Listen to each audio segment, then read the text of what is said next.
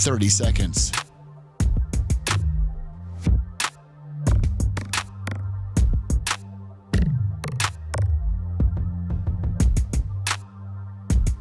The show will start in 15 seconds, and this is your last audible warning.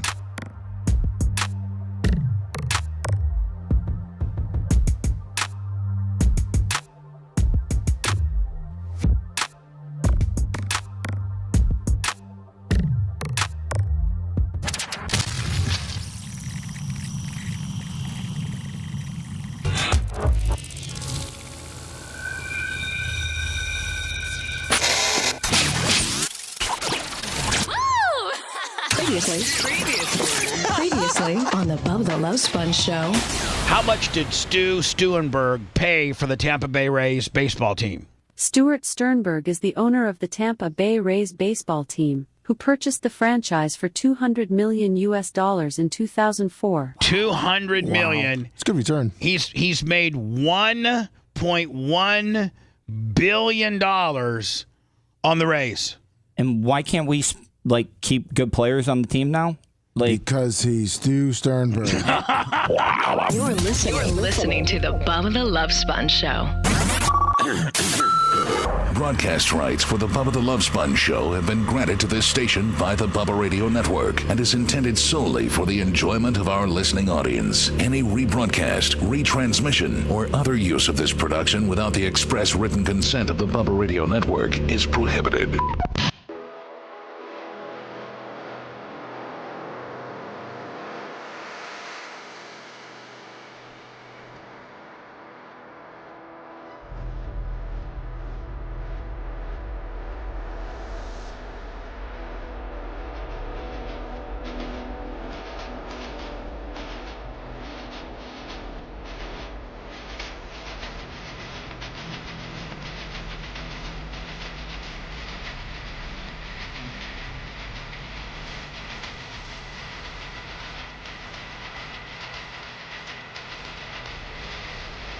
Welcome to the Bubba the Love Sponge show. Thursday, August 8th, 2024, the toothy, smarmy one. The love him or hate him, but he does. But Lummy, I got to tell you, love him or hate him, he's so polarizing, but he does bring in the money. I mean, Captain Creamsicle, $200 in the Cash App. Look at that. I mean, That was not for Brian, though. No, well, we don't know that. I mean, yeah, if was it's before you. Brian here, listen, we have to at least agree on this. The money that comes in while you're here, we're asking the fine listeners to actually put it, because Lummy, you can put a note on so please denote as such if it's about the toothy one, the baby face, Brian Matroni, if indeed the $80 that you usually don't give, you're giving because Brian's here on a Thursday. Brian's, and we just went through Brian's schedule off the air, and it looks like, oh my God, like for here from now until the rest of the year, I don't know where that sound came from. From now to the rest of the year, I think Brian's only missing 3 days. That came from you. That was your computer. It was? Yeah, it's your messenger. Someone sent you something. But what'd they send you? Oh, I sent him the stories that he's 30 asked. pics? Well, there's hold on, Rhett. I'm going to have to disagree with you because my internet pot is not up.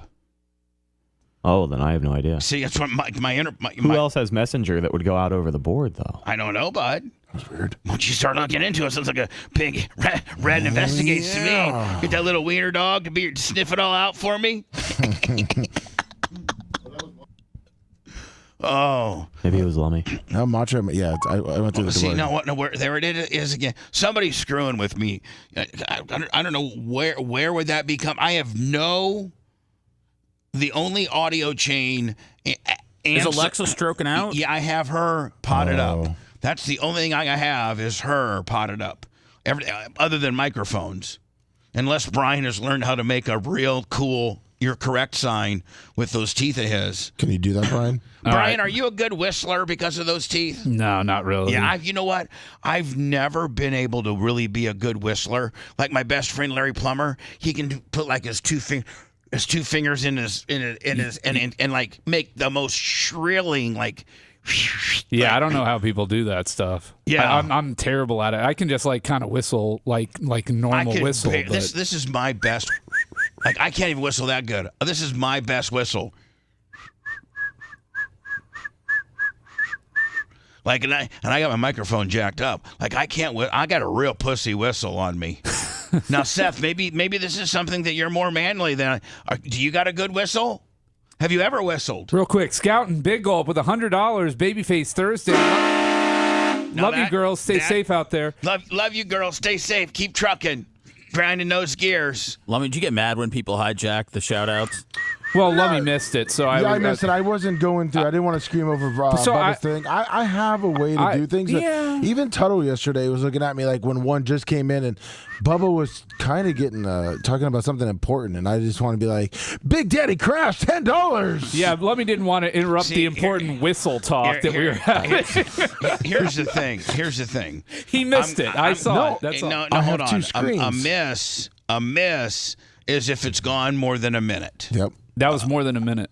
Definitely. Right, It was 58 seconds. So anyway, Seth, can you whistle? Like listen, don't feel bad because you can't. No, I don't feel bad. Because I can't either. Like I have a real pussy ass whistle on me. Yeah, I can whistle. Just don't. Yeah. Go ahead, give me one. You can't whistle. That sounds like a hurricane whistle. Oh, Brian's a big whistler. What are we doing? God. We're doing whistle talk. talk. The Bubba the Love Sponge show now is who the f can whistle and who can't. What's that song? That whistle while you twerk or whatever. Rhett, are you a whistler? No. Not at all. No, I can't do it. Like, are you as pathetic as I am? Like, yeah, I do it accidentally sometimes. That's when you couple take of too years. hard of a hit on your joint. That's when you whistle. Yeah. Mach, are you a whistler? Oh no, we can't have biceps like this and be able to whistle. I concur. Well, so you can't whistle. You can't whistle. Yeah, whistling sucks. We don't have a single whistler. Although I will tell you this, man, and it was kind of ghetto. But I was watching the Paris Olympics, and they had is it Huda or Hoda? Hoda, the African American host. Hoda. They had her. She's black. Is Hoda black? She's Indian. I don't know. What is she? I don't know. She's got to be black, She's right? not. She's not Yeah. Caucasian. Oh wow! So I had no idea. She's Egyptian. Egyptian. Oh wow. Well, she's African. Well, she's something. So hold on. Egypt is in Africa. Yes. And so if you're from Egypt, technically, Well, she's from Norman, Oklahoma, but she's Egyptian American. But like for instance, Tarek, my brother-in-law, he's from Egypt. He's African American. And so that would you are African. You're African. I don't think you're African American. I think you're African, aren't you? no, that'd make her African and American. She's African American. No, I'm talking about Tarek. He's from Egypt.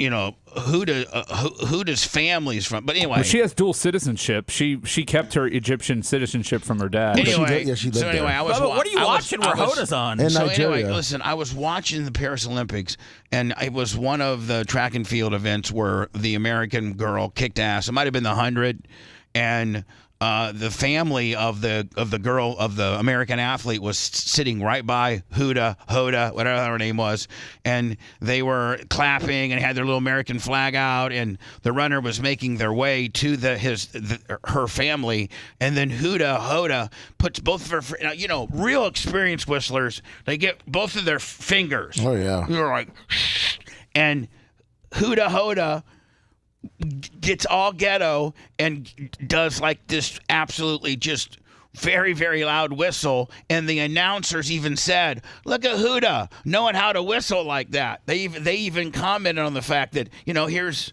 a woman that knows how to, I think usually farm girls That's a term. are only, I was going to say, is loud whistling a ghetto thing? It's a no, turn off, Bubba. I don't think it's a ghetto thing. I think it's a farm thing. I think it's a farm thing where, like, your dad would whistle if he was on the other side of the fit, to get your attention.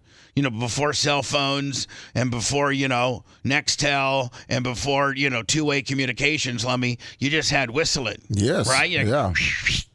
I mean, she's from Oklahoma and went to Virginia Tech, so. Is that where she went? Yeah. Blacksburg is not the biggest city.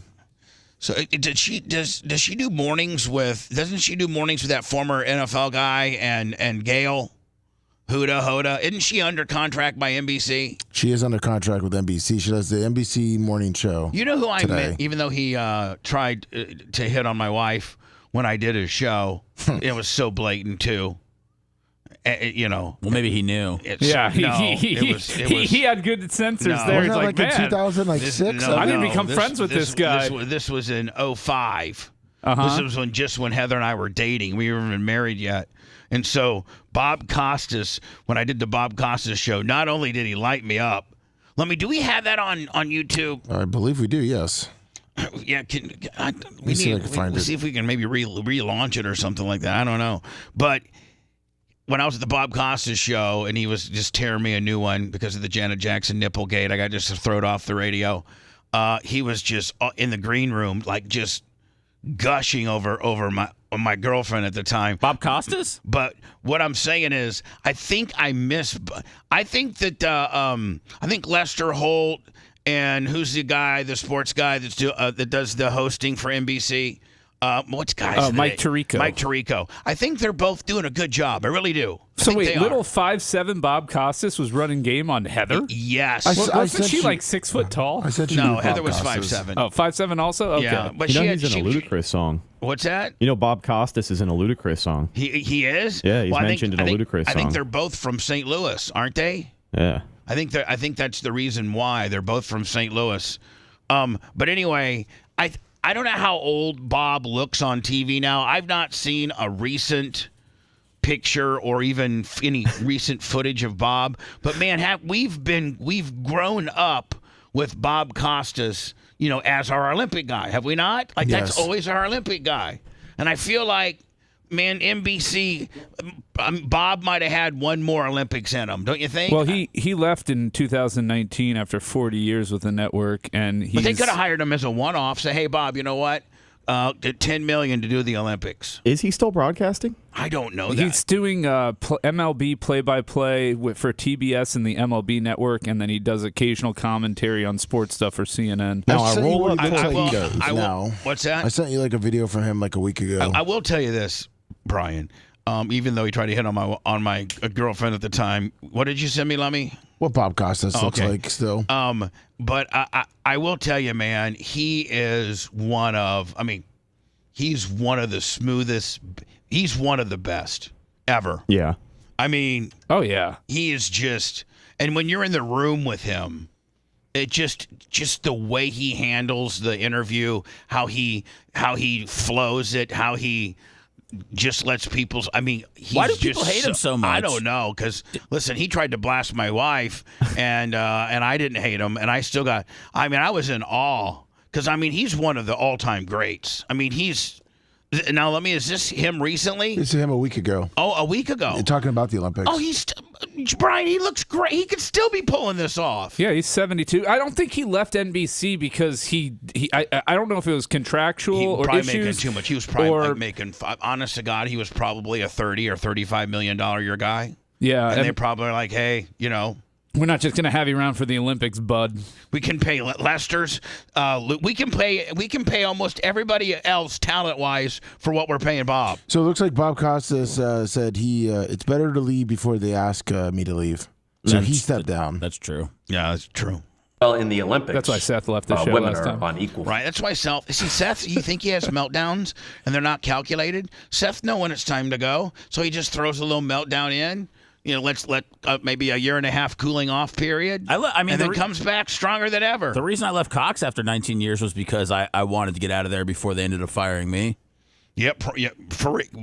Because you were on the. Were you going to get fired? No, I just saw the direction that it was going. I mean, you and the host were at odds with each other. Yeah, but it was just the morning guy hated you. But it was just more. It was more about radio in general than just my. And you're a visionary. Radio was going to hell back then too. Oh yeah. See, I'm the type that I don't leave until the lights come on in the club. You got to get rid of me. Yeah. I don't. You're just the kind leave. of guy where the bouncer's saying, "Sir, you need to finish up your drinks. Let's go. We're going to be. Closed. Yeah. I mean, you're the kind of guy where the waitresses are now cleaning around you, wiping the tables down, picking up napkins, sweeping the floor. You're that guy. You're literally the last guy out. Sure, why not? And appreciation with men. But I will tell you, at a strip joint, it is scary when they turn the lights on.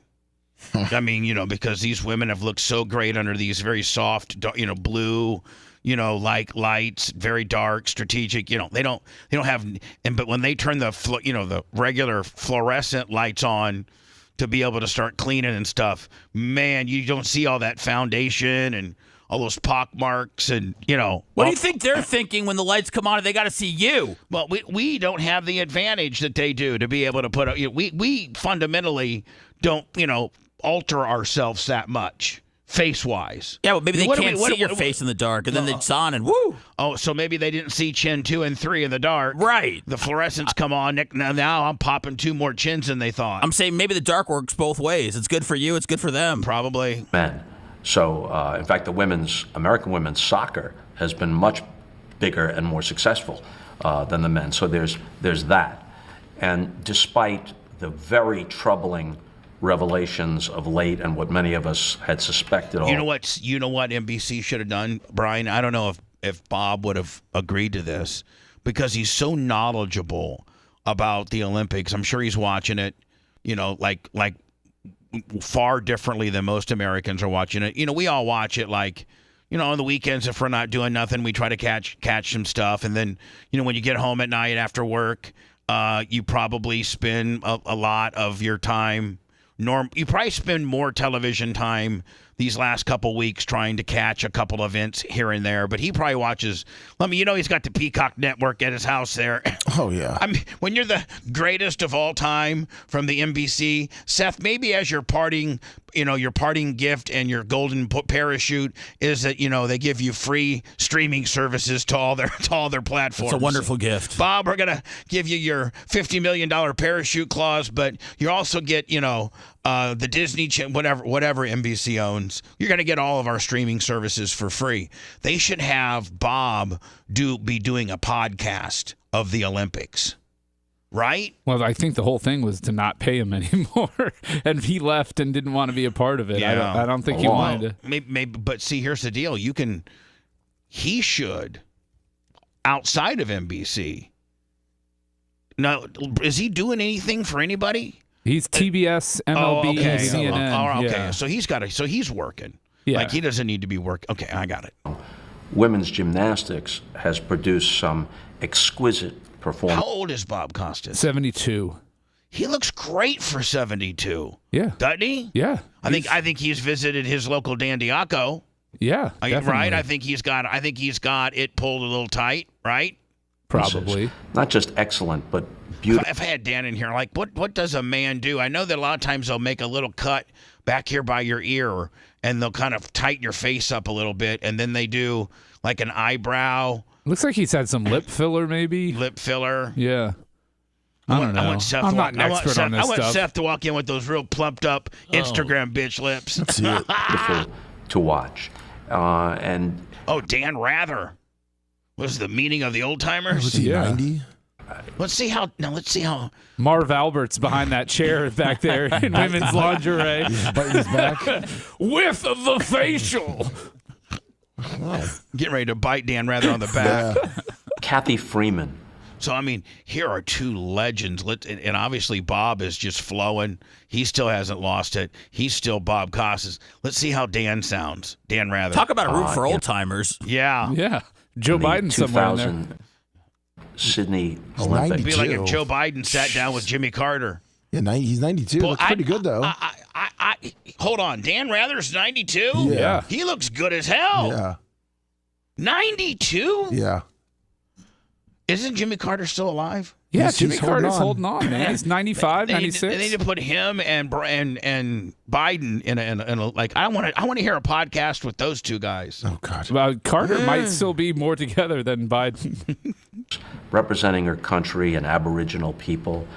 Sometimes we can get carried away with some of these storylines, but a lot of these storylines are legitimate. They resonate because they're true. I want to hear Bob Costas talk. He just asked the question. The thing that separates the Olympics from other sports events, team that loses the World Series. Is it a question, or are you just telling Dan some stuff? Did Dan ask you something that we missed? Is right back at it a few months later in spring training.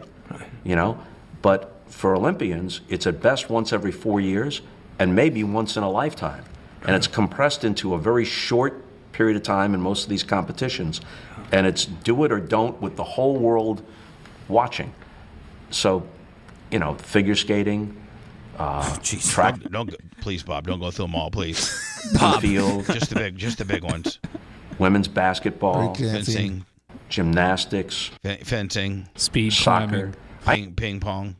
I enjoy watching women's badminton, college basketball now very much, because most of the time there's some women who can dunk, but most of it's beneath the rim. So ball movement and whatnot is more important. Is Dan going to talk? This is like Bubba doing an interview with someone. It's just all Bob Costas. You could walk into an arena for a women's college basketball game and say, you know what? Maybe I could play in this game. Is he stoned? I was 30 years old then. Maybe I could play in this game exponentially. I hope so. I want to hear. That one song says he rolls up torpedoes. From birth to, say, age 18. From birth to, say, give me a synopsis of your life from birth to, say, age 18. All right, that's nice. 8 minutes. All right, so it does look like it's Dan Rather interviewing Bob Costas. Yes, I sent you a clip of Bob Costas doing some ludicrous. Rhett sent over. I guess he in a MLB broadcast. Oh, really? All right. Who's your favorite rapper? If Jay-Z's got to be Robinson's guy, who's yours? I have got to give props to Ludacris because although he's not the only one, I think he was the first one to name check me. I believe Bob Costas went something like this. And for you youngsters out there, we're not encouraging this behavior. I just want to make that clear. It's sort of like saying, any rebroadcast, reproduction, it's kind of a rote thing. Now, kids, this is just the lyric, and I'm just quoting it. And it's Ludacris talking about himself. I'd be rolling torpedoes, get blunted with Rostas, and for a hefty fee, I'm on your record, like Bob Costas.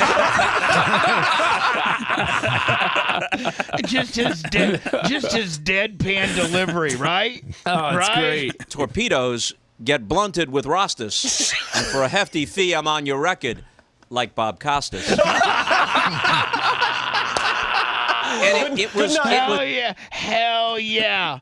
Was this after I talked to him in 2005? Oh, yeah, this was after. This is 11 years ago. Yeah, I wish I would have had known this. It was at that point, boys, where I said to myself, if I step off a curb right now and get hit by a bus, I've lived a full life. It's all good. Wow. I sent you the Bob Costas and you interview. It is on our YouTube. Oh, it is? Yeah, I'm not going to replay it. I look stupid. You look pretty good. Your Packers shirt. Yeah, I don't know. I mean, it was 5 against 1 or however many. It was. I was just talking about how Bob good you hated looked. me. The Adams chick really hated you. Oh, she was the Nancy Pelosi looking bitch hated me. The dude from the New York Times hated me. Bob hated me. It was just wow. It was horrible. I mean, I was just talking about your appearance. I thought you looked good. Now listen, Bob Army, I'm only going to remind you about once a day or so. Don't forget to go, Lummy, to where can people go to this landing page? BTLS411.com. Yeah, so go to BTLS411.com. Now, it's super, the way Macho Man has configured it's super cool because, I don't know, how many total categories do they have on Creative Loafing? I mean, maybe... Hundreds? No, maybe 300. Oh my God! I think it's 7,000 categories. So we are best actually. stripper on there. I think we've been nominated on 19? Yeah. So Mach has taken the link to all 19 and put them up on this, and so this is how easy. This is how you do it. So you go to Bubba. You go to BTLS. Is it 411 BTLS or BTLS 411? BTLS411.com. All right, so you go to BTLS411.com. We also have it posted on our Insta and our Face and all that kind of deal. And you click on it, and then you're going to see this page. Well, on this page, then you click on the category, Best Radio Show. Boom. And so it'll pull up, and you find me or our show. Did we get pulled? Three. Oh, I was saying, whoa, I was looking there. So, and you hit vote. Boom. Okay. All right. So now what you do is it automatically is going to take you to another category that we may or may not be part of, but we're probably not. You just go up and X that out. Now it takes you back to this one, Lummy. and you go to there. Best filmmaker. Oh, look at that. The Filthy Ginger's at the very bottom. You hit vote. After it gives you the check mark, you don't probably want to go to that next page. So you go back up here, let me exit out. Then you go down to the next one, black-owned business. I'm not just going to skip right down to best attorney. No, real quick, just get a vote in. Keith Mauser, $1.25 for Babyface. There you go. Then Latin Sons. Then since you're not going to click. Best book club. Wait, we don't have a Bubba book club? I'm not. If you want to go down that rabbit hole, you can. And then, isn't Best Baker up there for Tuttle? And then, of course, best lawyer at the very top. Well, they go alphabetically. I know, but you are. No. Stop. Stop. I'm just letting you know why. But my statement is true. Yes. You're at the top. Yes. Bubba? Idiot. What? Sorry, I was just going to say, what about voting for Sheppy? Don't vote for Sheppy. Lindsay Sheppy, she's on the side. Paid the money. I mean, how pathetic do you have to be to advertise to win Best of the Bay? Yeah, so hold on. So best law firm, of course. We. And so look at this. What they do is they list you off. Of course, we got Diaco Law in there, but they go and sell advertising, creative loafing to any team that's nominated in here to better their chances to win, which, listen, is kind of pathetic on the people that are buying the advertising, but it's quite frankly brilliant on the creative loafing side of things. Well, but is it not though? I mean, it's brilliant to be able to. I mean, you're probably going to sell a decent amount of ads on this. I mean, right? I'm telling you right now, if Ruth and Sheppy win this, then it's clearly there. It's fixed. That's what I'm going to say right now. If Ruth and Sheppy win based upon their little banner ad on the side, this is a fixed deal. Is it called Ruth and Sheppy? No. Ruth is the best law firm. Sheppy has the ad for best lawyer. Oh, okay. So you're just basically saying anybody that would happen to win that also placed ads within the category truly didn't win fairly. I'm saying it's not a real contest when you're selling a premium spot in advertising. Listen, no radio people bought. Because Seth, had somebody bought one, it would have appeared now, right? So This means nobody bought one. Danny Thunder. Yeah, best radio personality. Who's Danny Thunder? Let's see where's my podcast at here. Best podcast. Danny Thunder. Let's see if anybody in the podcasting world bought one. Nope, nobody bought one in the podcasting world. All the talent's cheap. No, I don't know, but the hang with Mike and Matt's pretty hot, I hear. Jesus. So we're going for Operation Pigmentation, right? Stop. Just stop. Sometimes your little snide redirects taking a hack at me are brilliant. Sometimes they really, really are. Sometimes business-wise, they're stupid. Yeah. They just like, why do I even acknowledge those two? Why would we even acknowledge those two on our bigger airwaves, possibly giving somebody an opportunity to now be exposed to them? Like, why? You know better than that. I'm sorry. No, but for real. Like, you were just trying to get some cheap heat. Everybody else kept their mouth shut. You're the only one thought that would be funny. When realistically, that's not cool. You know the dynamic I have with those people. You know that's not going to go well for me. Iggy McGillicuddy, $20. Dr. Dan $. I mean, Brian, I'm not trying to yell at you or No, nothing. you're right. I'm really not trying to yell at you. I'm handling business on the air. And, Tom Bean and you and Gina have always preached that I, keep some stuff off the air and just, don't be the old Bubba. And that was an example of, the old Bubba of kind of our own old mentality, radio war, and here's the deal. Let's take the stance that we are on we're on Mars and they're on Earth with regards to how far along who's done what in the digital space. Why, it's like almost how Howard has a rule where he won't acknowledge like lower echelon radio shows that take hacks at him, or a lot of people that he won't acknowledge them, because acknowledging them means that he cares or has listened, or so he just ignores them. And so I think ignoring in this particular instance makes more sense. They want us. Heard. They want us to do exactly what we did. Heard. Thank you. Appreciate it. Yes, sir. See, Lummy, it's just, it's tough. Yeah. All these different personalities. Yesterday I had Tuttle in that seat. Dealing with him is different than dealing with this guy. Free talent's really hard to come by these days, I tell you what. At least he came back though, Bubba. After the beatdown, he still was taking hacks. True. I mean, you're right. You gotta, I don't slow down. You gotta appreciate the spirit of this kid. If you love that segment, then check out BubbaArmyHQ.com and do a deep dive on past shows. The Bubba the Love Sponge Show will be right back.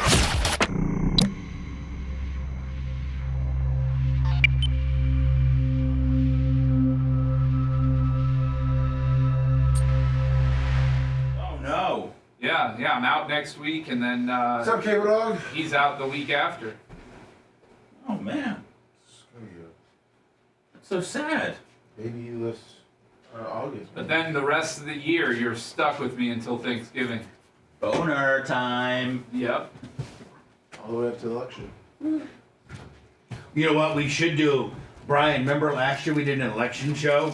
Yeah. We should pray, and it blew the fuck You up. got elected last year. No, he meant last election. Oh, 4 okay. years ago. I'm sorry. Oh. Last election we did a. Oh, what do you mean the debate show was huge? Why was it an election show? Let's plan on that. Yeah. Okay. Brian, I need you here because you break it down better than you're the one.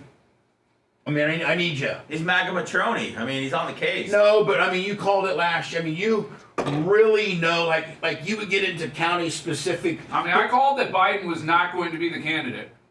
No, I know that, but what I'm saying is during the election show. Oh yeah.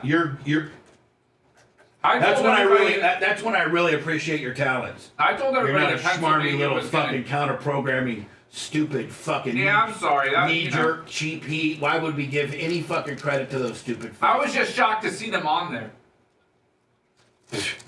They had their fucking 14 fans go crazy like we had our 54 fans go fucking crazy. Idiot. I know. Oh my God! So listen. What? I want you. I might want you to read this. Mark Tate's going to want to read it, but this is what the movie that Ben Affleck and Matt Damon. This is a book that the movie's based off of, and it's basically liberal Hollywood. Liberal fucking Hollywood is so obsessed with fucking with Peter Thiel. This is basically, you know what this is? This is a Peter Thiel torch piece, and like. It's like liberal media is so fucking mad that somebody financed something against a media corporation. You know what I'm saying? Like these media corporations think that they don't, they're above the law and they set precedent, and so it gets into, it gets into this thing, it gets into, me taping it, it makes me look like a piece of shit. And this guy says that he brings the General Petraeus stuff in. Now, there's nowhere on any document, on any court case, that says that. Why? He said that rumored to have, whoever he was talking to, it was rumored that Bubba and Heather had a swinging situation with General Petraeus. That's. But it's a real easy read. You could probably literally read it in just 2 hours or less. 2 hours? There's maybe sources, maybe an hour. You can acknowledgement. You can read it in an hour. 300 pages? I can't read 300 pages in an hour. Well, I mean, did you skim it, or it's not? Or did you sit down and? No, I skimmed it. Skimmed it. I mean, I went in and tried to find. Just my places and things like that. But right. I want you to just don't read it, skim it, and see if that's what the fucking movie's being made out of. That movie's gonna suck. I mean, they call Hogan and Peter Thiel are called throughout the book the conspirators. That's what they're not the plaintiffs. They're the conspirators. So, like, it's not illegal and or a conspiracy to finance lawsuits. Right. Like, I mean, that's Morgan & Morgan does 6,000 a day. You know, you finance lawsuits. Your firm does, right? Well, we're in the business of it, but yeah, I see what you're saying. I mean, when you take something on contingency, you're financing that. I mean, all the expenses going to trial and going and executing trial, all you pay for, right? Yeah.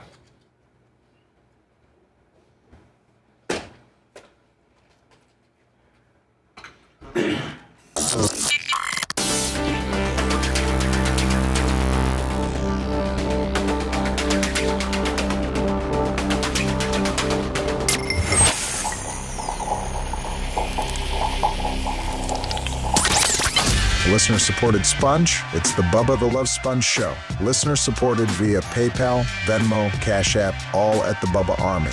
Now returns.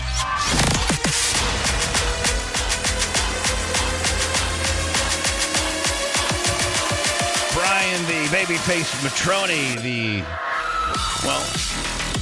I wouldn't say, now he's the guest host, but he's a co-host. And the scheduled day is on Thursday, so he's not like a guest. You're not a guest. You're a Thursday show contributor, right? Sure. I mean, how would you explain your position with our radio? Do you tell people, like, Dan probably tells everybody? Do you tell people, like, or do people recognize you from being on the air? Do you ever have that situation where somebody will see your name and be like, "Oh, I listened to you on the air"? Well, I shared the story with you. My wife got overweight luggage pushed through at Tampa International because the guy recognized my name. Oh, that's right. I was out in Vegas for the fight and had 2 people or 3 people recognize me out there and call out my name or come up and shake my hand. So no, it's definitely... That's kind of cool. Yeah, your reach is pretty far, man. Lummy, do we have the Alex Stein? Yeah, it's on our Twitter. I know, I'm trying to find it on our Twitter. All right, let me pull it up for you. I need to go probably clear our Twitter out one of these days. It's pretty lengthy, and there's some great things on there as well. Maybe I'll go through it today because there's probably a lot of Brian things, on there. Some things are there that Brian might be an expert on, right? Of course. Sure. Did you see this dude, man? A former Riverview High School teacher and coach, which just goes to show you, man. Like, even coach. Coaches are some of the biggest pervs. I know, but coaches, like, not when I was growing up. Well, not when I was growing up. Like, nobody got. You weren't on the radar. Yeah, you weren't their type. The chubby center. Yeah. Wasn't. They were looking more for that sleek wide receiver. Well, I think he was a female. Yeah, he went after girls. But I think this list all his. Yeah. His. So anyway, a former. What the hell? All right, there we go. A former Riverview High School teacher and coach was arrested for sexual battery and unlawful sex with a minor. The Hillsborough County Sheriff's Office reported. Boy, both sheriff agencies right now are, well, I guess this is just the Hillsborough County Sheriff's Department arrested this guy. This isn't a representation of their agency, but Pinellas County, my boy Bob Gutierrez over there, however you mentioned his name, I've been his friend for a long time, made several donations to dead police officers' wives. Of Pinellas County Sheriff. Pinellas County Sheriffs are great. I have from the Summer Boy, the Summer Brothers to Corey Diener to over the year I was really good friends with Jim Coates when he was the sheriff. The Tirico Brothers. Not the Tirico Brothers presents. Whatever happened to Mark from Tarpon? Has he just disappeared? Is he mad at us? No. 3 weeks ago he gave $1,000. Oh, okay. Briscoe brothers. Yeah, Briscoe. So anyway, man, Brian, are you familiar with the controversy that's going through the Pinellas County Sheriff's Department right now? No. Just Well, on the surface. Well, I'm sorry. Go ahead. It's the Clearwater Police. Pinellas arrested them. Oh, so it's a Clearwater City, correct? Which is within Pinellas County. So the agency that would govern Clearwater and a cop who done it. A lot of times, Brian, they'll bring in an outside agency to handle an internal problem. Is it Lummi, or did you say Hillsborough County? No, Clearwater police officer. Oh, this was guy- arrested. okay. 8 felonies. Yeah, Okay. so they got a whole big. We're gonna get into that here momentarily. But Brian, listen to this. Like the head of the drug unit was working with some of the largest drug dealers in the whole Pinellas County area, and the main dude who runs the drug unit was like running interference for him. Like, I mean, it's deep, and they're saying there's going to be a lot of cops. Probably go down. I can't wait for that. Wow. Anyway, this guy here. I'm telling you right now, if I got a daughter and this guy's the coach, I'm sticking around for all of practice and picking her up right when it's over and telling her not to shower in the locker room. What is it about the guy that screams to you, keep him away from my daughter? Maybe I'm not being fair in the fact that when I think you automatically think badly of a person when they have their pink jail jumpsuit on. I think pink? You mean orange? I'm sorry, orange. When you have your orange, when the picture they use of you, isn't one of your glamour shots, or even a shot that you look good in, or even anything that you'd post on Facebook because you probably look pretty good there. It's your booking photo, and you're in the prison oranges. You automatically just think bad of the guy when you see the prison oranges, don't you? It's very. Isn't there, Brian, a rule in court that when somebody's being tried and they bring them from jail every day during their trial, that they have to provide, the court has to, or their family or somebody has to provide, or have the option to provide regular street clothes so that the jury doesn't prejudice them on their apparel? Yeah. Isn't that a rule? Yeah, they generally put them in nice-looking clothes so they don't look like a perp right out of the gate. Right.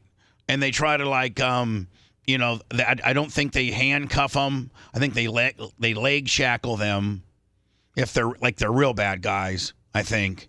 And because the jury, if you're watching, if they're questioning a guy or putting a guy on trial and he's over there with his prison jumpsuit on, handcuffed and shackled, I automatically think guilt. I mean, that guy could be the most innocent guy in the world, and I automatically think that guy looks guilty to me. Looks like they got him all shackled up. This guy looks like he's a pedophile and a pervert because he doesn't look like that he could get laid in the real world. Yeah, there's a lot going there too. Detectives say that Coffee, this guy's name is David Patrick Coffee, used social media applications to have inappropriate conversations with the victims who came forward on July 30th. Now, did he only just have correspondence, or did he do this? Did he do it? I think he was charged with more. Detectives say that Coffee said the victim would meet on numerous separate occasions to have sexual interactions. Yeah. The man abused his power not only as an authoritative figure, but also a mentor of young women. Yeah, when you're a teacher, you get that kicker. Whereas, if you're a 36-year-old guy and you're having sex with a 15 or 16-year-old, obviously that's bad, and that carries a huge, it's probably a felony child molestation or something like that. But when you're a teacher, then Brian, I think that's like a kicker, whereas that means you are actually, the teacher in charge of directing this child. And so I think they throw that in as a kicker. Yeah, you know who never gets in trouble? Janitors and lunch ladies. They're not getting popped on this stuff. Yeah, you know what? Because they're banging each other. Yeah, they are. Sloppy Joes in the back. You know what? The janitors and the lunch ladies are probably best friends, and it's probably them versus everybody else. Like, they hate all the teachers, and they hate, of course, they hate the principal. And they hate all management. And between them, they have access to the whole school. Oh, yeah, between them, between them, if either one of them goes on strike, the school's in trouble. Because who's going to clean up little Johnny in third grade's puke? Remember back in the day, literally, when little Johnny barfed in class, they would call down to the office, and about 5 minutes later, here comes, Janitor Joe. Sawdust. Well, he'd have his whole cart with him, remember? Yep. On his cart, he had an array of things, everything from a mop to a dustpan to sawdust to chemical spray to whatever, and he'd have to clean little Johnny's puke back up, and then he'd clean it up, and they'd put like a little cone or something over that area so if people didn't step in it, and like a caution, this area is wet, like sign. Because I don't think they had caution, little Johnny just puke signs back then. And yeah, so but janitors are. I don't think they have them today. Janitors are important, man, for real. Think about how messy schools would be, Lummy, if you didn't have janitors. Well, it looks like a janitor got arrested yesterday in King High School for bringing a gun to school. Well, that's not having sex with a kid. Hold on. That's King High School. I mean, he's got to protect himself. He might have a hell of a case. Yeah. Meaning, like, if I'm a jury, if I'm on the jury, bro, I think any of us, if we're on the jury versus this King guy, and King gets up there and goes, man, what's this guy's name? King's the high school, yeah. Yeah. But isn't King High School a little bit rougher? A little bit. Yeah. Okay, so by the casino? So I'm Jim. Yeah, it's over by the casinos. That's all I got to tell you. Which is right by the jail. Which is right by Suitcase City. Which is right by where all the fentanyl and hair, really bad people are. And those people's kids go to school. So if you're the janitor, you're like, hey man, yes, I had my handgun with me. I have a license to carry a gun. I know that I'm not supposed to carry it in the school. What if he's the good guy with the gun? They always say the good guy stops the bad guy. But if he looks like a normal dude and he's testifying calmly, he's not like, acting a fool, but he's like, listen, I am genuinely concerned for my life. And he gets a bunch of stats out from King High School, Brian. So listen, just since I've been the janitor at King High School, we've had, 47 batteries on teachers. We've had this many fights. We have this type of problem. I am not going to, get hit in the head, with a stone or a chair or any. I mean, there's a lot of things kids could pick up at school and throw a projector. I mean, right?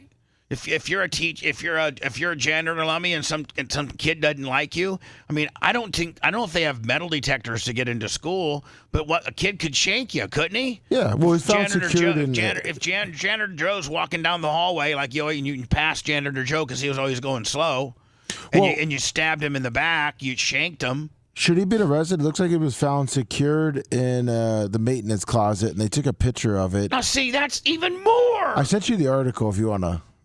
Like, right, Brian? Like, come on, man.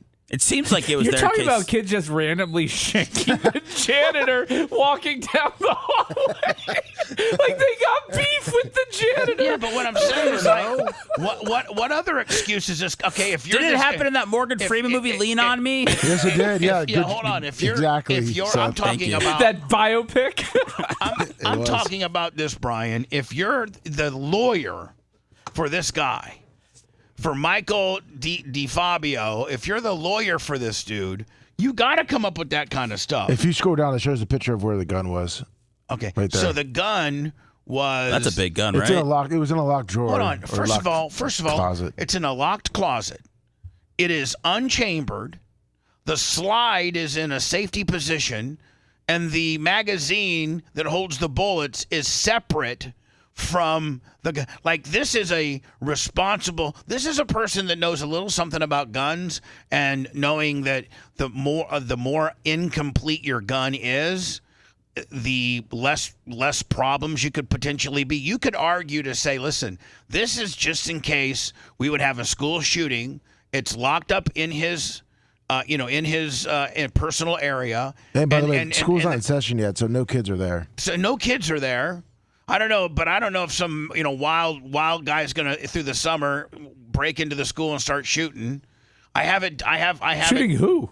I'm just saying him.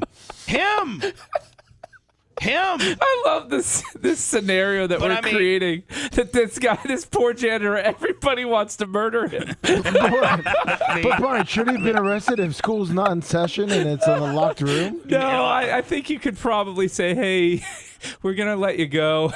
No, Chad Chronister says there's no place for weapons on school grounds. Schools should be sanctuaries where students and staff should feel safe and secure.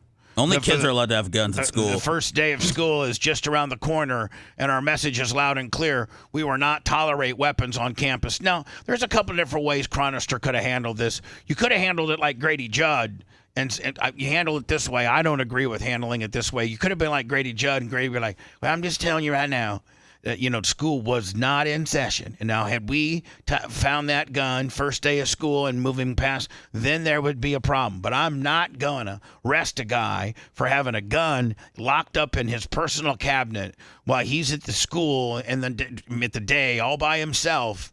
Obviously, you'd have to run to his office, put the gun together, and go get the bad guy. But I don't have it. Now, from the first day of school on, we have strict rules. But the kids are not in school, and I don't want to, abridge this guy's Second Amendment rights. Who am I? I mean, I think that this guy, if he gets a good enough criminal guy, Brian, I think you could probably get this guy off of this charge. Don't you think? Yeah, maybe if he's a first-time offender or something. Hold on, what if he's like he's going to King, he doesn't feel safe, maybe he's taking the bus and he's carrying a weapon legally, and then he gets to his job, which is a school. Yeah, what's he supposed to do? Maybe his track. Not carry the weapon with him on the bus. Hold on. So now the guy has to put his safety to getting to his work, jeopardize that, and not exercise his constitutional amendment right. I've been shanked twice on the city bus. That's right. See, maybe get a new job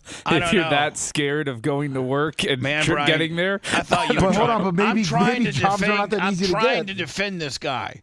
And you're trying to convict this guy. Well, that makes for good radio. If we both were just trying to defend him, then we would just have agreement. So they had to get creative. And it's definitely paid off. We're just trying to spread positivity in every way we can. No, this guy was what's he talking to, a big corn dog? Yeah, they're showing the live TV. Is that a corn dog cover? Looks like a fleshlight. Service, and then on the sidewalk doing fun stunts that people driving by can see. They can laugh about. They can tell a friend. Or I can click you right on off. So I don't know, man. A janitor that's got a gun in his personal janitor area that's locked up, and the gun is disassembled. And no kids. And there's no kids at the school. Man. No, it stinks for him. I mean, I don't think he was looking to do anything And then let's say, bad, Brian, the guy has no record. He's never done anything wrong. There's a lot of people that have no records and have done nothing wrong. I don't think I have a record, do I? No, you don't have. I mean, you don't have a criminal conviction record. There's a record on you, but and there's a personal opinion. There's a personal public sentiment. Like that, you're guilty in the court of American public opinion. Yeah, you're so known for the hog deal. Yeah, I'm hated. Well, just wait until the Killing Gawker thing comes out, and you get buried even more. I read that book. I gave it to Brian. You guys may have heard it during the hot mic. I read the book. I skimmed through it. Spent about an hour. Bubba's like, it should take you about 30, 40 minutes. It's 300 pages. Bubba was reading it feverishly because he was so angry. He's like, it was such an easy read. You just look through it and you look for my name. They got so many things wrong, and it goes right along the lines of I'm the bad guy. I'm the guy that did it. But they do mention, that there was an FBI sting, and they mentioned that there was a radio personality in Tampa that was not Bubba that did send the tape, to Tony Burton, Don Buchwald's office that got it to AJ Delirio of Gawker, but they just gloss over that. Like that in itself is such a huge conspiracy and story that I don't know, Brian, if people don't know about it or they just don't want it, they just don't really care to get in to it because it sort of makes me look a little bit better than just making me be just literally the bad guy. Yeah, I don't know if that much thought goes into it, but what I'm more curious, because I have heard rumors of Rosie O'Donnell and some others, but who do you would you want to play you in this movie? I'm just saying I've heard. I literally was listening to the radio the other day, and I heard somebody say that Rosie O'Donnell might be you, but I don't believe that. I don't think I'm going to be portrayed in this movie. I don't think I have a big enough role. They've, they just pretty much. I mean, you really are the. If we're talking about the role in it, you are at the genesis of the entire scandal. They did say this.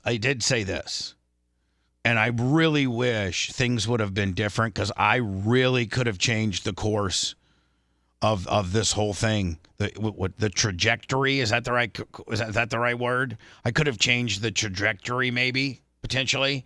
And that is, it stated, I read in this book, and by the way, Brian, if you can show the people the book, the reason why this book is relative is because relevant is because Matt Damon and Ben Affleck have got together with this writer, and who's the director from Big Short? The guy from Big Short. The guy from The Big Short's the director, and the whole entire movie is going to be based on this book written by a guy named Ryan Holiday.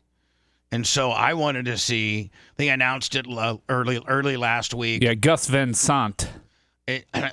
So what's the title, Brian? If you could read it for me. The working title of the project is Killing Gawker. I understand that, but based on the title of the book is Conspiracy: Peter Thiel, Hulk Hogan, Gawker, and the Anatomy of Intrigue. And here's the thing, man. Like, this story's been told, but I think there was a movie that was about it early on. And it was all that movie. Remember, Lummy? It was on Netflix. Yep. And it was like an absolute hatchet job. And all it was, this is wrong. This is censorship. This is absolutely stomping on the First Amendment. Gawker is the victim. Poor little Gawker who's doing a journalistic newsy type story.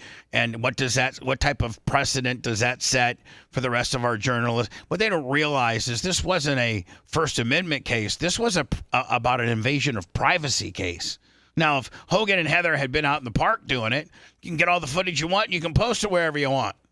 But when it's footage that was taken from the homeowner and then stolen, brokered, and then given to you anonymously after the brokering didn't work, then it's not a freedom of speech issue. It's an invasion of privacy issue. Should we do a quick reset to get listeners who might be new and aren't familiar with the story up to speed? I said why we're talking about this is because they just announced that in early 2025, Ben Affleck and Matt Damon, along with this writer, is going to do a movie called Killing Gawker. When is yours coming out?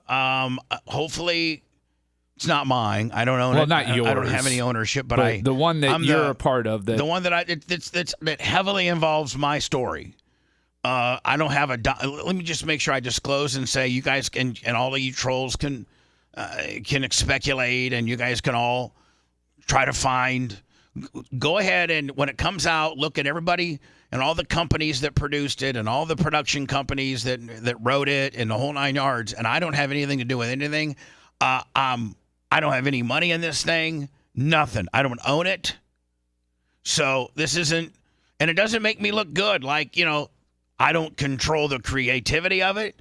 They ask me from time to time, hey, can you find this audio from when Hogan was on your show? Or do you have any pictures of you and Hogan? I've helped put it together, like help give them information and told my side of the story. I've been interviewed, 3 or 4 times. Kevin's been interviewed. Tom Bean's been interviewed. There's some other people that have been interviewed that I don't want to necessarily disclose, but are in it.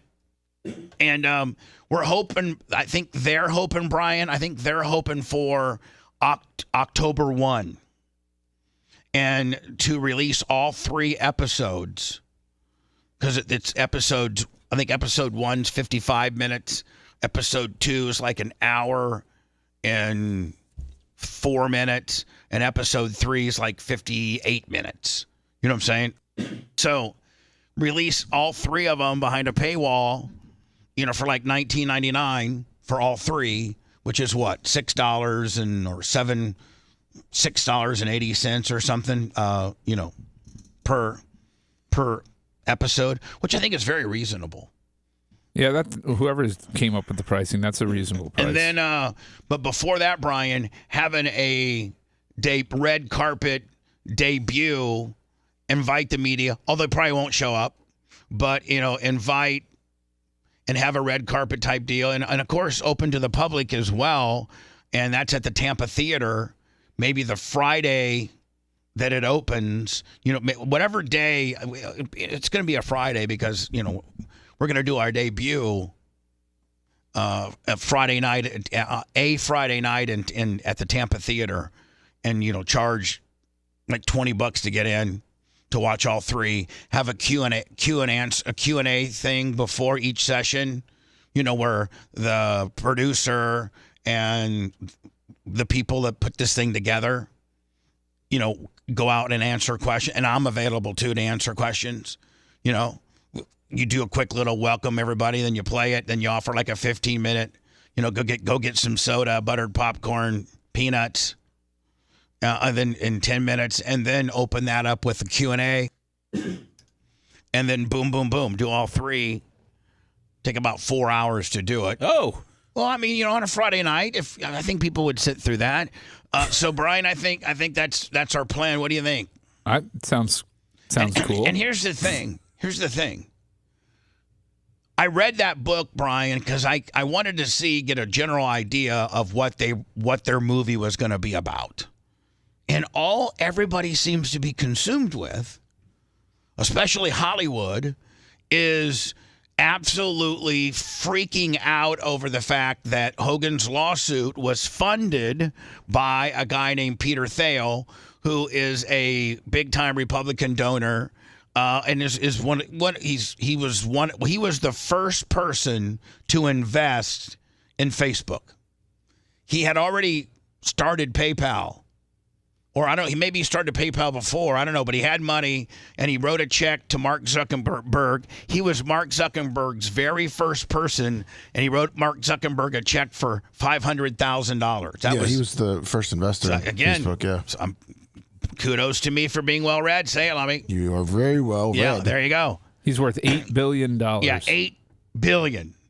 So when Gawker comes out and calls him a homosexual, and he doesn't want anybody to know it because if you are gay, it was up to $11 billion. Sorry, if you are gay and you don't want people to know, well, then that's kind of a dick move. If a media company would come out there, I mean, and Nick Denton Nick Denton, the CEO of Gawker, always had it out for Peter Thiel, and They disclosed that he was gay and everything. So Peter Thiel just kept that in the back of his head. And so when it said, okay, Nick Denton, you want to go ahead and play those games? One of these days, I'll have an opportunity to take a swing at you. And when, Hogan was, suing Gawker, Charles Harder, his attorney, got a hold of Peter Thiel and said, hey, I don't know if you're interested or not, but we got your arch enemy right solidly in a big, really big, potentially big lawsuit, but we need some funding to be able to do it right. I mean, Brian, there's fun, like when you got big lawsuits, you could have, if you try it 3-4 times, you get all the, I think they said they had $6 million in it. I think in this book, yeah, Brian, it says about $6 million. $6 million walking in money. That's a lot. That's a lot. The legal fees almost killed Gawker. I did read this, Brian, which was kind of funny. Is the fact that $10 million. Sorry, $10 million in legal expenses. Gawker actually, 3 nights before trial, they were feeling so good, like the data they're getting back, Brian, from their overpriced Philadelphia / New York team is that we got him. Bubba's going to get on the stand and perjure himself, and Hogan just is. These people down here are just going to really not like Hogan, and we got it. So they actually had a private meeting 3 nights. It's in the book. 3 nights before the trial, and you know what Gawker's offer was? We'll let you walk away. We walk our way, you walk your way, and we will not make you pay our legal expenses. That's how confident. So then, I guess, all along the lines, they had at one time offered as much as $10 million. Gawker had offered as much as $10 million to settle, and Hogan wouldn't take it after he got Thiel involved. And, Brian, it's all about data. It's all about call out. It's all about talking to people. It's all about, mock trials. It's all about, surveys. It's right. Yeah. And, you got to have money to do that. So anyway, the book is what Brian is going to, I thumbed through it last night. And of course they say that me and Heather swung with General Petraeus. Oh. I've never met the man in my entire life. Were you skimming through for your name? Yeah, I was. Yeah. Bubba, Peter Thiel made a terrible business decision, though. He sold all of his Meta Facebook stock at the time over the course of like a year for like $1 billion. If he had just held on to it until 2 years ago, even a year ago, or this year, it would have been $20 billion. I know, but when you got, who?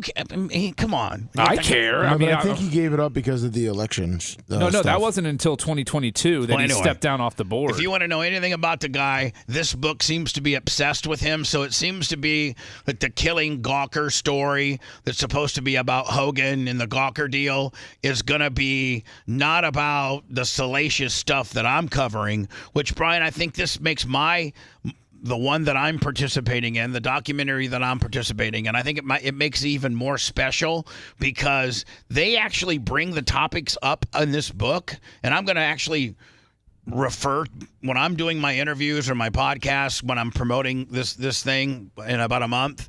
I'm going to actually say, the book that they're doing a movie on right now, this book right here, they bring this topic up. I'll have it out, have it ready. I said, but they don't ever answer the question. They say, the package was sent from a radio personality that had gotten it from another radio personality. And, but they don't get into how controversial and salacious that is. That's just all they say. So that they just gloss over the stuff that I'm going to deep drill. And exposed people. So anyway, Brian, I just don't know why Peter Thiel is so. It's like the richer you are, you know why? Because he's a Trumpster. That's why.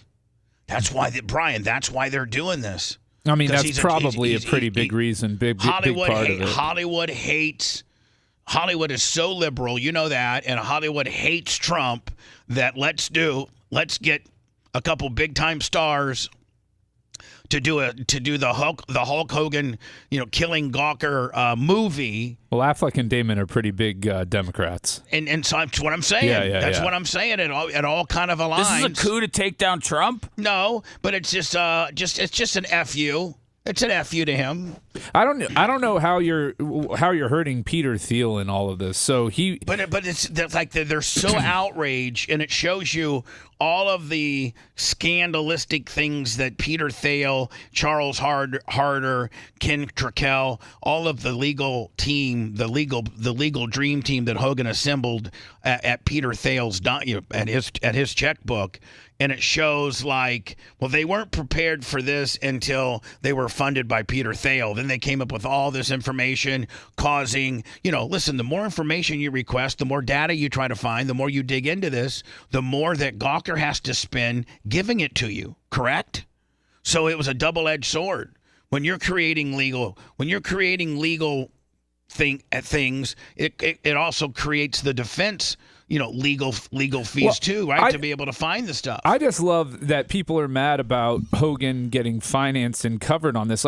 What? Because it leveled the playing field and gave him and his legal team a fighting chance against a gigantic corporation and conglomerate that had millions and millions of dollars in insurance company behind it and all of that. It doesn't matter.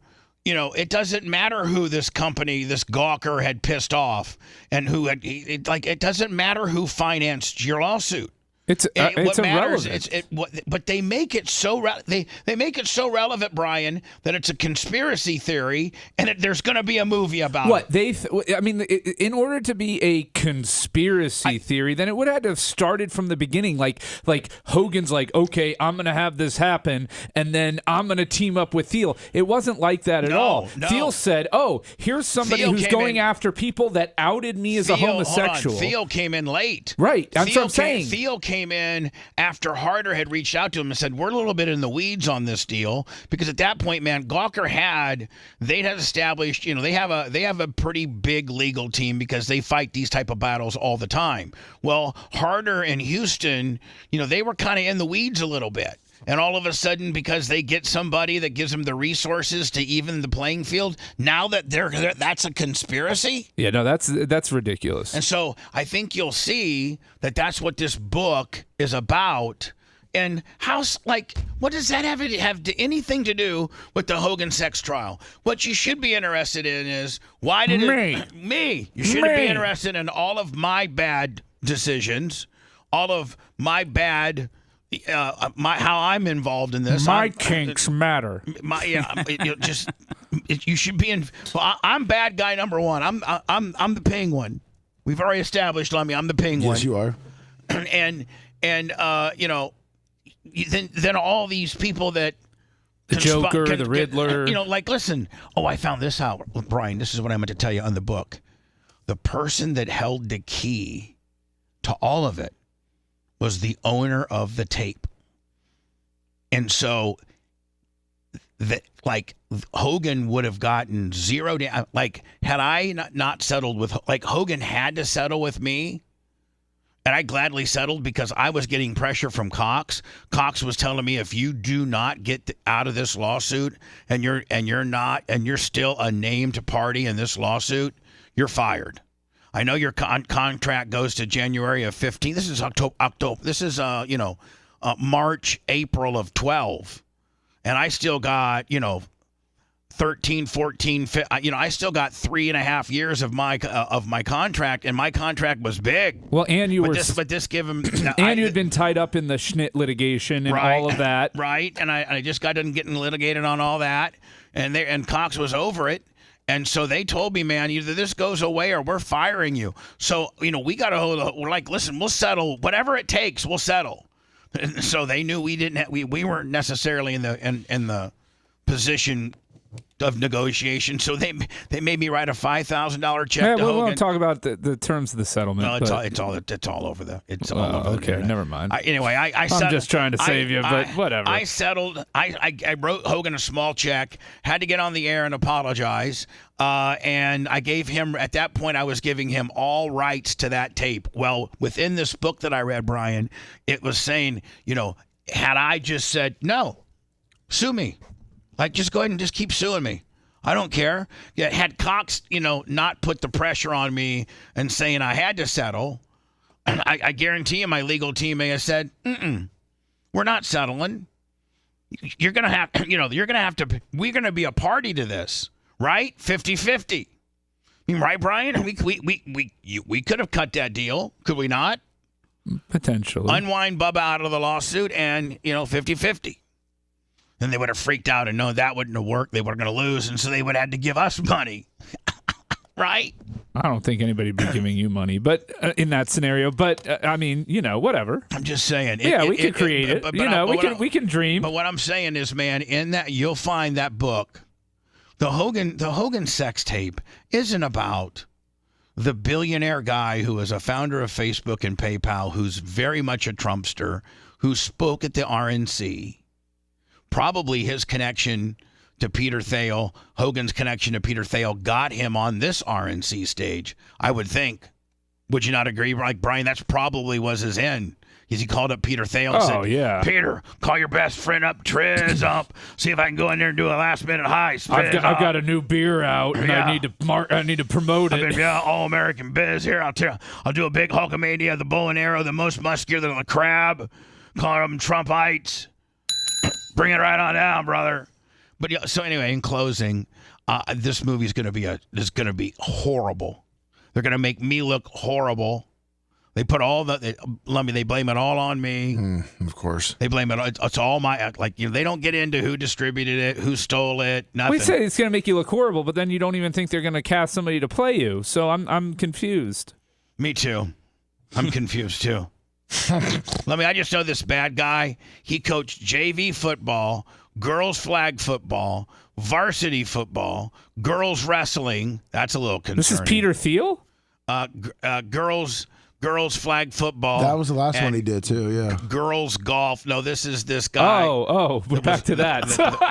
The Riverview. Yeah, man in many hats, Brian. David Patrick Coffee. The Riverview high school teacher who got caught. Now, were they doing it? They were hanging out outside of school. Yeah, he was meeting up with them. Coffee faces 2 charges of sexual battery, familiar or custodial authority figure over a student, 4 charges of unlawful sexual activity with a minor, 1 count of unlawful sexual activity with a minor, and 1 count of unlawful use of a 2-way communication device. So what'd she do? Is that like maybe cell phone selfies or something like that? Yeah. I've been trying to close that story out for a few days. I think we were able to intertwine that with Gawker, and I think everybody's lost. Brian's lost. I know that. I was lost for a second. All of a sudden, you started talking about girls wrestling, and I'm like, what are we talking about? I had that up for a while. I just wanted to clear it. I feel so much better. Today after the show, Lummy, we're going to do – you're not going to because your father needs some sticks picked up in the backyard. But we're going to do a – You sound bitter about that. No, not at all. It's not sticks, but some soffit. And it's not at the house. Brian, don't get in Lummy's head. I'm just saying. All I'm saying. I was going to call him when he wakes up. Don't get – Well, you're not available to me. You can go help the other man in your life. Lummy, yes, sir. Don't listen to that asshole. Okay. I'm telling you to go help your pops, okay? Sticks. Wow. Rustle me up with some sticks in my backyard. Brian. I got 8 boxes of backpacks that need to be lugged upstairs. But you take care of those twigs, Lummy. If you want 24/7 on-demand Bubba and the crew, go to BubbaArmyHQ.com. Right now. The Bubba the Love Sponge Show will be back after this.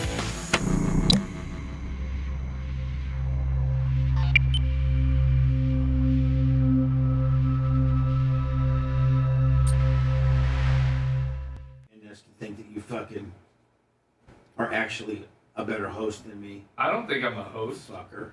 You know what? You know how good I would be if all I had to do was just pounce on the host, just be over there. I would be, I'm already good in radio, but I'd be the best ever if I was just a counter program.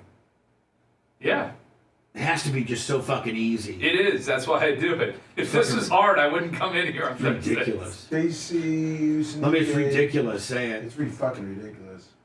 I'm just trying to get. Yeah, you know what's ridiculous is you going to pick up twigs.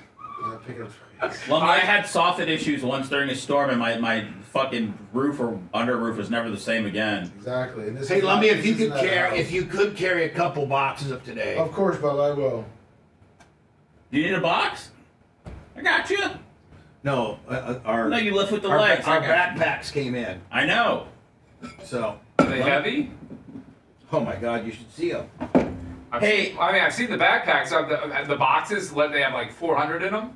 I think they got 100 of them. Why don't you buy a bundle and find out? Right, Bubba? Bundle it up. They're cheaper by the gross. It's the Bubba bundle. I'm going to talk about that next, Lummy.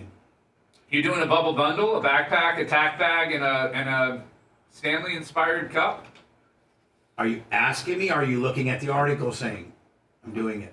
I'm asking. I don't have an article. What? I mean, we cut it in 3 months. I just shut up so we can talk. So we can. I totally guessed that was the 3 items. Okay. Well, just. You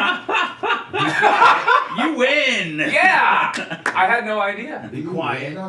So we can talk about this and not ruin organically, the if you will. spontaneity. Yeah, we want it to be organic. Stupid fuck. Jesus Christ. We want this to Steve as organic as possible. This product placement. That is a nice looking backpack, though. Yeah, whatever, Brian. You wouldn't carry a Bubba Army backpack. Dan would, but you wouldn't. We know. That's how Dan hurt his shoulder, I heard. We know that you're not proud of the brand. I'm sitting here. I'm the only one rocking my Bubba Army Stanley-inspired tumbler. I know, but outside of the show, you don't live the Bubba Army lifestyle. Yeah. You don't care about the show. I went to Lummy's party. That's you know what. You know what? I stayed. Hold on. You don't live the lifestyle. Pipe down. Hold on. I actually would have to fucking say that you're right and I'm wrong. You do. You know what? You do. I went down to Latin Sons with Seth. Yeah. No, I'm wrong on that. You went to Eric Andre and bought 15 tickets for the show? Yeah. No, Brian, again, I profusely apologize for being wrong. Maybe we should just give him the strap. I mean, it's Scout Big O, $25 off for Lummy. Woo! Thanks, Scout Big O. All famers. Look at Charlie Belcher. Does he just go from one stupid place to another No, every this day? is Mr. Putters. That's a hard hole right there. I went there with my daughter. Yeah, Charlie Belcher's Where's Mr. Putters at? Mr. Putters just opened up on Hillsborough. Horrible putt, Brian. On Hillsborough Road. Hillsborough Avenue. Hillsborough Avenue. Sorry, I don't know why I said road. Hillsborough Road. Oh wow, that looks like a fucking super spreader event. Yeah, it looks like a horrible fucking time. There's 3 mini golf courses there. In the warehouse. The family's from Nebraska. They just moved to Tampa. Fucking immigrants. Yeah, that's right. Get them out of here. We don't need any more fucking people. I hate that fucking You get an ear country. of corn with every page. Now, what is all in there? It says 3 mini golf courses. The shopping center has a dog daycare sitting place, a martial arts place, and the Cody's Roadhouse that burned down like a couple months ago. It's in that area. Hillsborough what? Hillsborough in between Sheldon and Countryway. Are you trying to get your putt on, Bubba? Should we have a Bubba Army meetup there for the Barb? Oh, it's further down. It's probably in between West Chase and... I said in between Sheldon No, and No, we're Countryway. going to do weightlifting. Yeah. Oh, okay. That's what it's Remember, for. the Cody's Roadhouse. Yeah. Oh, in West Chase? The Super Target and the Zaxby's and the TGI Fridays. So they took over that old gym. There was a gym. Do they have any indoor? They don't have any indoor go karting besides those. No, Elevate at Citrus Park. They have nice indoor carts on the second floor of the old Dillards. Yeah, and the guy that runs it listens to the show. Yeah, he's Big Bub Army. Let's talk about. What's that place called? Elevate. Let me send me a web page. Yes, sir. Don't say anything bad, and let me get me that audio.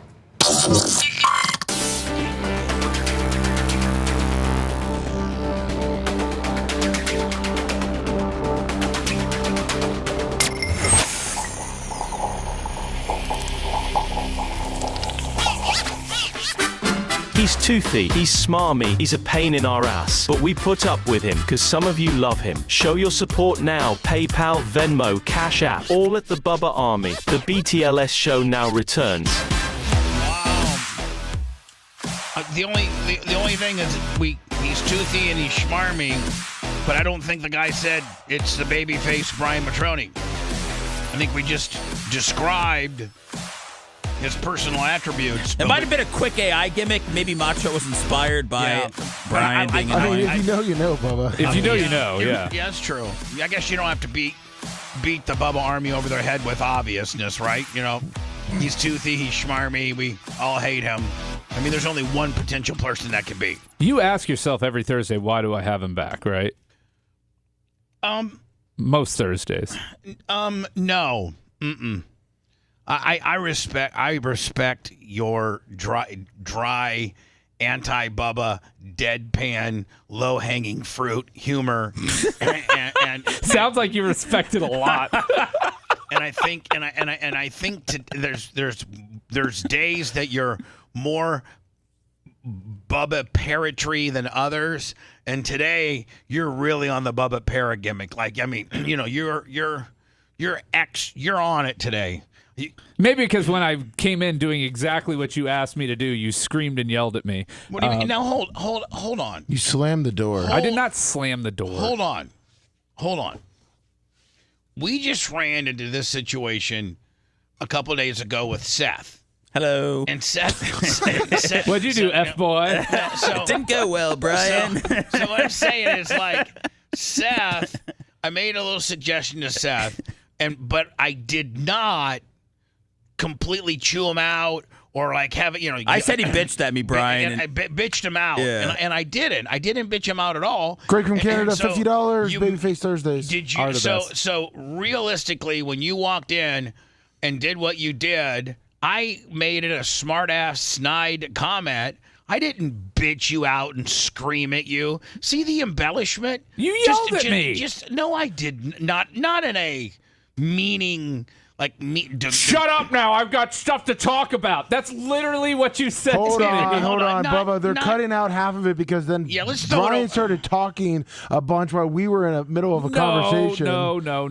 Yes, No. and he said, "Shut up, we got things to do." And I don't say it that loud and boisterous. I just, Dude, you said it pretty loud and I was boisterous. just like, Brian, be quiet. We're talking about something. That is not the tone. That is not what you said. But that's Whatever. okay. Everybody feeling sorry for yourself, you bunch of snowflaking little bitches. I'm not. I don't get mad. I get even. Me yelling and screaming. You'll know when I'm yelling and screaming. You'll know it. Babyface, I guarantee that Macho, Rat, myself will tell Bubba that that's how he sounded. He was very calm. He left me out of it.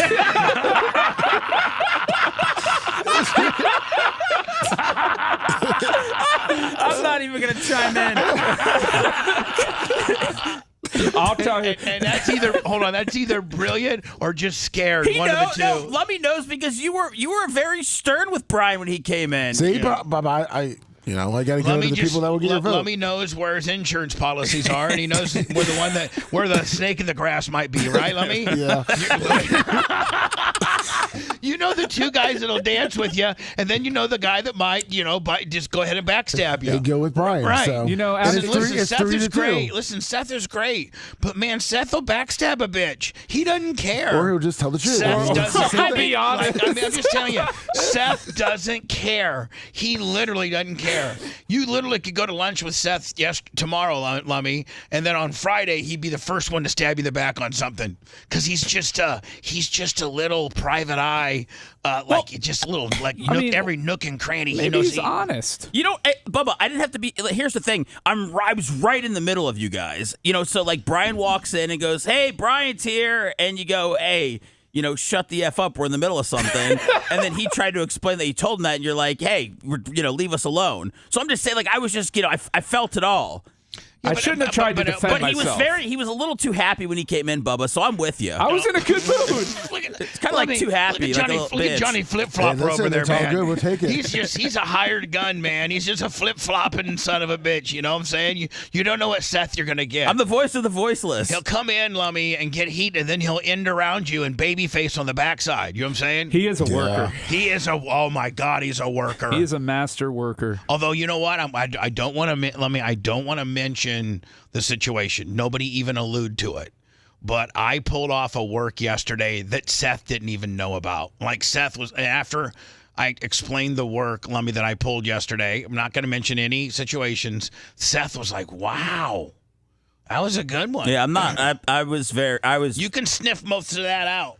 I was somewhat disturbed by what happened, and you seemed unfazed by it. So I was asking you about like what happened on the air, and then you're like, I set all that up. Yeah. So I was very impressed. You're like, you did? I mean, I got tricked. And then I'm like, look, yeah, let me show you the texts. And you're like, oh my God, that was great. I don't even know how you thought about that.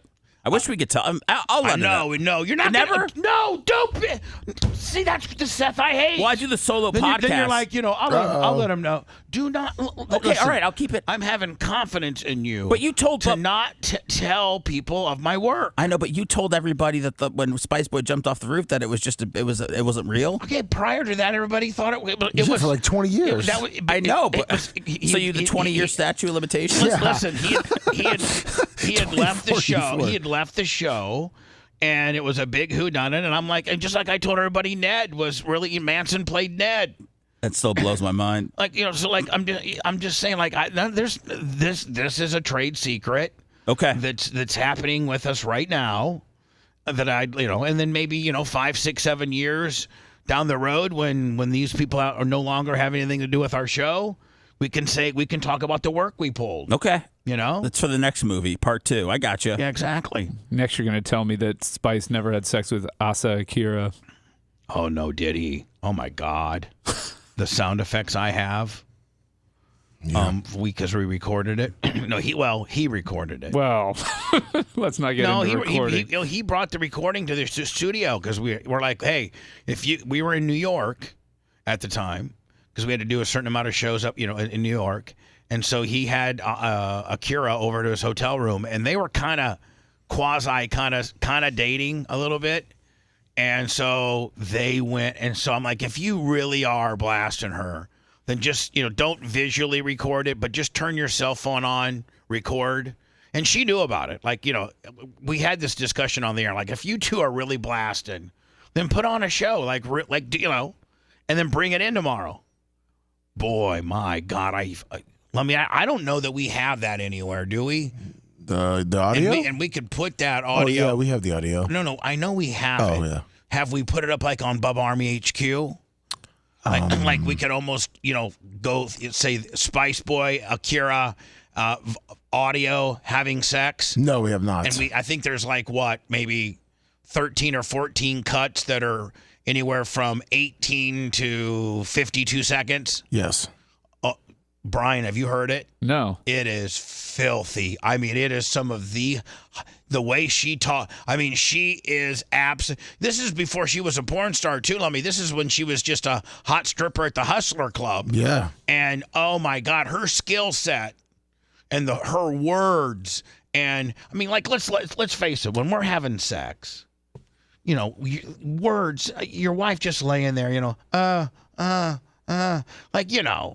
that doesn't do anything. But if you got your wife or your girlfriend or your whatever, whoever the hell you're blasting, and they're putting you over and telling you how big it is and how you're just really, giving you a hot, naughty play-by-play. Oh, of course, yeah. Do this, do that, more of this. Oh my God. Oh my God, I'm going to, party. I'm going to party. Oh my God, I'm going to party. And a bunch of F's and just bad words in there. Like, it's, Brian, I've watched a lot of porn. You probably have as well. Oh, my God, you wouldn't believe how filthy it is. We need to find all of those. Okay. And post them up on. Now, Chief Charlie 215, $20. Seth, I don't think. We could put them up as a podcast, too. Could we not? You can put anything up as a podcast, right? That's not. Or is that too controversial and could get us some potential issues on our platform? I don't know about, sex. Yeah. But if you do want to listen to it, you can find the segment on Bubba Army HQ. Yeah, that's where you should make him go. Your one-stop shop for all the sex noises. Yeah, I'm not going to give it to you for free. I got a video. I'm sorry, not a video. Damn it, that automatically scares people. I got audio of Luke from 2 Live Crew that has Alexis Texas on the phone, and she's in the studio, and he's calling on the phone, and I tell Luke, "Hey, Luke, I got a porn star in here," and Luke takes over, and he's like, "Do you want me to, pop I double sop on you, and do you want me to, sop hop I top on your chest, and will you lob I double cop my bop I double lop sops undercarriage?" It's filthy. We probably should offer that too, don't you think? Yeah, we can break that down. Yeah. So Brian, you've got to hear this Akira stuff, even from the most seasoned porn veteran like yourself. Oh my Yes. God! I know you watch it. Just fleshlights. It's all my room's pretty much a sex. Listen. Do you have somebody at Hunter Law that actually runs the IP division so they could look at your history? Yeah, I'll get you my history tomorrow. No, what I'm saying is, is porn? Can you look at porn at work and not have an IT guy up your ass? I don't know, but I don't think we would have a problem with that. But I don't know. What if Gina called you and said, "Hey, Brian, I just want to let you know that we looked at your screen time." And last week it was 14 hours of porn here at Hunter Law. I would say that's probably not my computer. Well, it's your IP. It's your IP. Yeah, somebody's masking their IP. Red Tape Kent went in there and figured it all out. Yeah, Red Tape Kent's the one that wired it all up. He knows everything. Yeah, if it's Ken, I'm not worried about getting caught. Hierarchy. Hall of Fame hierarchy. Of course. $100, and that is babyface related. Neil Mount Flazier, $20 on the Venmo. What's up, Neil? So, Lummy, yesterday, the backpack, we sold out of, by the way, Bubba Army Store, Bubba Army Shop, Bubba Army Merch. That's where you go for all of our merchandise. We got everything up there. And Lummy, the slides and the Fat Man Dunks 2 and 3, or 2s, I should say, multicolor, are on their way. Oh, awesome. And so we got right now the three newest articles, and the backpack and the tactical bags are both reorders because we sold out of the first ones. So we got back now. We ordered. The backpacks are back in stock. The Stanley inspired 40-ounce tumbler that even Brian the babyface, who wants to take a crap on everything, uses and loves. The tactical bag. And which I have right here. Hold on. Here's the tactical bag. I got the Here are the black tactical bags. You know, the gun goes in the back. Yeah. You can put this over your shoulder like this. Look, this is how you. Because listen, when you're a man, where do you? I think most men carry some sort of backpack, tack bag, in order to have your driver's license. If you carry a gun, you have to have something that you can carry that doesn't scream I'm carrying a gun. And you also have your wallet and your keys and your iPhone and whatever. And then, Lummy, these things, the Bub Army backpacks, with the USB and then the slip through the carry-on deal, Lummy, these are unbelievable. These are $70 backpacks that I think we sell for like $40. Yeah. And we blew right through them so quickly the first time that we reordered them. But here's what I got going on right now.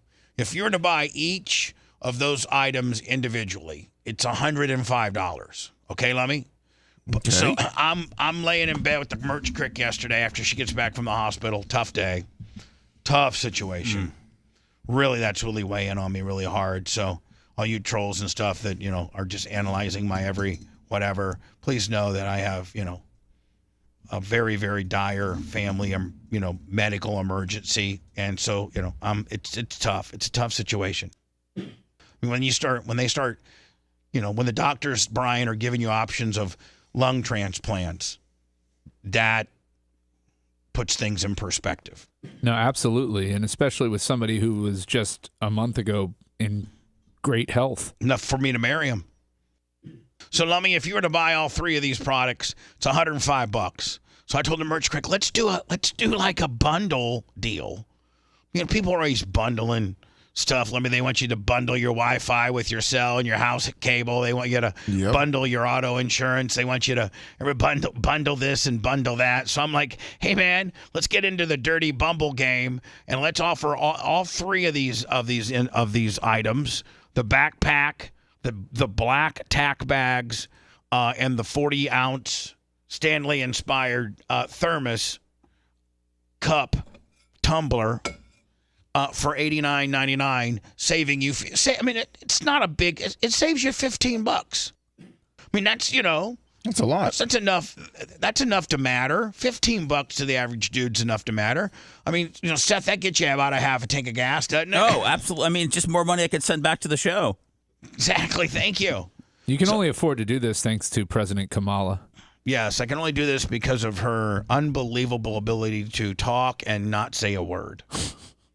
I listen to her sometimes and I'm like, listen, much better than what you had. Yep, absolutely. Like, of the two, that's who you got to have. But my God, she sounds like almost a Sarah Palin. Don't you think it's genius? Maybe this was the conspiracy the whole time. Maybe that's the conspiracy. Is that they're going Trot Joe out there, poison him before, give him the opposite of whatever medicine. You think they've been giving him small amounts of antifreeze in his oatmeal? No, I think whatever medicine they give him to get him up for the State of the Union and stuff, they gave him the opposite. They're kind of like, hey, listen, you know what? So he goes out there. But their doctor's like, hey, listen, you know what we're going to do? Joe and his team are going to keep asking for this special concoction. Let's call it the State of the Union juice, right? Booty juice. But let's so, the chief of staff or the handlers or whatever, they call down to the doctors. Hey guys, that stuff you gave Joe for the State of the Union? Yeah, we know exactly what we gave him. All right, listen, make a whole bunch of that. And we have to have it ready at a moment's notice to shoot them up. We got this big debate coming up. Then we got a meeting with. Then we got like, what do you have, like George Stephanopoulos and like Lester Holt. The minute that he screwed up the debate, they threw him out there everywhere, and they should have been giving him the State of the Union address. But I think the Clintons and the Obamas, Brian, they came in and got a hold of the doctors and be like, hey guys, I know I know what he said. I know you're the White House doctors and you work for him. But if you want to keep working here at the White House, my friend, it ain't going to be because he gets reelected. Remember that real mean horse's ass? Remember that real tyrant that we had in here? You're fixing to get him again. So here's what you got to do. Instead of giving Joe the State of the Union juice, give them the, I'm quietly trying to die juice. Well, to give I'm trying to slowly unwind my whole life juice. Give them that, okay? And make them just sound super stupid, slur, make people hate them, everything. And they did it. I mean, right? I mean, God, after that debate, Brian, America turned on him. Then it makes Kamala look so much better in comparison, right? I mean, you can't look worse than what that was. And then you go to the doctors and go, and for Kamala, can you give her some of that Kamala shut your effing mouth up juice? You heard her laugh. And with a side order of a decackling? Jesus. To give Obama credit, just to correct it, he actually didn't want to push Biden out or put Kamala in. Kamala, sorry. We're going to say it was Kamala. the Clintons and Pelosi. We're thinking of the wrestler, Kamala. Yeah, Kamala. Sorry, yeah, but Obama wanted to do it the right way. So I'll give him some credit. Well, I mean, when you got John Morgan, who arguably is probably one of the biggest Democratic mover and shakers, certainly in the state, but probably not globally. So, you got Soros and you got, globally, you got some huge whales out there, but within Florida, Morgan, and not only that, he's a very powerful man just based on his job and his business. When you got him, who, when the Clintons came to town, they stayed at his house. When the Obamas came to town, they stay at his house. Like he's Johnny Super Democrat down here. When you got him going on television stations saying, I'm not making any more donations, and this Kamala never won a primary. She's a shove down, and we never had a say so in this process. And being the big donors, the big slinging D's, the people that keep, the Democratic machine funded, if you will, the donors, we need to have a little bit more say so than, with your contribution, Brian, comes say so. Right? Let's say that there's a senator that represents your area, right, Brian? And your business gives this senator $5,000, $6,000, $7,000, okay, for the senator. Well, something happens in your law firm or something, and you have when you've contributed a fairly large amount to somebody that represents you, whether it be your mayor or whether it be your congressperson or whatever, if you're a major donor, your phone call at least gets answered, right? Yeah. Brian, you buy influence. Yeah, sure. Yeah, you buy influence. And so, when John Morgan is saying, I'm out, what does that say for this ticket? And what's your opinion of this ticket? And especially when you got John Morgan jumping off, do you think she can do it? Do you think that this is what the country needs? I think she has a better chance than Biden for sure. Well, I think Biden was I think the garbage man ship. I think the garbage man that picks up our trash on Fridays here for the city of Tampa has more qualifications than Joe Biden. Joe Biden. What a joke! What an absolute. Yeah, he faded fast, man. Oh, he did. He faded fast, and that's the thing with being old, and that's actually my fear with Trump too. It's like it just takes one. Look at. Not to, but bitch, they tried to kill him, and he's okay. Look at your mother-in-law though. Look at how quickly it can turn for somebody who's older. It happens in an instant. It happens in an instant. I'm watching it in my own house. I've got 2 now, but I had 4, and watching how quickly over the last 4 years they have aged and faded, all of them in their 70s. It's scary, man. Listen, Getting old sucks. I'm all for 2 things, and this is unilaterally. This is bipartisan, and I think that you would even agree. You and I don't know. We agree on a lot of things. but I think that universally, there's a couple things that could help. I don't think the political system's ever going to be fixed until we get a legitimate third party that has a chance to win.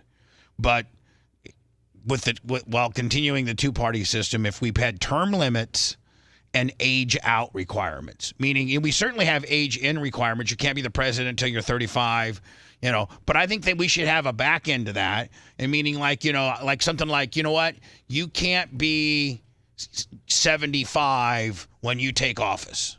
Now you can be the oldest you can be is 74 days and 300 how many, just like you have to be 74 before you take office, and you can only serve one term. You know what I'm saying?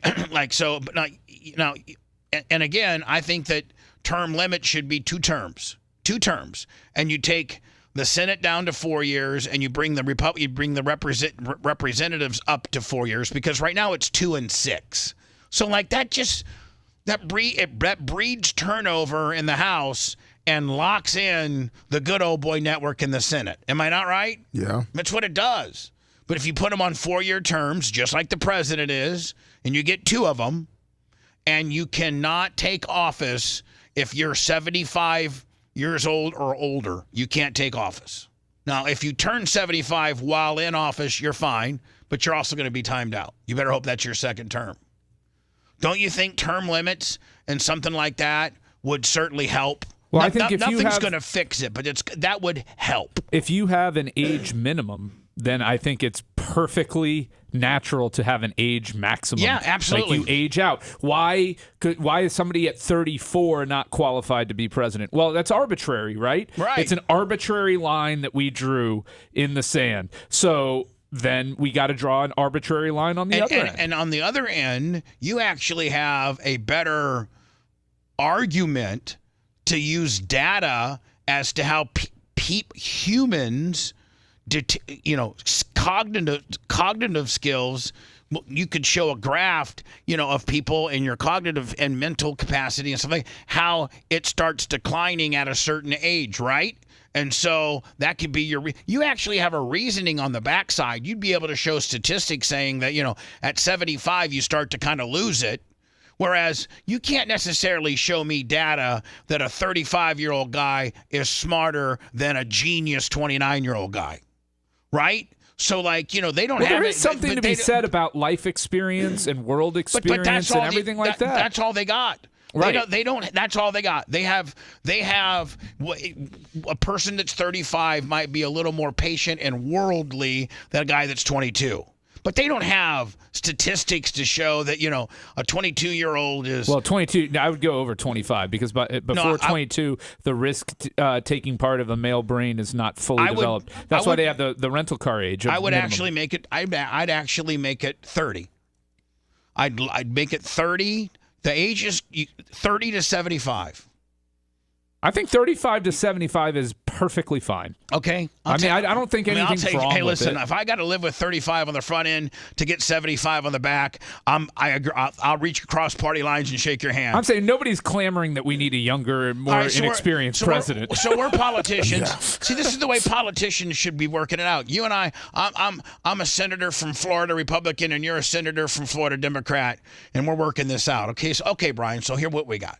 You're going to give me my 75 timeout deal, and I'm going to let you. I want to move it back to 30, but you're adamant about keeping it at 35. So let's go 35 to 75. We go with that?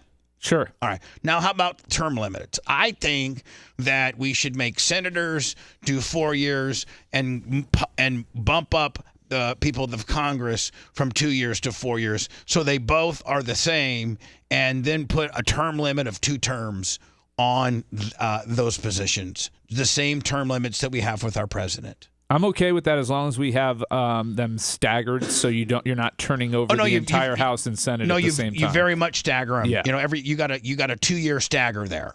You know what I'm saying?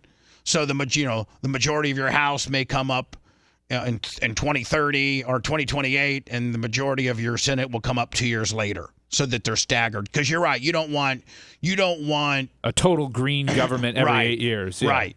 You don't want to be able to completely. You want to only be able to change out 1/3 at a time. The president, the Senate, and the Congress. You don't want to ever be able to completely turn all three of those upside down.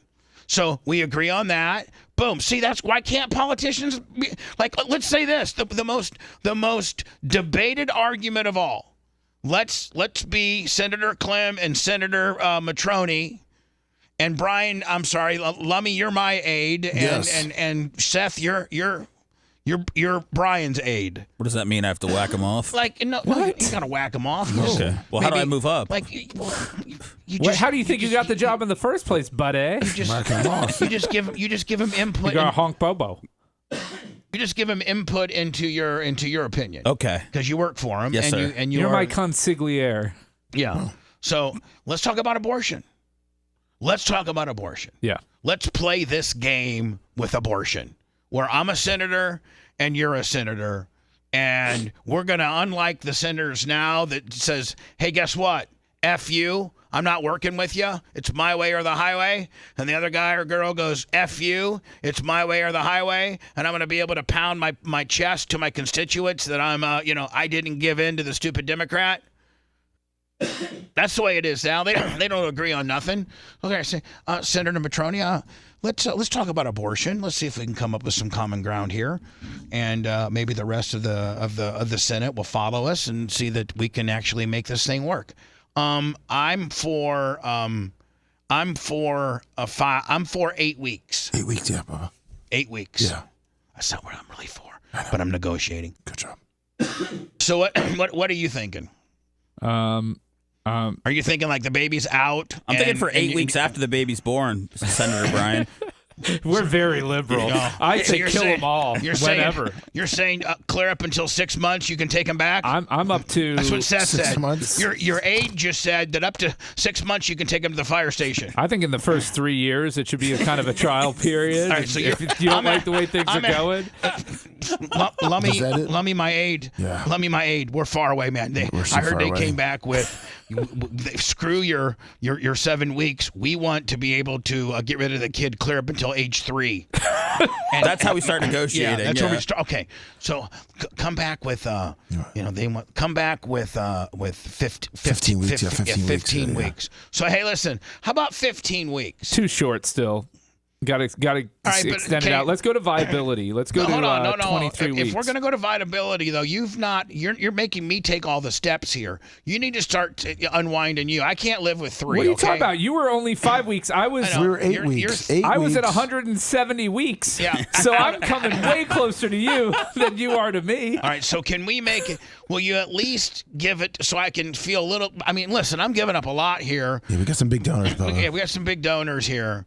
And so listen, can you guys at least like say that the baby has to be in the mom still? Well, let's start with this, Senator Clem. How many abortions have you personally paid for? 4. Okay. So I don't think you have the moral high ground on this. Let's go I actually think, you know what? I disagree, Senator Matroni. I think I have the expertise on this. Life experience. I mean, I have way more experience. I've actually taken a woman 4 times into a clinic and got it sucked out. How about you? You're sitting here acting like you know it all. I've experienced this, sir. So why don't you want viability? Because I think that, there comes a point where, when the baby's out and it knows your name, like not the baby's out. I'm talking about viability. I'm talking about being able to live outside of the womb on its own. And what survive. number is that, Mr. Matroni? Let's say let's come up with an easy number for now of 22 weeks. 22 weeks.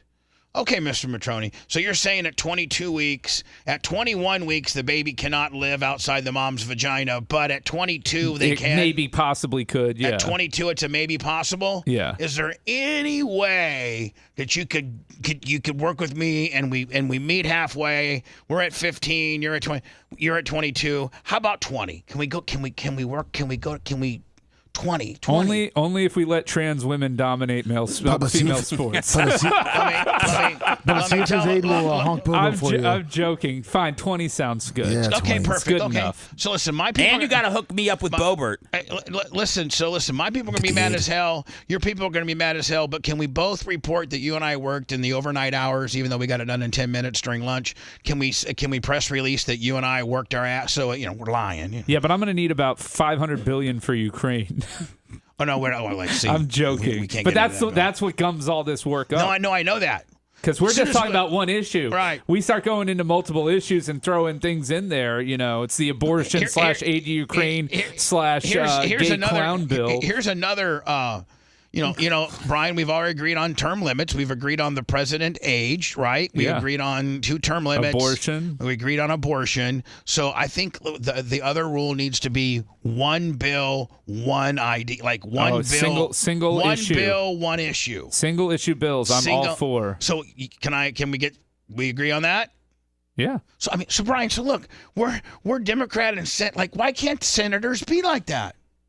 Like, why can't they be like that? Because they have like a million other agendas that they have to try to tie into the one idea. It's because they're not in the business of solving problems. They're in the business of creating the illusion that they're solving problems to keep the problems going, because the problems are what leads to them getting money and using their campaign funds as a personal slush fund to enrich their friends and family so that they can. It's all a part of the shakedown. It's all a big scheme. And then if you look at all of their inside, look at Nancy Pelosi's stock market, Willie, and all the inside information that you're privy to, having a position of, having a senator or Speaker of the House or just even a lonely ass Congress lady or congressman, you're privy to. There's a club. There's a club, and we're not in it.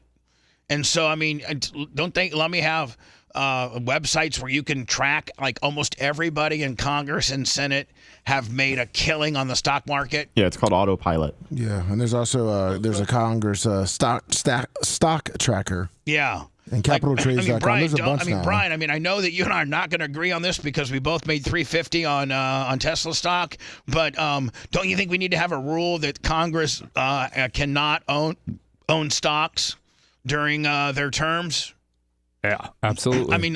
Divest themselves of all. They don't have to. No, here's the deal. You don't have to divest of anything, but you can if you can't actively trade while you're in there. The day you get elected, whatever your holdings are, they have to just you can maintain or sell them, but you cannot buy anything else. No more of them, and no more other stocks. That's fair enough. Like they freeze your.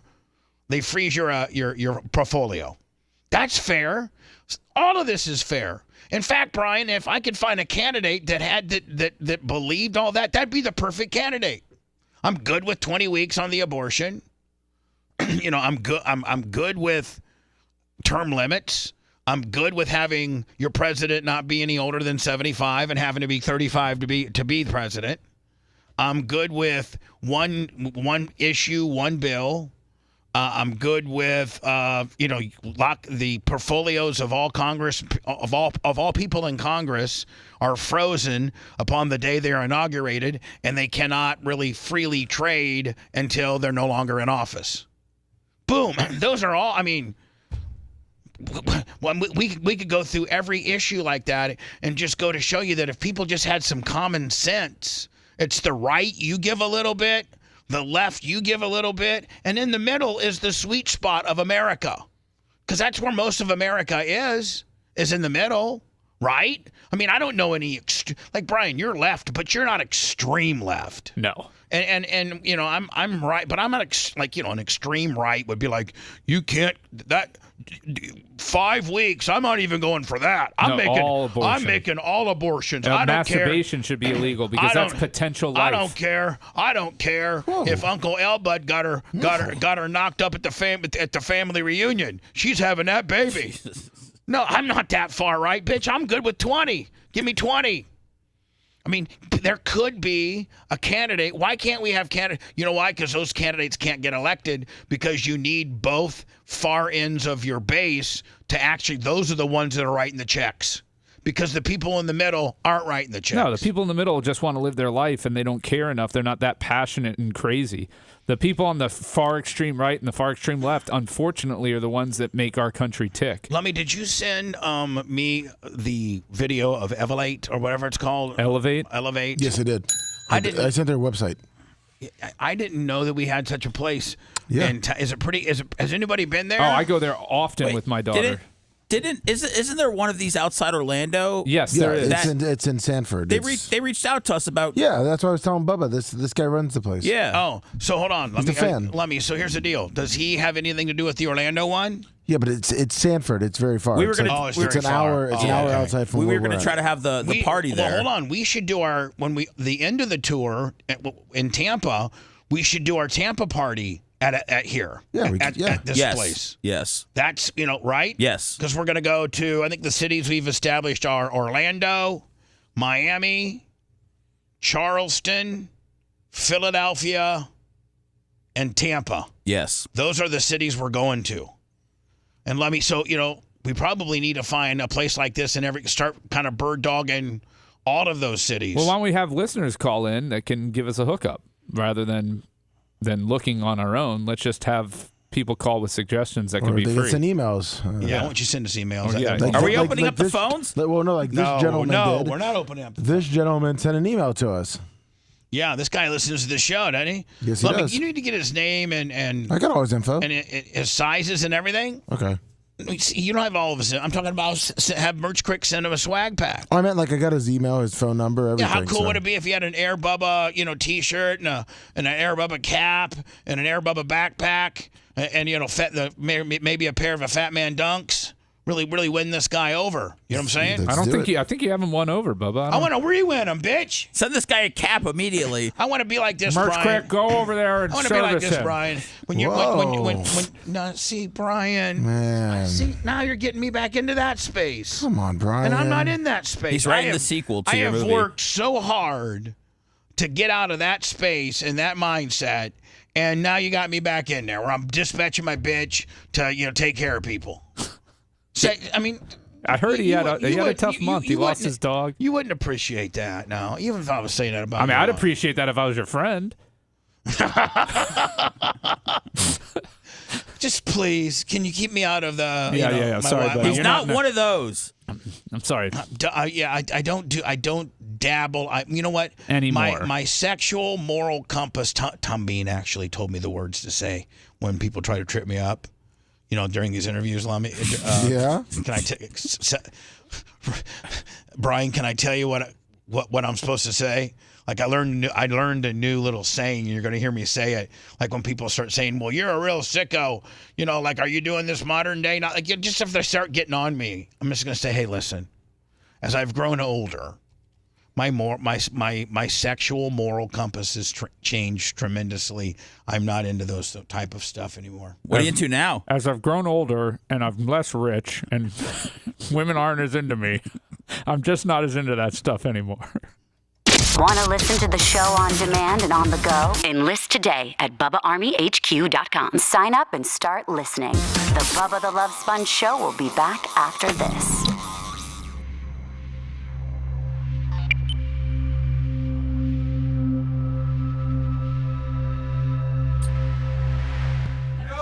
How did you go from where you were to that? Like, what was the impetus for the change? I think all everything that's happened over the last however many years. The fact that it ruined my life. Yeah.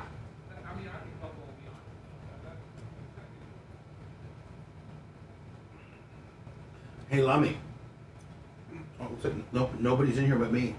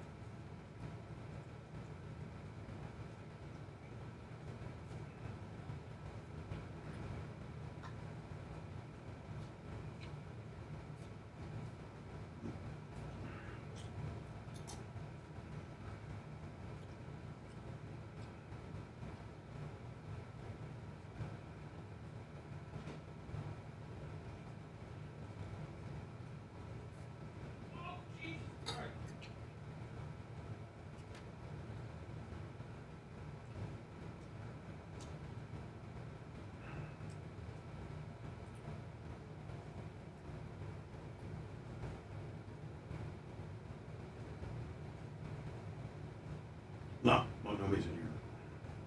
Nobody's in here. I got so much to talk about. I mean, I got so much data coming my way.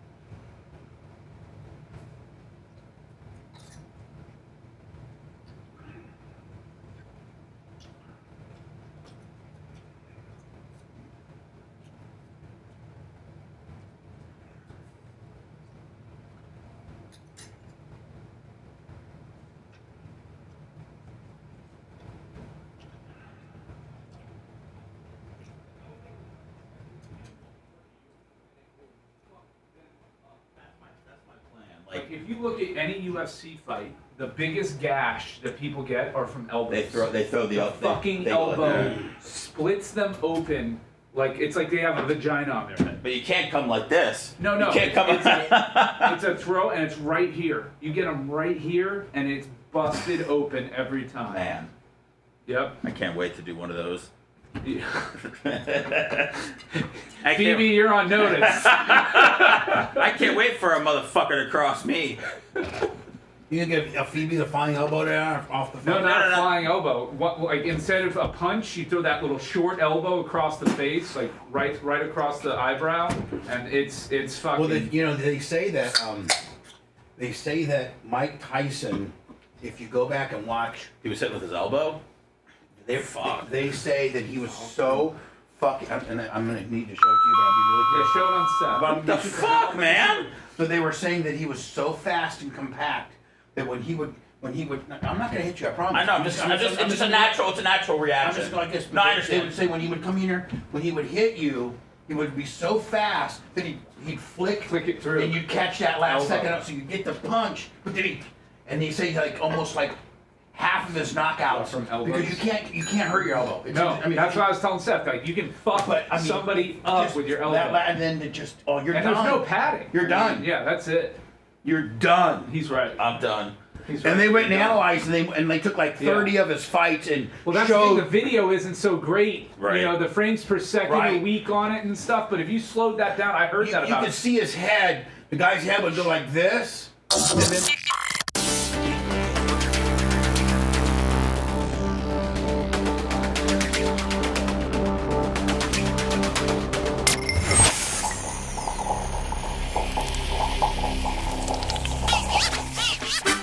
He's toothy, he's smarmy, he's a pain in our ass. But we put up with him because some of you love him. He's Brian the Babyface Matroni. Show your support now. PayPal, Venmo, Cash App, all at the Bubba Army. The BTLS show now returns.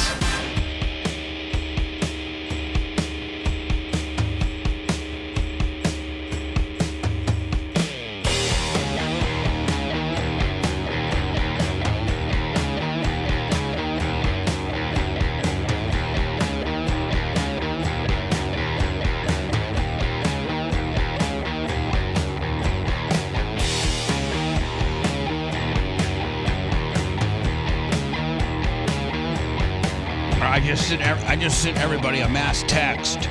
Do not talk about that. We're going to bring that up. Be probably relying heavy on Brian. But I just want everybody to have it so that you know. So you know what I'm saying? Everybody has it on their phone now. Did you send it to me? Yeah. Yes, I did. Let me see. You're on there. Yeah, you're on there. Wow. Now, Lummy, if you can in turn IM it to me. Yes, of course. Then we can show the deal. Okay. And again, Brian, don't give it away. I don't have the text. The text hasn't come through. You're gonna get it. You're gonna get it, and you're also gonna see it on my screen here momentarily. Just keep your mouth shut. Okay, I'll be quiet. Speak when spoken to. Yes, sir.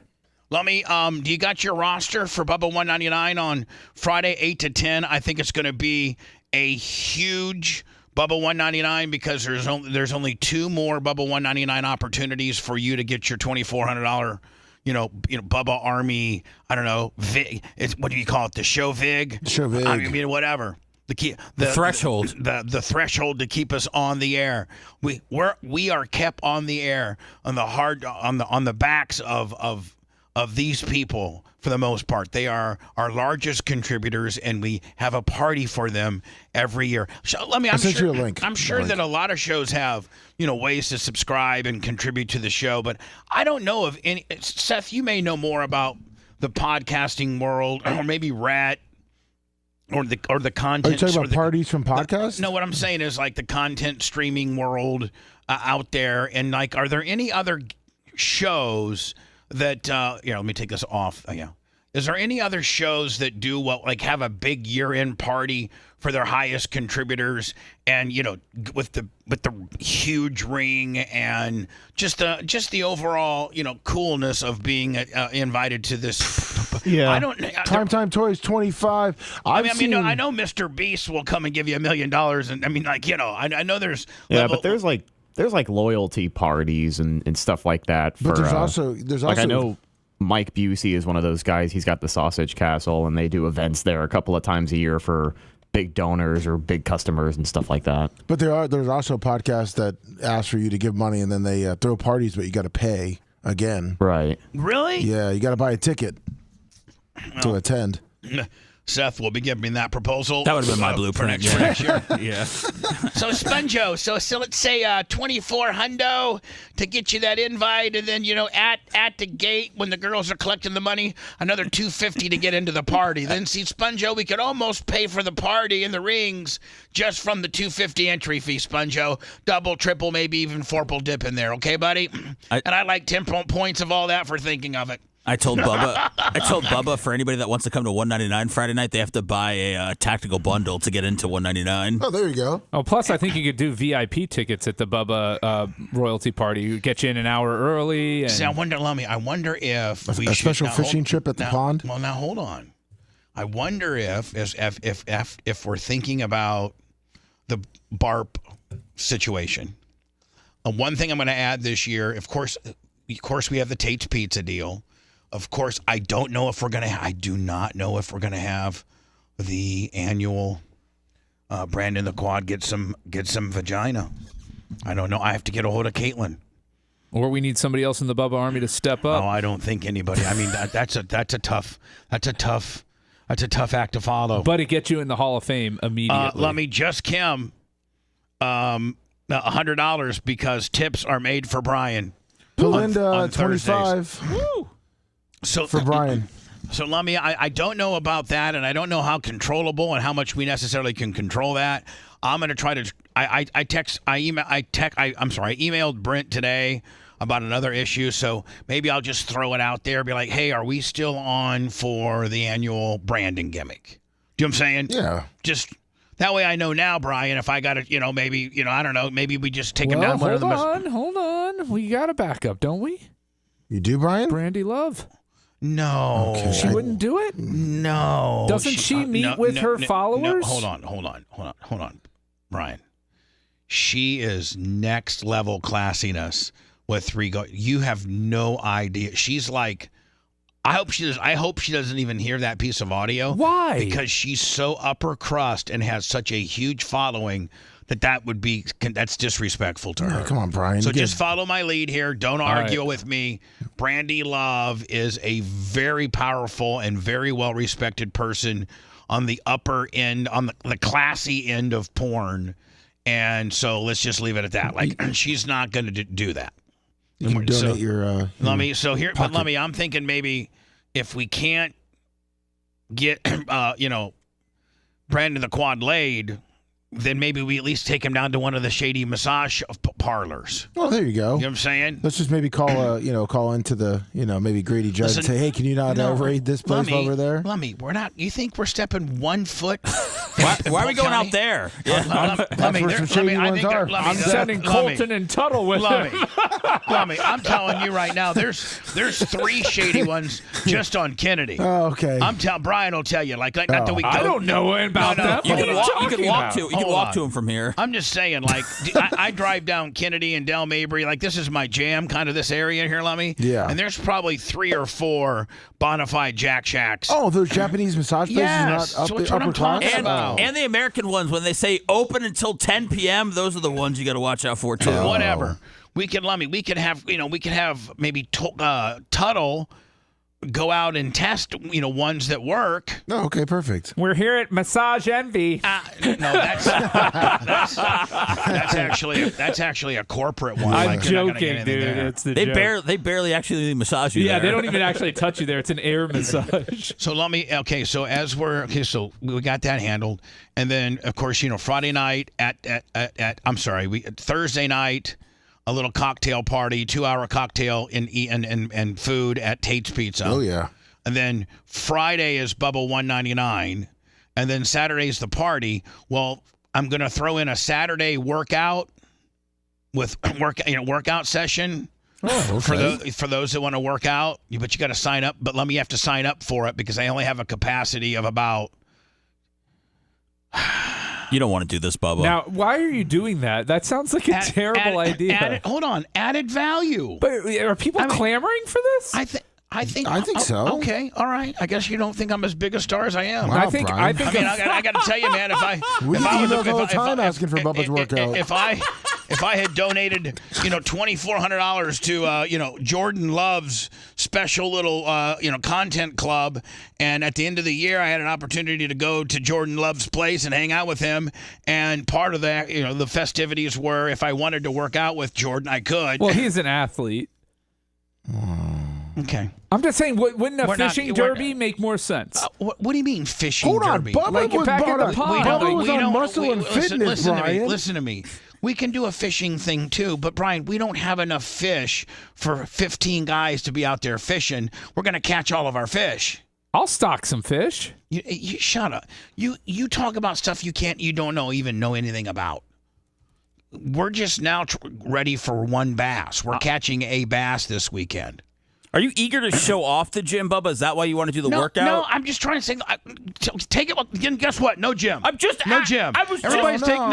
Everybody's taking a shiz on the gym. No, no.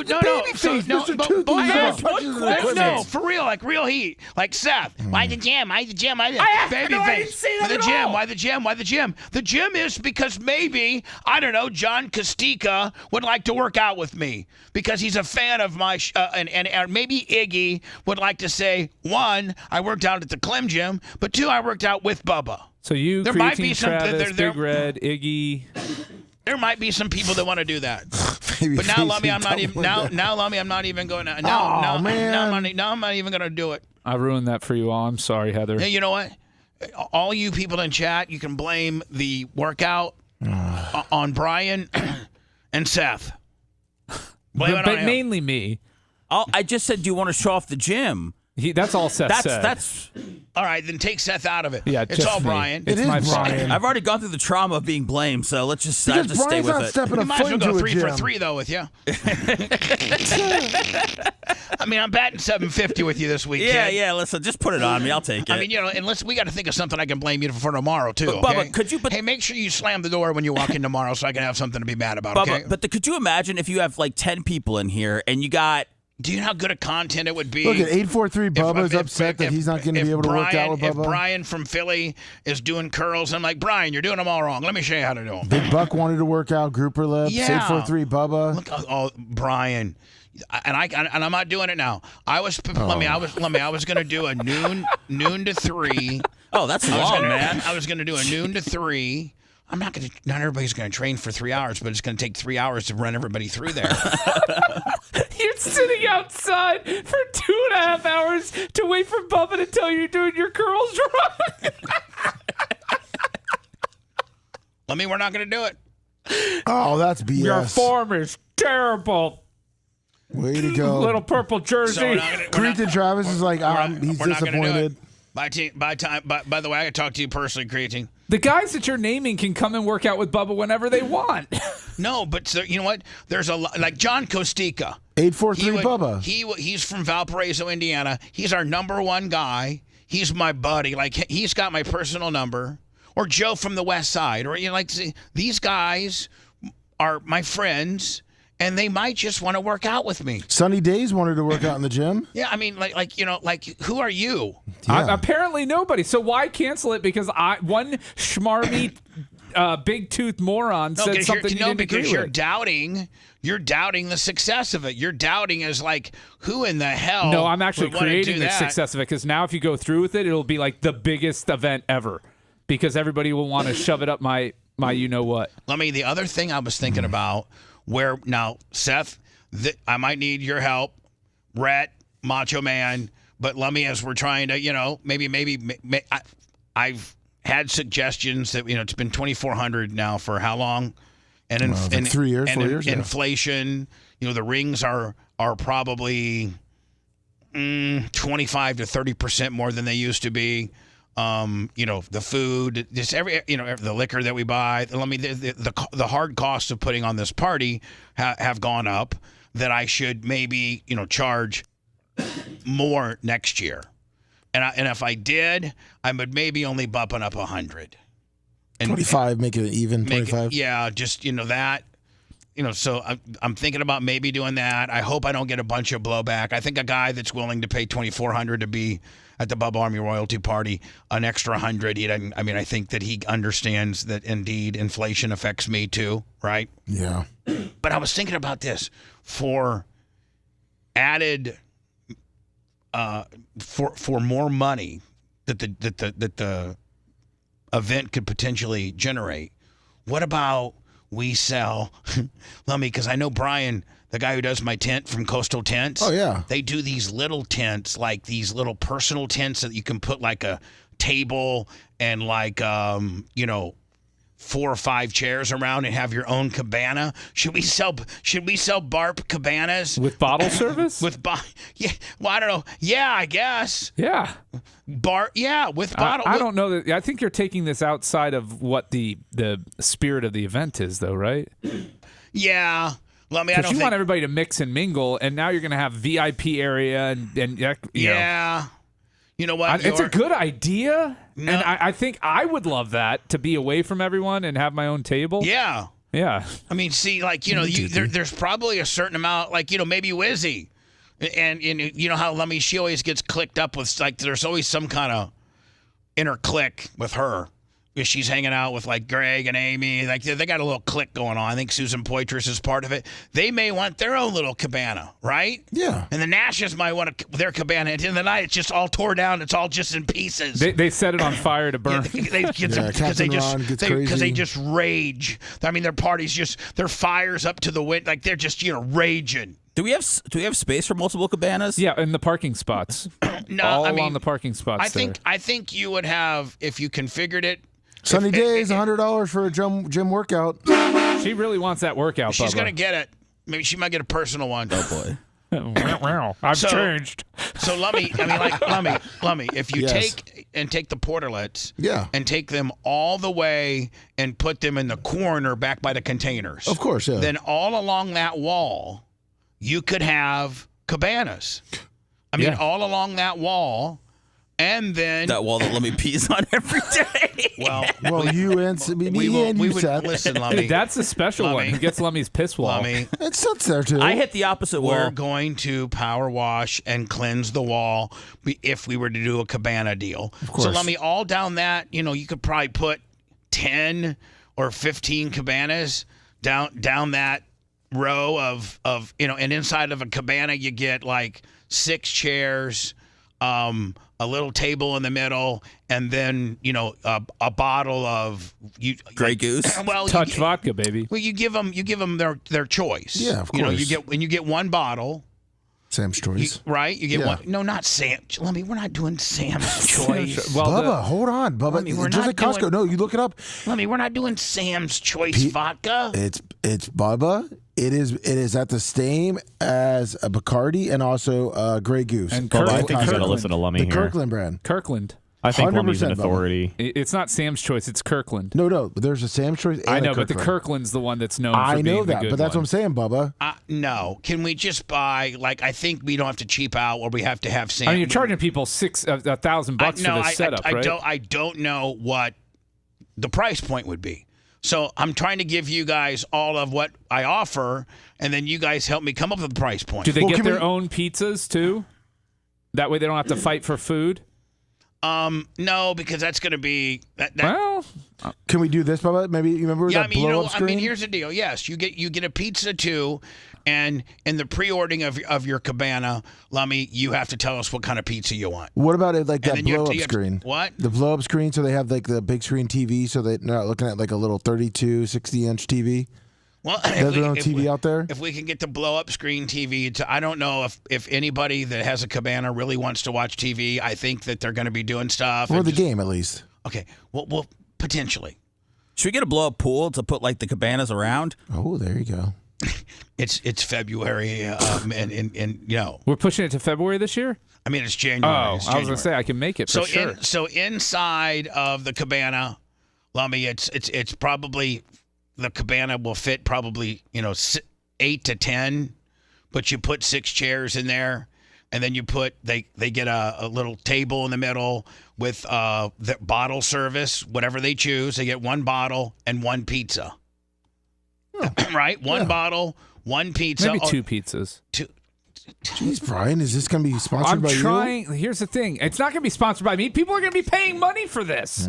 You want to make it All like, right, why 2 pizzas? Because if they can hold 8 people, 1 pizza, they each get 1 slice of a medium Domino's pie? A lot of them are doing stuff that don't want to make them want to eat, but a lot of them are doing stuff that make them get the munchies. So I mean, it's a good balance. I'm just saying 2 pizzas isn't going to, I'm just trying to make it better. But logistically, aren't you saying now I got double the nightmare now where I have to make You sure? think an extra pizza is double the nightmare?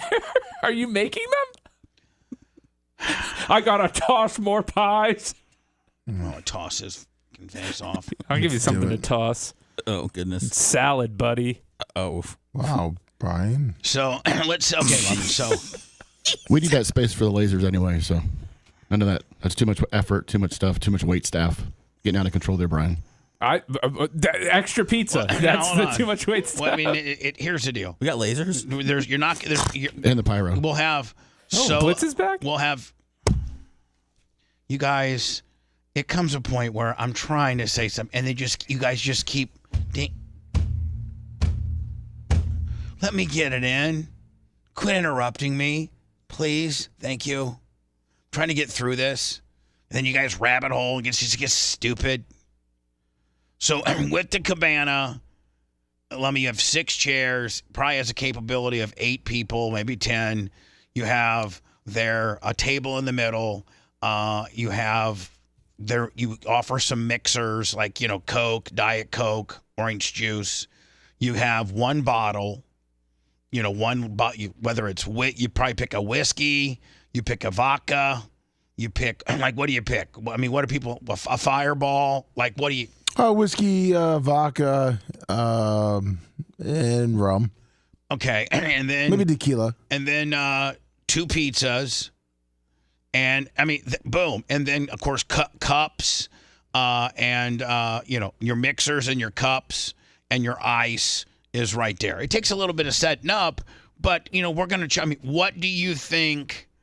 We're probably not even going to do this, but I think it's a pretty good idea. Well, let's ask chat what they'd be willing to pay. Like what? No, first of all, let's ask chat if they like it. Yeah. And what would they be willing to pay? Because why would we if they come out and they're like, that sounds good for 1,000. They're not. I mean, well, you never know.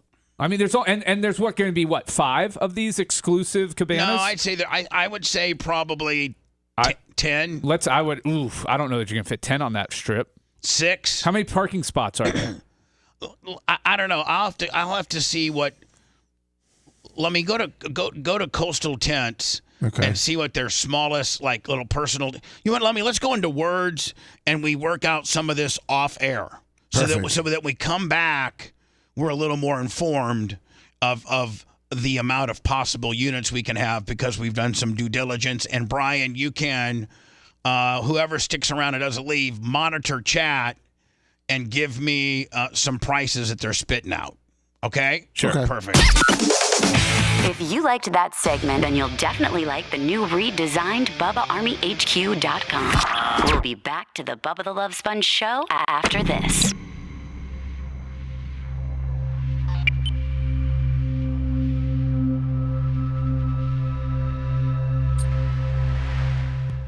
I'll find it. I sent you the link. I had it. Oh, you did? Yeah. Okay. And you sent me the the Hogan thing? Yes, I did. Okay. Hey, Lummy, would Harbaugh have been suspended if he stayed in college? Yes. Yeah. Oh my God. He knew 4 years. 4 years. He knew it was coming. Yeah. He Like- knew like he's 4 such years, a fucking Seth, shyster, man. Yeah, like 4 fucking years. Yeah.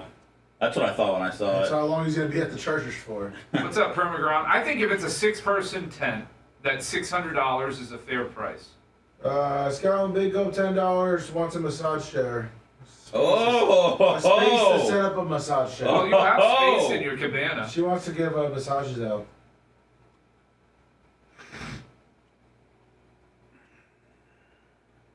Man, her line would be wrapped around the building. The Marriott Bonvoy card, it's like $99 a year. You get Buco points with it. Good morning, LM Close. Everybody stayed around for this. I need you to start. Permaground. I need you to start looking at getting prices.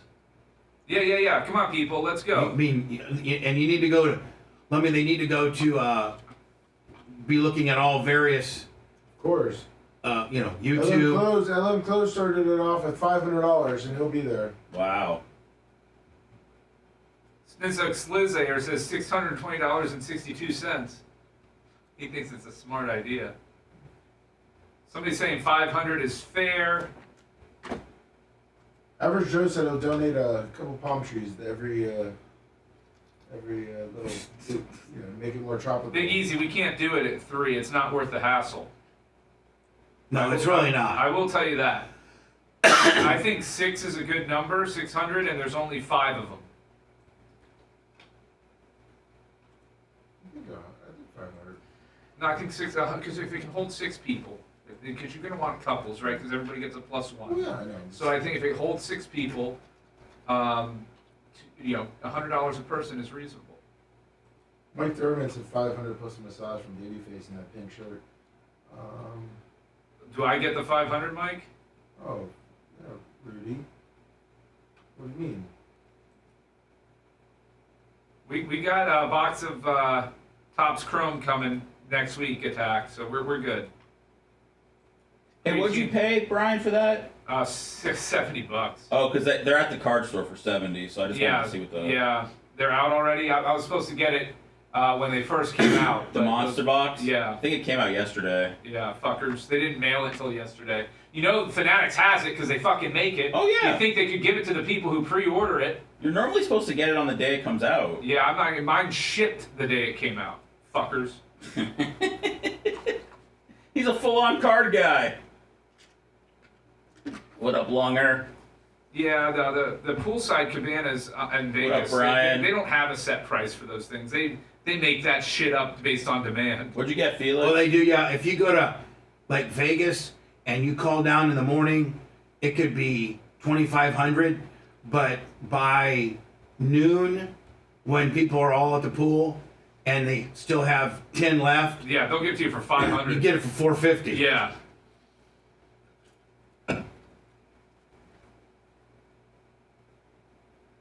The old Magic cards are the new Magic cards worth money? Do you know anything about that, Seth? Me? No. I know it's all they have at Target, though. When they're cleared out of baseball, it's all Magic stuff. Tim Albrecht said $550. I think if you priced them at $600 and said there's only 5 of them, What up, Gary? Hockey Farmer? they would all go. Gary. What up, Grouper Lips? And the great thing about it, Bubs, is you're not locked into it. If you don't sell them, you just don't charge the people. Hockey, I appreciate the... No, here's the deal. You just don't set it up. You can't. Yeah, you cancel the idea.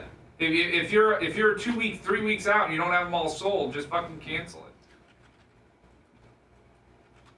Thanks, Rudy. I'll consider that suggestion.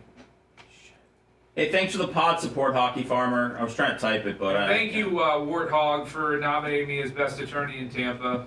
I mean, it's the obvious choice, but I do appreciate it. Have you voted for yourself yet, Brian? I have not, but I need to. But I don't know. I'm pretty convinced that Sheppy law is better based on her ad. Oh, yeah, I would vote for her. What up, Permagron, Bubba Nash, Duck God? Thanks, Bubba Nash. How you doing?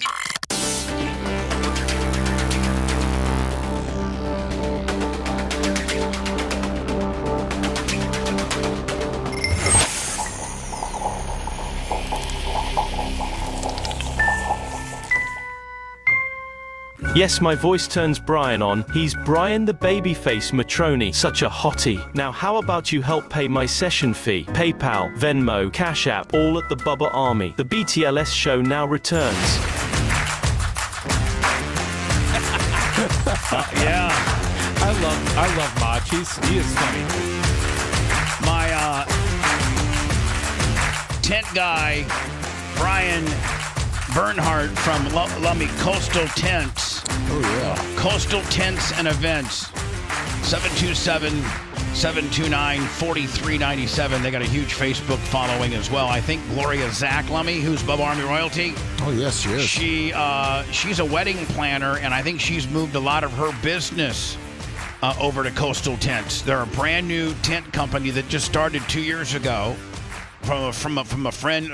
Again, Brian Bernhardt, the guy, him and his wife own it, and they're just absolutely killing it. Brian, I mean, it was such an ingenious idea. He knew Brian Bernhardt. We race with a guy named Devin Dixon. Okay. So I'm Big O 25 on the Super Chat. Babyface and Seth One Out podcast. Mike Thurman $50 for Babyface's cute pink blouse. Okay. So are you listening, Brian? I'm waiting. Okay. So Lummi was just rudely interrupting with money from us. Exactly. So my buddy Brian Bernhardt, he's just always he just makes money. Like he just makes money. And like this is the kind of guy he is. He goes out and finds that Tico or Duke Energy pay X amount of dollars to mow the main transmission line that goes from South St. Pete all the way through Pinellas County to Tarpon Springs. Like there's this one big power line that just cuts through, like housing additions and whole. Well, he found out what the mowing contract on that was. This is how he first made his money. Like 15 years ago, he got his first mowing contract with one of the big power companies. And it's not even hard mowing. You're literally just mowing a straight line to the next tower. You're just keeping the towers clear. That's all you're doing. You're just mowing the towers. That's it. I mean, he's had that business now to the point where I think he's got kind of like how Average Joe started small, but I think Brian's got maybe 10 or 15 tractors with these big bat wings that do nothing but just mow all of Pinellas County. Like a lot of times you see the mowers in the medians and they'll be mowing on the side of the road, Lummi. None of that state anymore. That's all they sub that out to guys like Brian. Oh, really? Nice. So Brian and I, and just if you've raced around the Tampa Bay area, they're a family called the Dixons. And old man Dixon, he's loaded, but Brian, they're in on the fireworks racket where they buy containers full of fireworks from China, $2 or $3 million worth. And then they have these, all around the roadside stands. They have and I think the Dixons have 50 roadside stands. And having a roadside stand, you have to go in and cut a deal with the person that owns that lot. So there's a lot of finagling and that goes along. Well, Mr. Dixon has all the good intersections locked up over all the years. Well, he used and don't forget, Lummi, there's 2 fireworks seasons in Florida. There's for some reason, man, people like to blow off a lot of fireworks for January 1st too. So you got, of course, July 4th is your big, that's your big one. Well, July 3rd through about the 8th in Florida, Bubba. It's fireworks week. Yeah, and a lot of times the Dixons aren't in on it, but a lot of times the guy in town that's on the fireworks racket, Lummi, the guy that sells he is also on the Christmas tree racket too. All the ones to the tents. So they go and cut these deals with all these tree farms in Oregon and Washington and stuff like that, and they'll buy like 3 truckloads of Christmas trees, and they're paying literally like $6, $7, $8 a tree. And what if you go to a roadside stand and buy a Christmas tree? Isn't it $100? Yeah, that minimum $80 to $100. Yeah, they're expensive now. I know for a fact that I think I've heard figures of like $8, $9. That's what they pay. So that's a racket. But both of those rackets involve what? Tents. So Brian's father-in-law, Terry England, he and up in Versailles or Versailles or it's something, Versailles, Indiana. Is it Versailles? I think it's like French. I think it's Versailles, Indiana, or something like that. Well, anyway, his father-in-law, Terry England, he's been in the tent.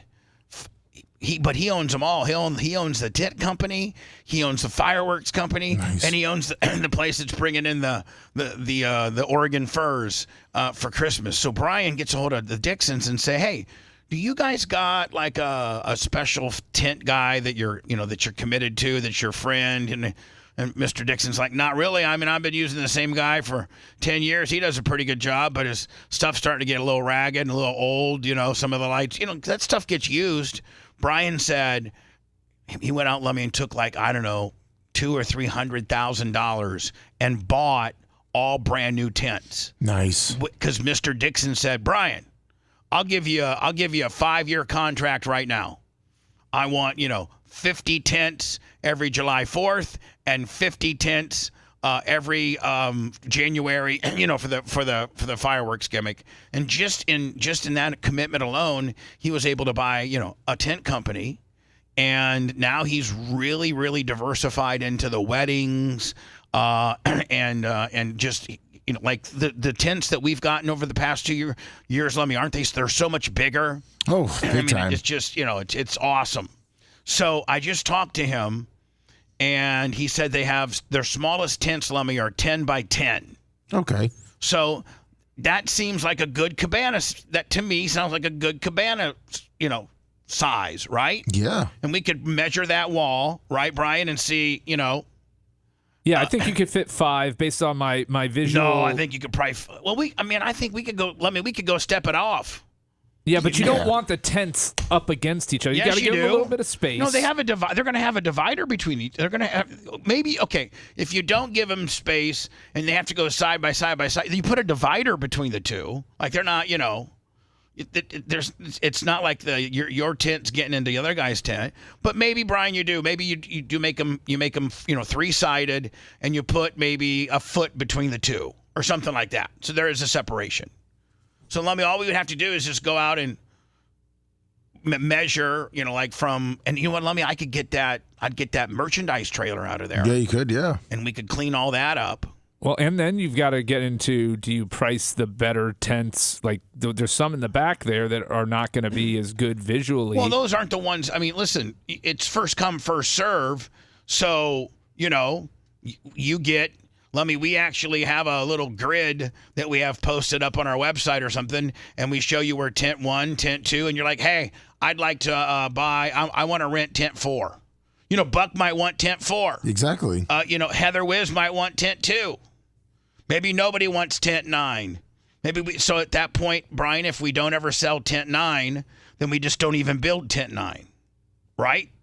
And we say, all cabanas have to be ordered by, you have to have them ordered by, let's say December 1. Or let's say even December 15th. Well, what about, do we give them maybe a Sunbelt heater? Even more special? Yeah. So it's going to be cold? Yes. It could be cold. Yes. So you know what? Let me with that will also come one of those propane heater towers. I don't know if you can put one of those propane heater towers in a 10 by 10. Well, that's what you can put it out front of it, but that's their own personal one. But then you might get some stragglers that are on your heat, and next thing you know, they tell Seth, and Seth comes and running to me immediately and say, "Sponjo, somebody's in Big Buck's heater, and he's mad as hell about it, Sponjo. What should I go tell him?" So, I mean, as we're just roughing all of this in. Seth, on the surface, do you like the idea? Yeah. Of the personal cabanas? Yeah. And let me, the more things that we can put in there, I mean, maybe we primitively promise you, 6 to 8 chairs, a table in the middle, a bottle of liquor of your choice between, what we have you to select, mixers, red cups, 2 pizzas, and a heater. That's what it comes with so far. Hard telling somebody could, let me throw in, hey, you also get you get a gift pack or, whatever. Yeah, a little Bubba Army swag. Whatever. And so, Brian, when you were looking at pricing that the Bubba Army was suggesting. Well, without the space heater, they were good with 500. I think if you're throwing in the space heater, 600. I think 500 is still kind of low for everything that you're getting. Yeah, I agree, but I don't know. It's the first time. That's why, but nobody was chiming in saying 750. Hold on, Brian. This makes it even better, though. Hold on. My buddy Brian Bernhardt just said you can put one of those outdoor heaters inside of them. They are plenty tall enough. So that, being able to have that heater in the back there so the general population can't get to your heater, right? Because a heater could be a big deal breaker or not. Like, if it's cold, man, I want to be in that heated cabana, wouldn't you? Yeah. Sit over here by the stage, freezing my ass off. Hot box me all day. So Lummy, we do have the ability to put the heaters in the tent. Oh, so nice. now the personal cabanas come with, bottle service, mixer service, 2 Domino's pizzas, and a full-blown propane Sunbelt heater. 750? I think that's the number.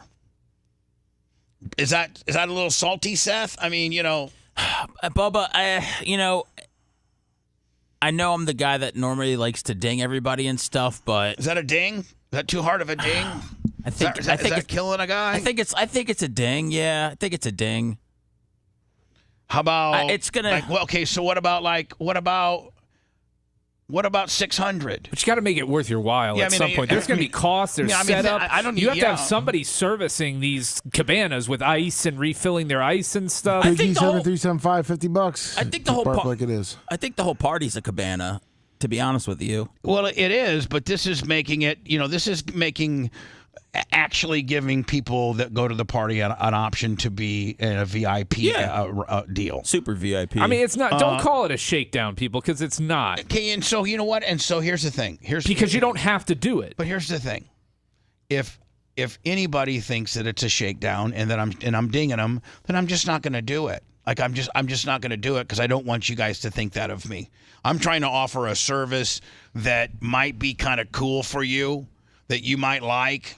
That says a little something about how you roll, and it makes Barp even more comfortable. That's what I'm trying to do. But if it's considered a shakedown or a ding, then I don't want to do it. I don't want to upset people. Can we do a poll? I mean, Bubba, people that are saying it's a shakedown aren't going to be here anyway, right? So I wouldn't worry too much. You know about what that. I need to do is I need to call the inner circle, the John Costicas. I need to call, the Iggies. I need to talk to Joe from San Fran. Let me get a hold of Shivering Sarah Nisbet, Gary Perez. Yep. Scout and Big Gulp. Big Bucks. Amy and Greg. Brian from Philly. Those Little Wilbur's Afterbirth, Susan Teases. I need to get a hold of those people. Kind of the council. I think this is where I think we need to throw this to the council, don't you think? Of course. I got the 20-person council. But as a council, are they so skewed where they're just going to say, oh, no, Bubba, it's fine. You need to do it. And they're going to be the ones buying it. They're going to be the ones buying it. All those people that you named are the ones that Susan Poitras going to have one, Heather Wiz is going to have one, the Nash brothers are going to have one. Or they're going to team up and get one together. So yeah. Right. And here's the thing. Like, if it's, okay, let's say it's, Seth, let's say it's $600, okay? Because yes. $750 is a little too much. But do you feel a little better with 6? Yeah. Okay. Yeah. And it fits, 8. 6 to 8. And Lummy, you can control, like, it's your box. So you literally don't have to let it, like, you can tell somebody, get out of my box. Exactly. Right? So let's say, you you got 6 of your Bubba Army friends, and you're like, hey, everybody just throws in 100. Bubba, do you know what At that point, man, that it really, really would make sense. What about if they, because they're not too expensive, but if we give I don't want to piss them off because they are absolutely this is going to help them. They're our family. This is going to help. They're the ones that pay your paycheck. Well, this is going to help. You have 2 public porta potties, and the guys that buy the tent get their own porta potty. Like one, not everyone, just for 10 but people. it's just the 20 people instead of 300 people. Give them their own bathroom. So you're saying not only how are we going to enforce a VIP toilet? Yeah, you're not going to be able to. You're not going to be. You put it back by the tents, Brian. You put 2. I'll just get. But that's where the toilets are going to be anyways. No, they're not. They're going to be. There's a different area. You put the toilets. Maybe let me potentially an additional toilet. People were asking that actually would buy the tent. So they said, what about a private toilet so we don't have to share it with the other 300 people? So they can all go in there and do their booger sugar? Sure, whatever they want to do. If you want a deep dive into the Bubba the Love Sponge show from the past, go to BubbaArmyHQ.com. We'll be back after these words.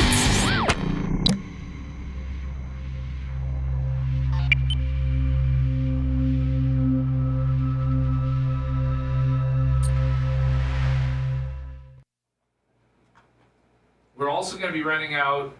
We got air mattresses and we can Now do overnights. my tent guy's saying $750 all day to even deal with the bullshit. Yeah, that's the kind of the number I was coming up with, Bubba, because that's a lot of work and it's. I mean, you have to have somebody servicing the fucking VIPs. I mean, that's why I think 5 is the right number. But you're right. I'm going to have a waitress just for the VIP section. Yeah, and Well, five we're gonna throw five that in, cabanas is a lot to service, but one waitress could do it. Could I be the waiter? That's not a bad idea. No, you'll fuck the orders all up. Oh, what the fuck orders? I used to work. He worked at a coffee shop. He knows what he's doing. Yeah. He's the only one here who has recent experience doing that. Very too recent. Who knows? January's a long way away. I might be back at Kawa. I could bring some. I could bring travelers. Hot cups of Joe, all night long. No lattes. We're gonna be renting out the studio for a sleepover that night too. It's gonna be like Airbnb. We're also gonna have. I'm gonna be selling my trading cards in the back by the goats. If you guys want to visit my table. That's not a bad idea. Yeah. Maybe Saturday we do a card show. Oh yeah. While Bubba's doing the workout. While people are waiting to get into the gym, they can shop from our. We got a card show going on. We'll do our own card show, Seth. I mean, I think people would like that. I think they would. I think we'd sell a lot of cards. Yeah. Come to think of it. I think people. Bubba, you do the Bubba gym workout thing, and Seth and I will do our card show at the same time in the parking lot. That's dedication from Brian. Added value. No charge. No charge. You don't see the Diacos in here offering to host a card show.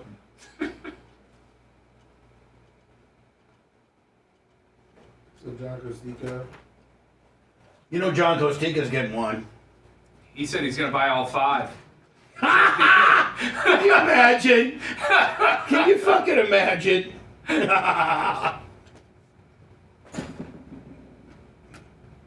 Jess Kim doesn't want you to deal with the headache, Bubba. She says it's too much of a headache. Yeah, but I mean, if you're looking at, you're looking at 7. You're looking at, almost 5, pushing $5,000. No, 4,300. If it's 700, well, yeah, $750 a copy times 5. I think you can get more than 5 out there. But once you start getting up to those numbers, you've now. I'm gonna go out there next break and see how many. No, but is one waitress or server going to be able to handle 5 more than 5 cabanas? Yeah, of course. Oh. Yeah. I mean, once she gets them stocked up, at that point you're just feathering. You're just basically bringing them ice and mixers because their bottle, they only get one bottle. Yeah. Where do they want to buy another bottle? Cash. Well, we're gonna have to come up with that, aren't we? Yeah.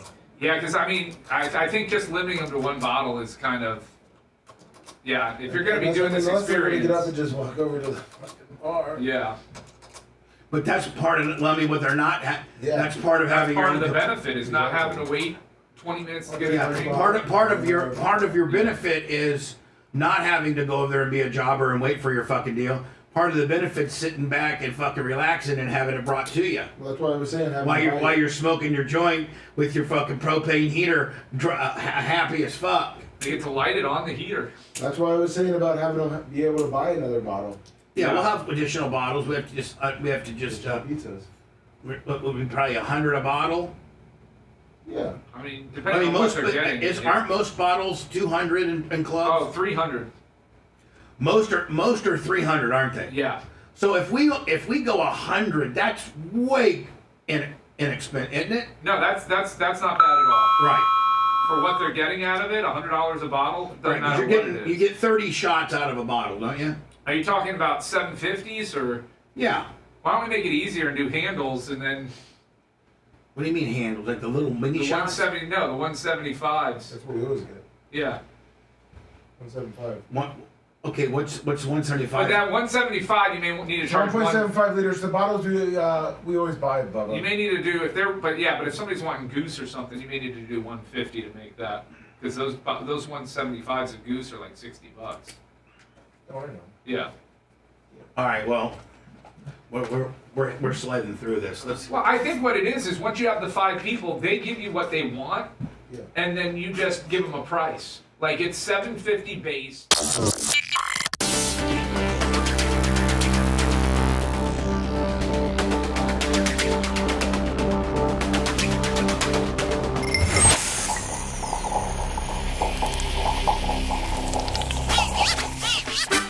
He's toothy, he's smarmy, he's a pain in our ass. But we put up with him because some of you love him. He's Brian the Babyface Matroni. Show your support now. PayPal, Venmo, Cash App, all at the Bubba Army. The BTLS show now returns. Doesn't that sound so much better? I like it. Than It's just funny. the stupid stuff we used to have. I like that way better than the Obama one. Well, I mean, even the Obama ones, it's just funny enough to be different and you know, better than the ones that just got burnt out so quickly. We often think about living a more heart-healthy life, and that would potentially mean big, unsustainable changes, but it really doesn't. You can do it all with Super Beat Heart Chews. They're the best, my friends. Paired with a healthy lifestyle, the antioxidants in Super Beets are clinically shown to be nearly 2 times more effective at promoting normal blood pressure than a healthy lifestyle in itself.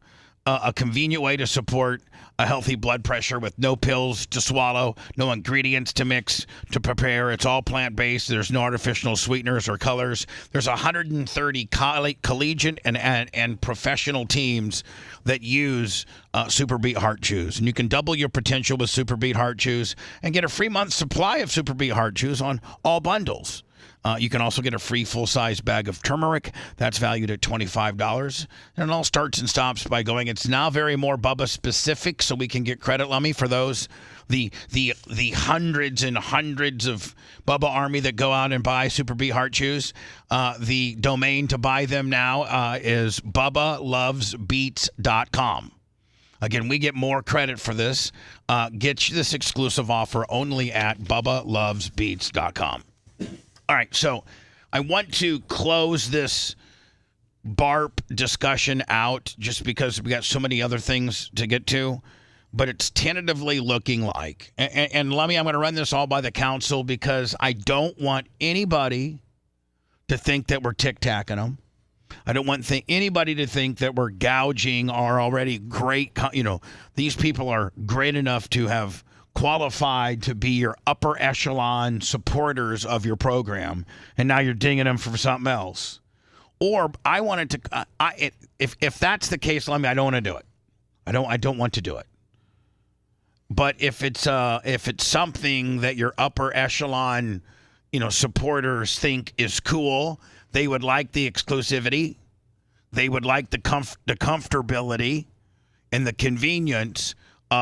Because let me sometimes, because it is an open bar, it's like it's an open bar. Yeah, of course. It's an open bar. But sometimes in an open bar, there might be 3 or 4 fellas deep, Exactly, it might take you, 5 or 6 minutes to get that drink. Now, we do have bartenders conveniently located inside the studio. We have a couple bartenders outside in the big tent. And then now we'll have a waitress that just services the tent. So I just want to before we maybe go at the cabana or not, I want to offer a few more things for people to consider that we are going to offer. You're going to have your own waitress that, keeps you stocked up of ice and mixers. And if you would need an additional bottle, we can sell you an additional bottle. We've come up with, $150 for each additional bottle, but those are the 175s. The big ones. The big ones with handles. Or we'll come up with, and your waitress would handle that for you. So you have all that. And Lummy, it's $750, and we'll have it pre-ordered where Lummy will have a little map for you to look at for those that are interested. And, let me go out and map how many, actually next break, I'm going to go step it off, how many we could potentially have. And Brian, you could potentially have 8 and you sell all 8, great. But if you sell only 6, well, then you only build 6, so, we'll have a cutoff date of, a certain day that we know that we can order the tent. So, I think we should do it that way. We don't have to really step it off, Bubba. We could just count the number of parking spaces. Those are 9x18s. So, pretty much. Look at Rain Man over there. Sorry. So just made it easier, I thought. So so I just literally count the amount of lines I have? Yeah. Okay, well, I'll do that next. Perfect. Now, Lummy, I don't want them to think bad of me. Well, first of all, we're all going to have to understand that there's going to be a certain amount of trolls no matter what we ever do. We can literally say, hey, we're giving free cabanas away. We're paying for it all. It's the best. No charge. And the trolls would be like, oh, yep, he's desperate. Now he's giving away more and more. He's losing it all. Diacos are pulling their funding. Tom Bean's over it. You can only be a grifter for so long. Snake oil salesman's now trying to sell a VIP experience to an already VIP experience. What a real huckster. What a cross-eyed, snake oil salesman. Or for the people that are going to... there's the majority of people that have an input on chat. They're not going to be there. Correct. There's a lot of people. We have 200-300 people, but there's 45 or 50,000, Lummy, that listen to the show that aren't there, that consider themselves Bubba Army, but they don't, they don't have the money to, they just, whatever. We can just tell people instead of selling bottles extra, they brought their own bottles, so we don't get in any trouble. That's pretty much what some chat people are saying. Oh, because so they brought their own bottles, yeah, and we're just keeping them on ice for them. Oh, hold on though. I'll better you. I could get a temporary liquor license with my foundation. Oh, there you go. And Brian, you know that. Mm-hmm. Foundations and charitable recognized for you can get a one-day serving liquor license. Yep, and $5 from each bottle purchase goes to the Bubba the Love Sponge Foundation. Right. So there you go. Oof. So boom. And Brian, that's I've done. That's a form. That's easy peasy. So Lummy, there you go. Sweet. We don't have to even lie and say they brought their own bottles. Yeah, there we go. So Lummy, I got it. So what are the people that actually probably are going to be here? Like, are there between Rumble, YouTube, X, Twitch, Twitter, are there 8 Bubba Army people that say, yeah, I would, well, I guess you have to probably be more than 8 because it's 6 per. Yeah, so, are there 60 people saying, yeah, I'd probably do that? Yes, but they would probably invite their own people because they'll just buy the whole thing.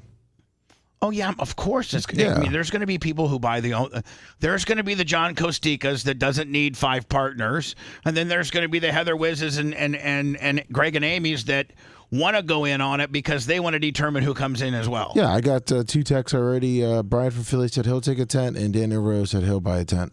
They're already sold out pretty much. I already got 2 tents. The Nashes are going to take one. I just saw on YouTube that Wizzy wanted a tent. That's 4. Okay. The Nashes want one. John Costica's going to want one. John Costica want one. to 5. I mean, so, Seth, at this point, it really doesn't matter. I mean, the trolls should be reporting that the tents sold out. Just them talking about the tents, they're already sold out. I'm thinking we go into the cabana business.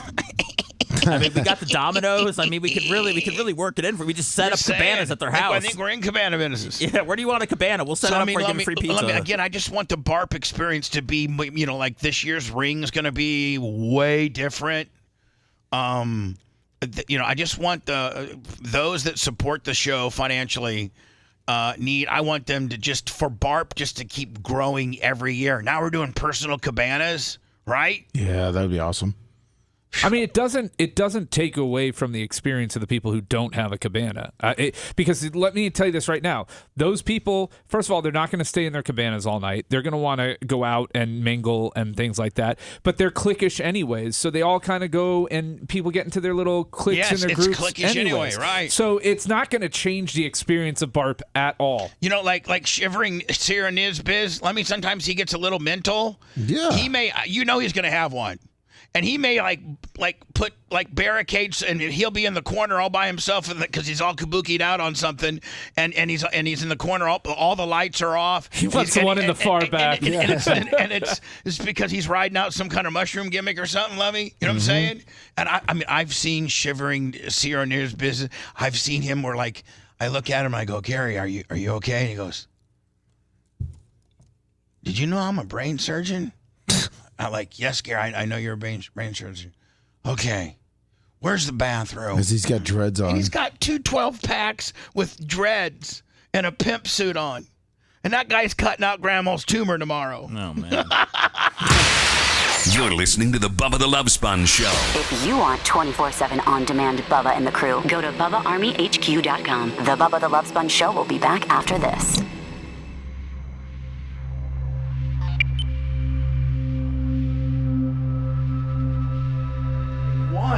Just the first time you talk about it, you're already sold out. Yeah. I mean, fuck, Lummy. It's a genius idea, Bubba. You excited, Seth? I can feel it. For BARP or for the tents? For everything, man. It's exciting times here. I like BARP.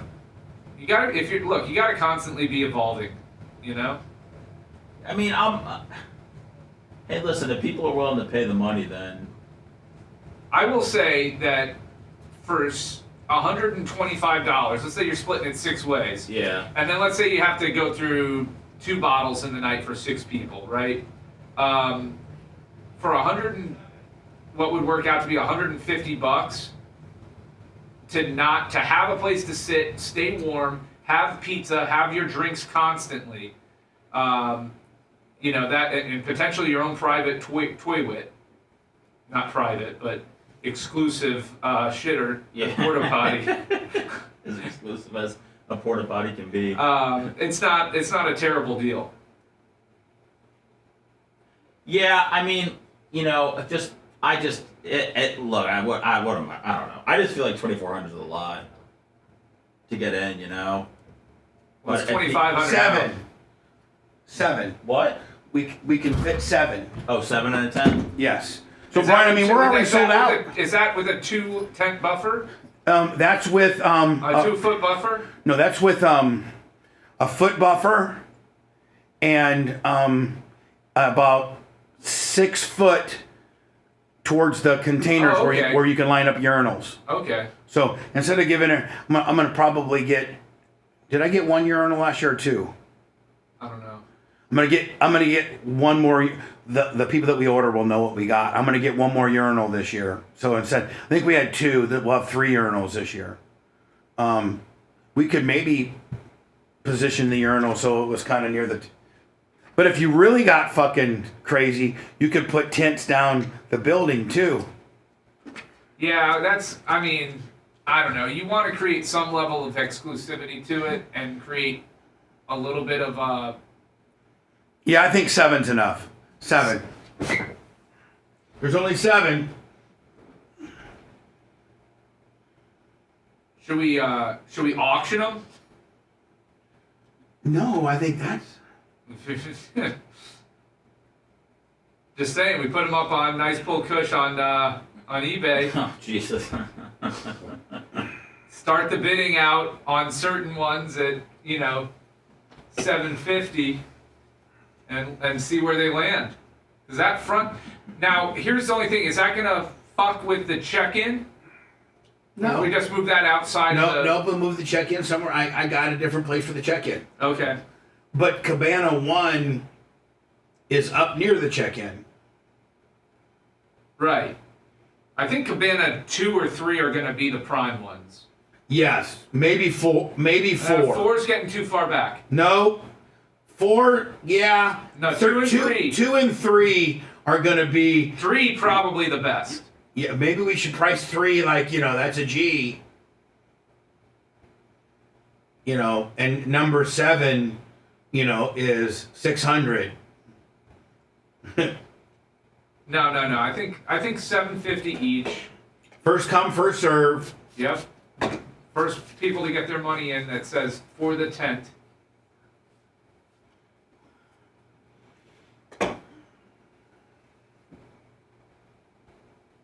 Oh man, look at this. Migrant frogs now. Biden can't control anything. Jesus. Cuban tree frogs are taking us over. They're taking up all the American frog space. This is ridiculous. What are they taking over exactly? The Florida. The Cuban frogs? The whole state. DeSantis is asleep at the wheel. And they're gay. I bet they're gay frogs. Do you think they're felons? I'm sure some of them are good frogs, but I'm sure they're rapists and murderous frogs. Yeah, you can't trust a frog based on the color of his reptilian areas. Yeah, they're just God, man. I think Cabana's getting probably DJ from Macho Man. I mean, the more you can offer the Cabana experience, I could juggle. No. You can? No, but I learned.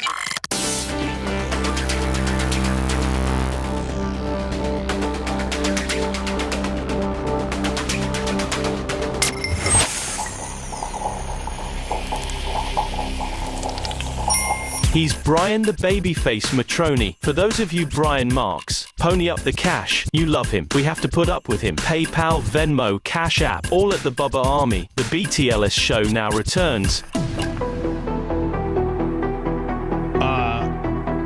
Johnny Costica, Babyface Thursdays, 100 on the PayPal. Let me. Who's Eric Harry? Is that? I think it's Big E. Is that Big E? I think so, yeah. I think it is. He's got $30 for Brian Matroni. And listen, by all indication, it's looking like. Lemmy and I just went out and stepped it off or looked at it.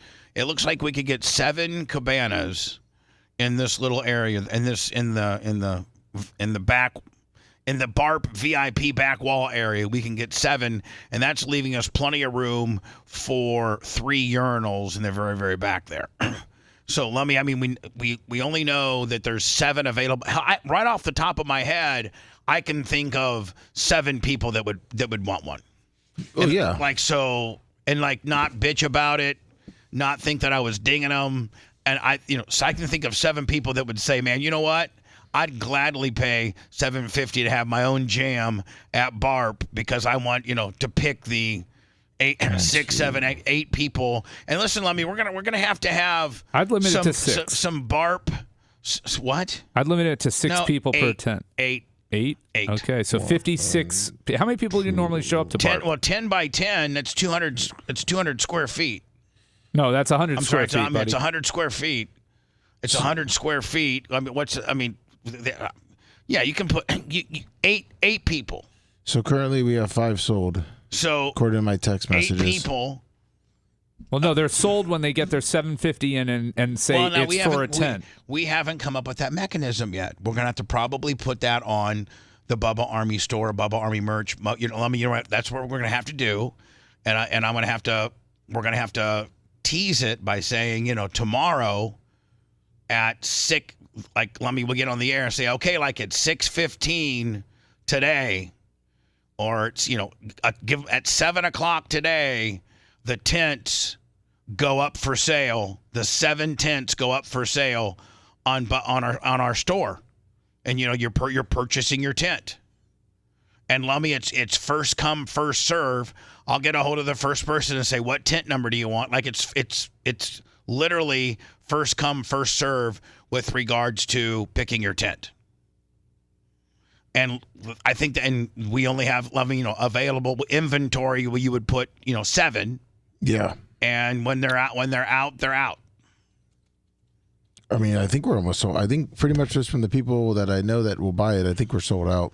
Well, they may not get it. Fight for it. I know. They may not get it. I mean, this is going to be something you got to rush for. Yeah. Not only that, but are the servers going to be able to handle it? Well, not only that, but listen. So, like, if you don't get in and you can't, let's say you wanted to buy a tent, one all to yourself, like you're John Costica, and you're like, listen, I don't need to go in on. I don't need to go at Sixies. I don't need to go in 6 ways for my tent. I just I'll buy my own. So let me, John Costica now has to find out who has tents and see if he can say, hey, listen, man, let me go ahead and give you half for that tent so I can have a tent, right? I mean, there's going to be deals cut and stuff, right, Brian? I mean, like if you get shut out on a tent, you want to still be able to get in a cabana, so you might have to be calling Wizzy up and saying, hey, can I buy a sliver of your tent? And that'd be a tent to buy, sliver of Wizzy's tent. Yeah, like Mitch the Mark said that he's going to go in with the Nashes, so I think people are going to start planning. If they get it in. I mean, 7 tents going to go quick. That's what I'm saying. They can all start planning that way. There's going to be some angry Bubba Army that don't have a tent. Now, does that create a problem? I don't know. Some people are saying that, but I think it'll be fine. I mean, it's not your problem. Bubba Army get along. Now, do we offer this, Lummy? I was going to say, you put a number on it and then you divide it by. So, like, if it was $750 and you can put 8 people in your tent. No. Then you're selling fractionals of tents. You know what I'm saying? $750 divided by 8. Now you're selling seats for $93. You know what I'm saying? Rather than, I think you sell the whole tent and let everybody figure it out. No, yeah, absolutely. You do not want to be selling in, and then you got to worry about who's in with who. Right, and the next thing you know, John Castiga's like, man, why'd you put me in there with Fish on a J? I don't like that guy. Who does? Yeah, you Fish on the J. You smell that goddamn largemouth bass. I know he didn't buy Alpha. I think he bought this new fragrance called Bluegill. Let me. Has the water really helped our pond? Somewhat, yes. We just got 9 inches in the last 3 days, and runoff because so I'm out there taking care of it a lot. Really, the runoff because the duckweed could come back. You could. It could, yeah. Why?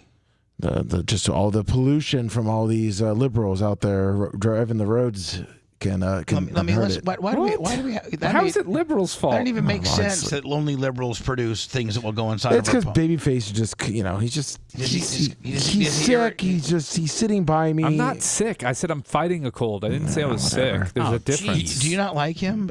He doesn't like me at all. He just gets a little smarmy sometimes around 9 o'clock. Of all the people, nothing to you. Let me ask you this question, Warren, and I want you don't look at Brian because he'll intimidate you. You're easy to intimidate. I'll intimidate him? Yeah, he's very intimidatable. Okay, he does not like to look people in their eyes when he does not.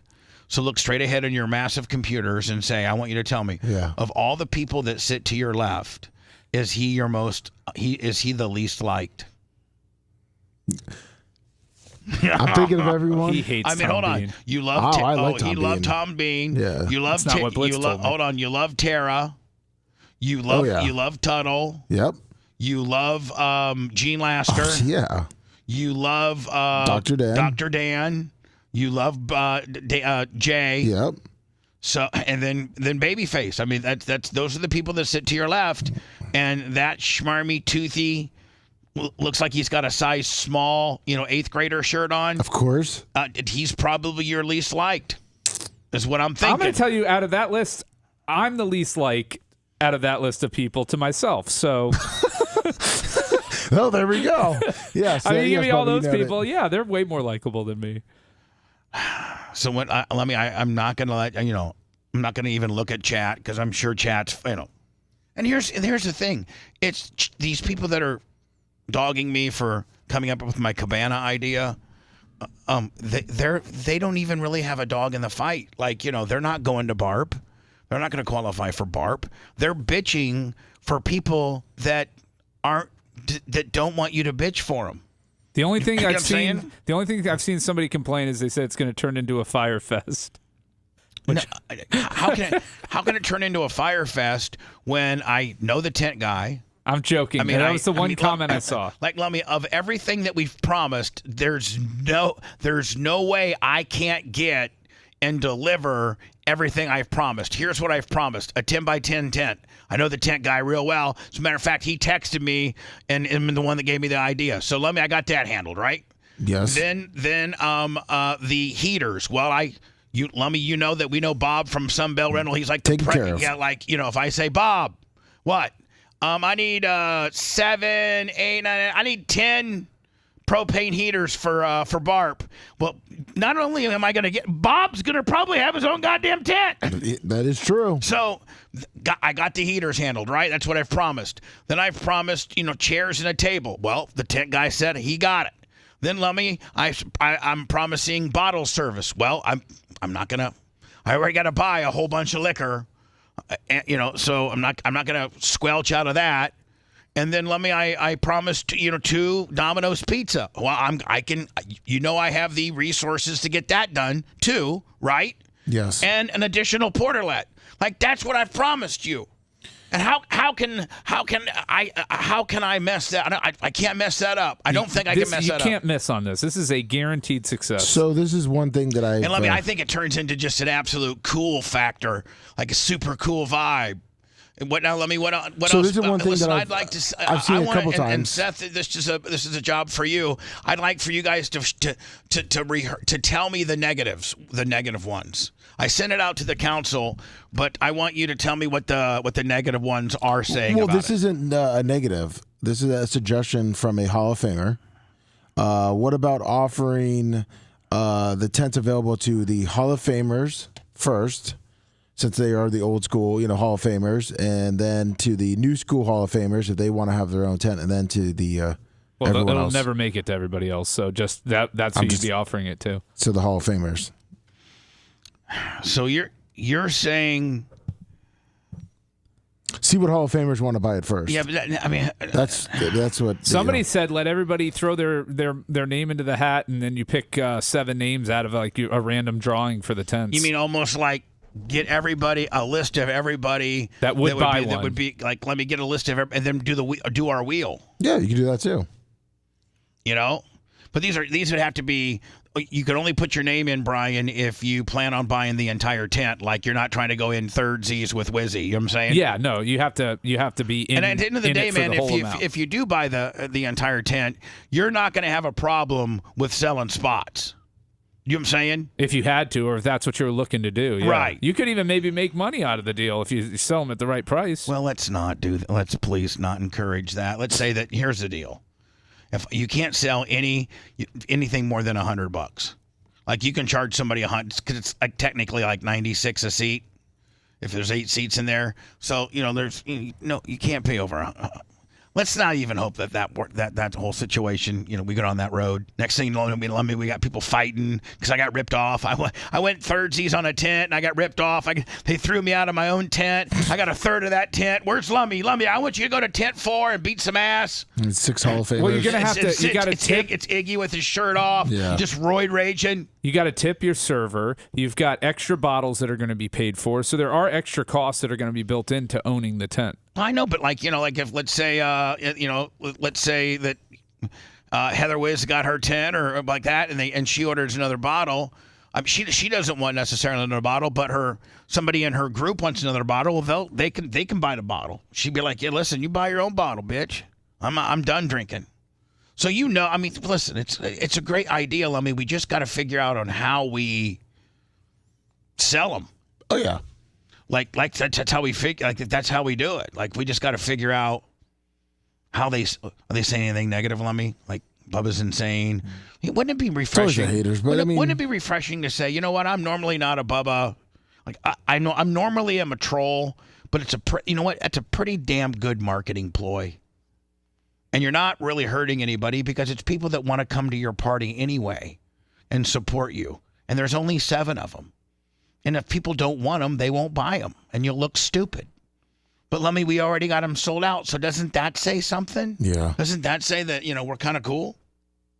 Exactly. Right? Yeah, we're selling them out early. We're not Taylor Swift. Maybe. Look at Taylor Swift. That bitch is selling out corporate boxes, right? Yes. Well, She's canceling shows. We started out with Seth humbly by selling our VIP boxes in the parking lot of our business, right?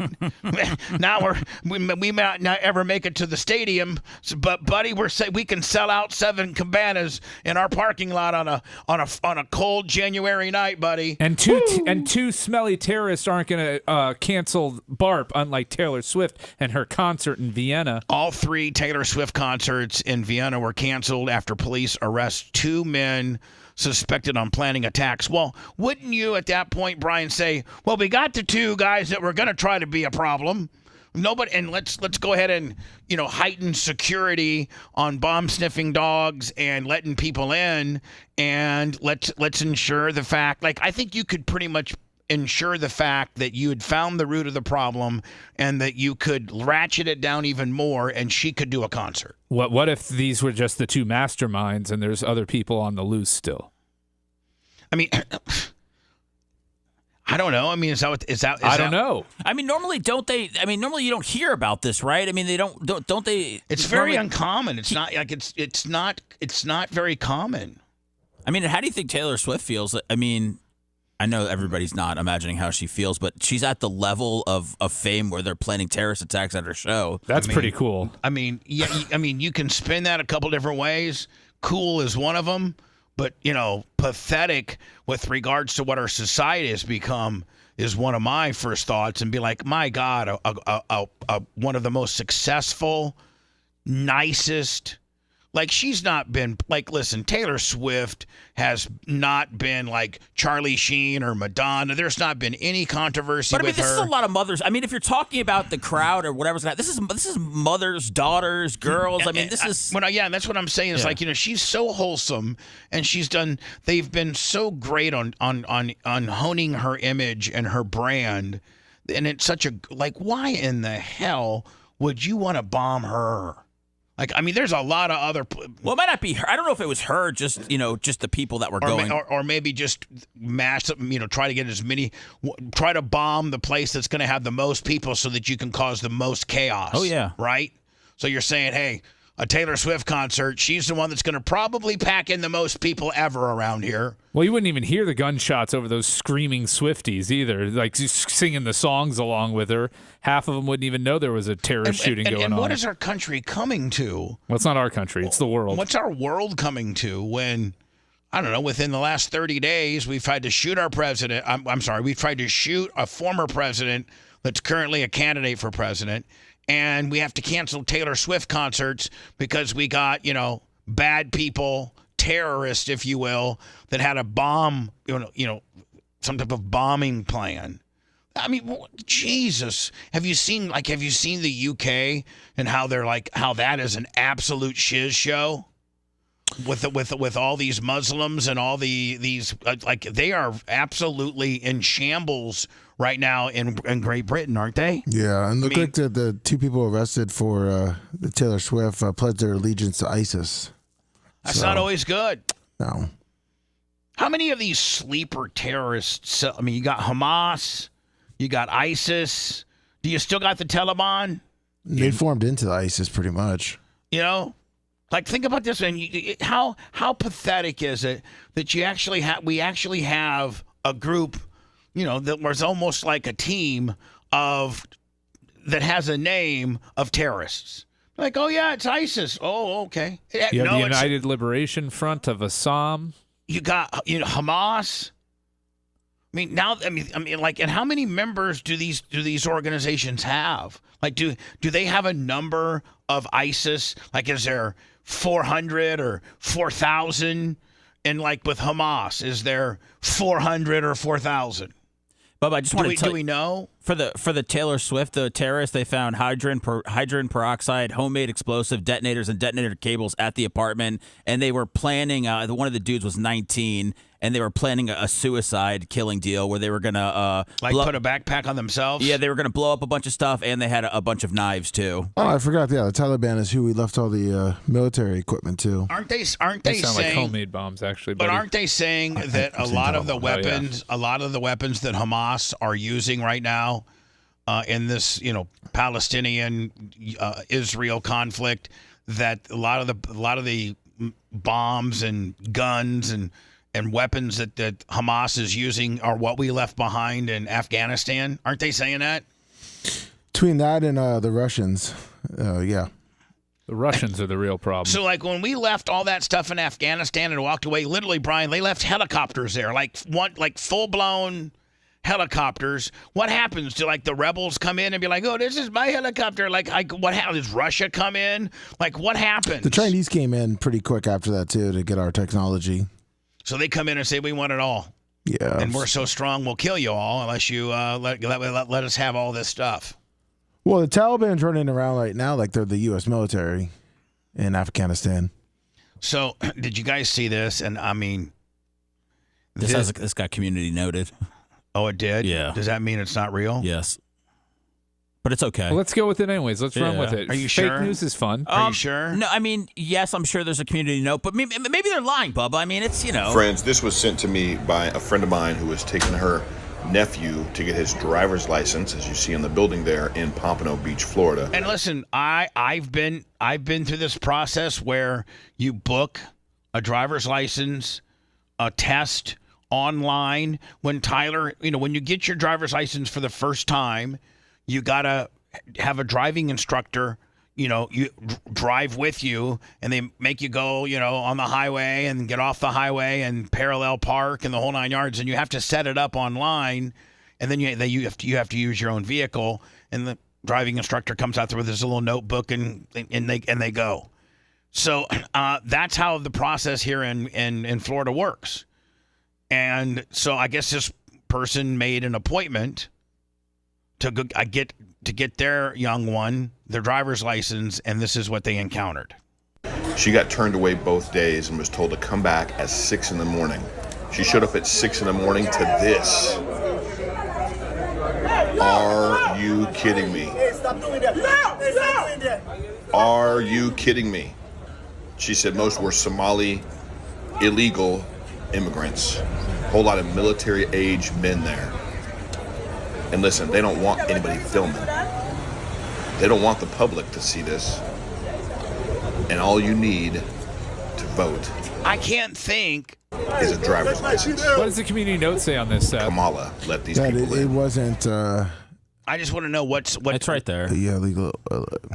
Where does it say? It says, per Brian Griffin, communications director for DeSantis, driver's license ID cards are not being issued, will not be issued to illegal immigrants in Florida. So that's from the state. So I know, but what are those people in line for? Well, I don't know, but that's not per Ron DeSantis's office. They're saying that's not happening here.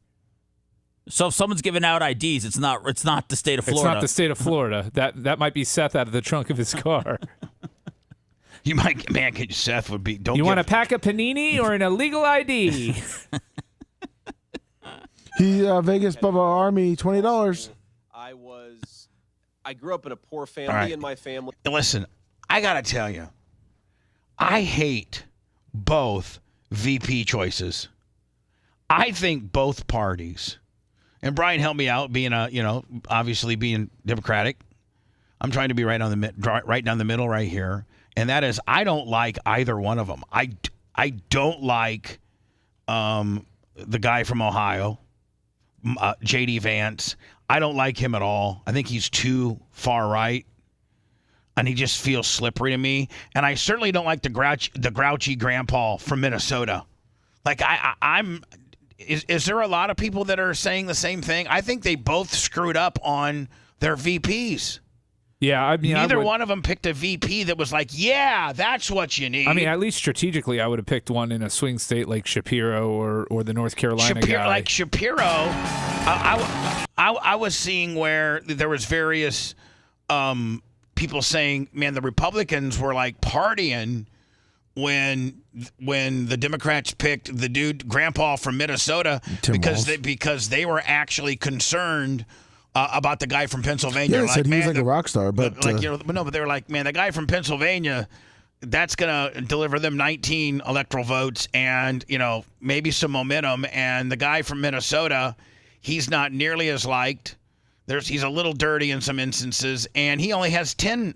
I mean, you gain 9 electoral votes just by the state itself. They said Shapiro was smooth. Like there was really nothing on Shapiro, so they were nervous. He was Jewish, and he was Jewish. But you need that. Well, they didn't know. The Democrats right now need to show a little bit of cool I don't know, man. I was watching. I saw something. I don't know what network it was, but the talking heads were pontificating that he didn't get picked because he was Jewish and because he showed up Kamala. He would show up Kamala. I think that's the bigger issue. There is you cannot have a vice presidential candidate that looks more appealing than the actual presidential candidate, and Shapiro would. Which is why Biden picked Kamala in the first place, right? Which is even worse for us, right? Well, yeah. I mean, everything's bad for us.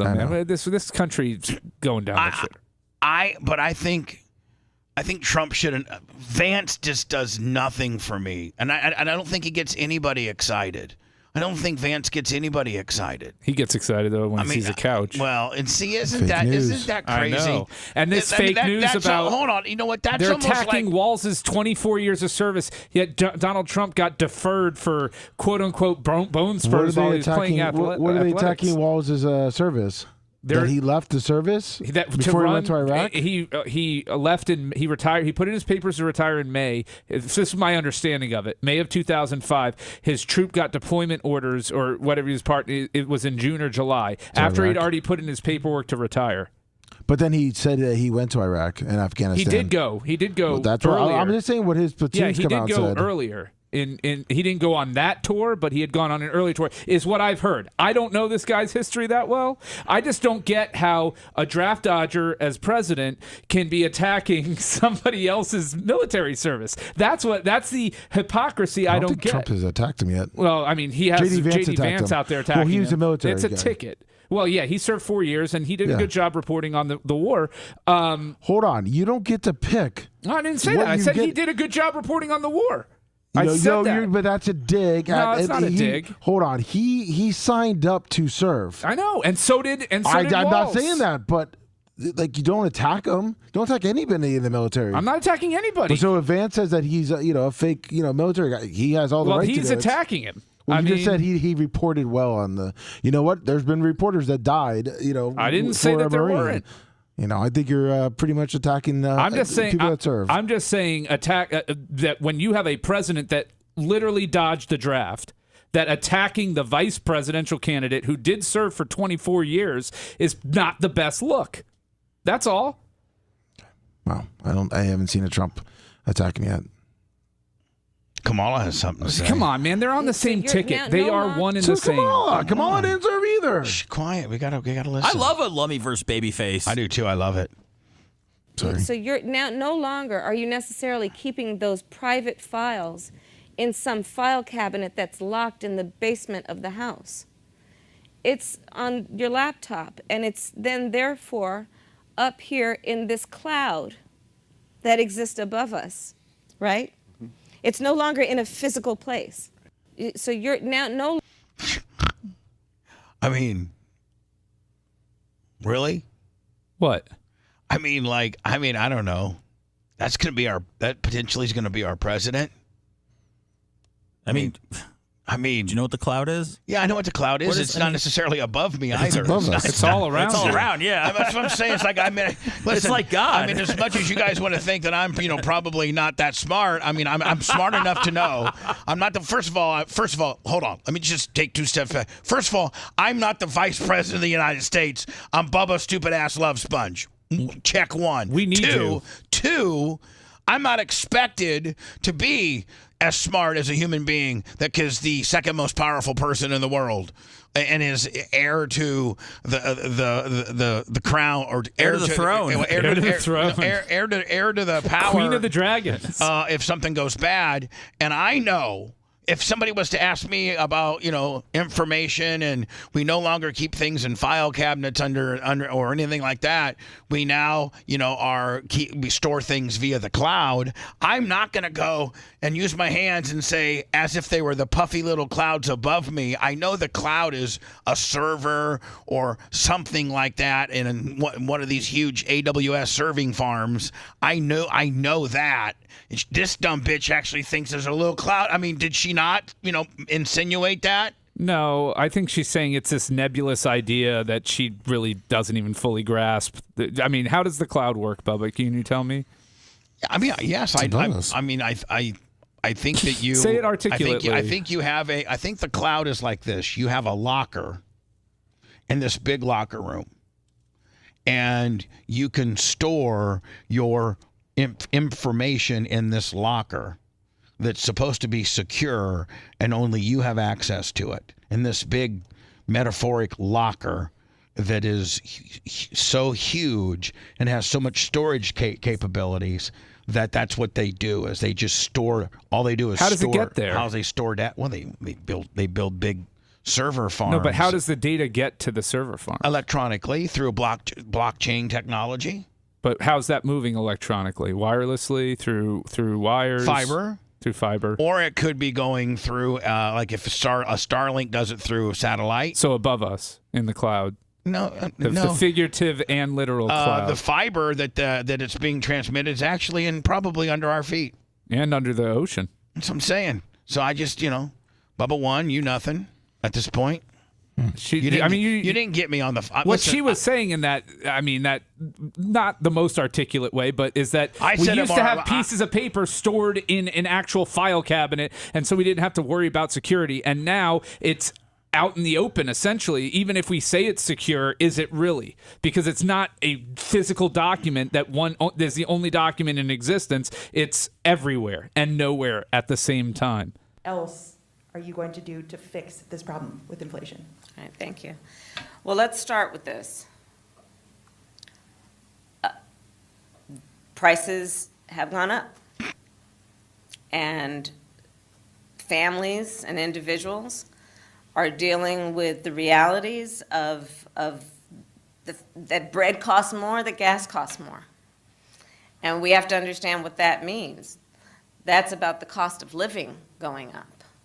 That's about having to stress and stretch limited resources. That's about a source of stress for families that is not only economic, but is on a daily level, something that is a heavy weight to carry. So it is something that we take very seriously, very seriously. She's like the John Madden of politicians. Yeah, I mean, like. That's a lot of words with no answer. That's exactly. That's what I'm. That's what I'm bringing. That's what I'm bringing it up. That's why I'm playing it, because it's just word salad. And you know what? You're asked a question. What are you going to do? You don't have to give us a tutorial on how the economy's doing right now. We know it sucks. Tell us how you can fix it. You don't have to tell us what's going on. We're living this life right now. I mean, we watched the debate. They don't answer any question. None of them. It has a direct impact on the quality of life for all people in our country. So it's a big issue, and we take it seriously. And it is a priority, therefore.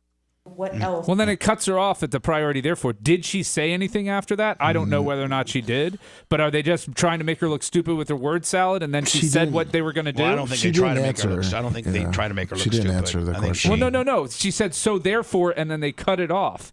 So do we have the rest of that clip? Yeah, we'll send it to you. Okay. I'll wait for it. I'll hold my breath. All right. I'm just saying, yes, the word salad was stupid, and it was her, fumbling to try and get a train of thought. I agree. But what did she say after that? Lummy, the council isn't really digging now. Oh, really? Yeah, maybe we not do this. Oh, so they're saying even they're sold out to get rid of it? I don't know. No, they're not digging it because they don't get first dibs. That's why it's open to whoever can get it, not just them.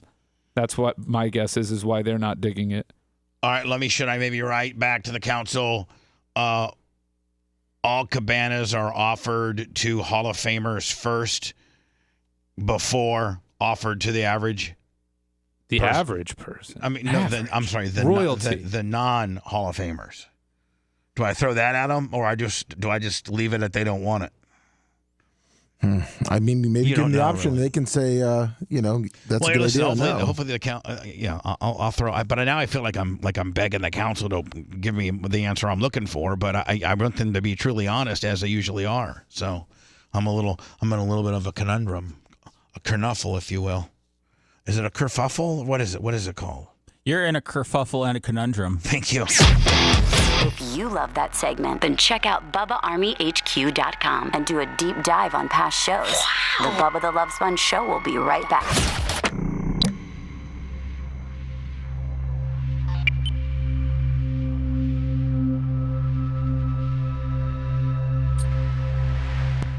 Service when President deferment for bone spurs is really at the top of the ticket. Right now, currently, it's the guys he served with and Vance. Well, Vance is on the ticket, dude. So if Trump can't control his VP, that's what you're telling me. Sure. Okay.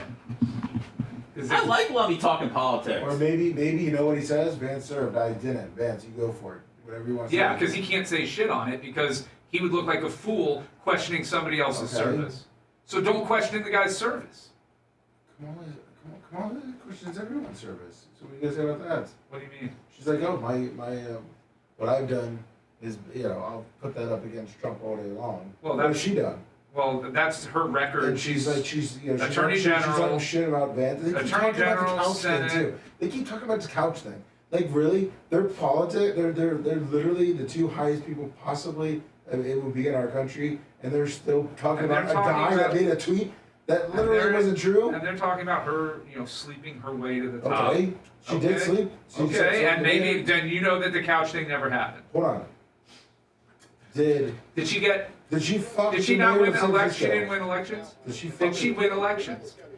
She won one. She won multiple elections. Okay. She won multiple elections. I'm just saying, like, you can't see. I think it's all dirty. Okay, it's all dirty. It's all dirty. But don't sit there and say, oh, the stuff they're doing is really dirty, but our dirty stuff is clean. I didn't say that. No, you are. You're making excuses for it. What did I make an excuse? She slept her way. I didn't say that. You did. And I said. No, that's what they're saying. Who? The Republican side. Look at any Republican commentator. Trump or Vance? I'm saying Trump or Vance. Oh, none of the candidates are saying that about it. But they are. None of the candidates are. They didn't. No, they made some jokes about it. You're still making it. If they made a joke about the fucking couch thing, then that means that they're saying like, because what's his name did say. Let me go through all of Trump's speeches and see what he said.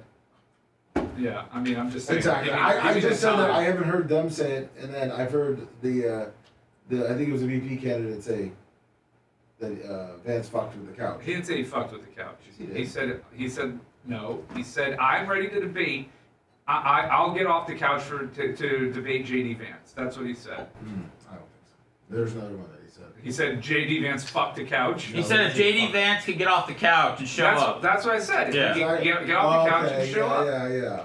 Come on. It's witty. Yeah. And just like if Trump said, which he didn't, if maybe Kamala could get off her fucking knees and show up to Well, we'll see. We'll see. What's he didn't say it. Your guy did. Trump didn't say. Your guy. Get off the couch. Get up into the ring. Get off the couch. What do you say? Armchair quarterback's not sitting on the armchair. Hey, by the way, what did Vance do yesterday? He got off the couch and went to their fucking plane and said, "You guys want to talk? Let's go." That's true. And guess what? They didn't come out. He did look good. He did look pretty good. He looked pretty tough, as you called him a reporter. All right, was it right here? No, I said he did a great job. Who talking about the Vance? Vance was on the runway with Kamala. Brian's going with the Vance. Fuck the couch. Vance was on. I think that first of all, it has nothing to do with his ability to be vice president. I think it's a runway. hilarious rumor. Let me. Do we have the Vance and runway excursion gimmick? Yeah, I sent it to you. You want me to send it to you again? Yeah. All right. And he also did say he was going to look at his plane that he hopes he has in a couple months. Where were they, Lummy? Weren't they? It's good PR. Really? They probably weren't even on the plane, but they were on the plane. They came out. They were hiding behind Girl Scouts.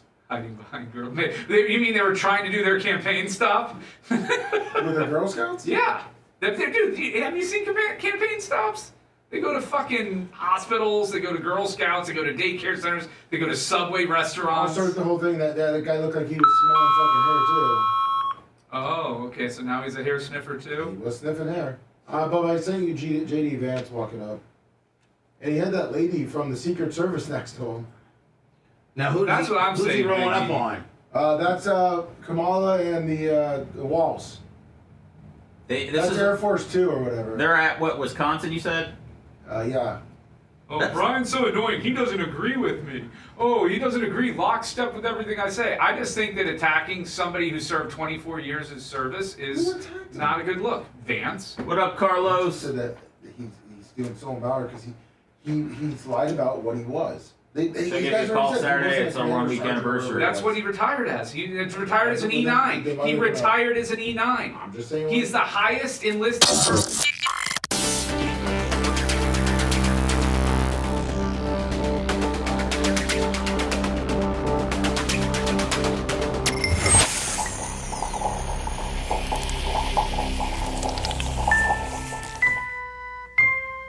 Yes, my voice turns Brian on. He's Brian the babyface Matroni, such a hottie. Now how about you help pay my session fee? PayPal, Venmo, Cash App, all at the Bubba Army. The BTLS show now returns. Lummy, the council has spoken, and it is stiff. Really? And they know. They know what's best for me. And here is what they've come up with, that it's going to further divide the have and the have-nots and create some probably not so cool energy and cliques in itself. And it's just going to be an absolute crap show as to who gets in, who doesn't get in. Bubba likes them more than he likes me, all this kind of bull crap. And it's really just, we're all supposed to just be hanging out and not trying to be, cliquey or standoffish or anything like that. So let me, in a very, very much of a curveball, here's what I'm going to do.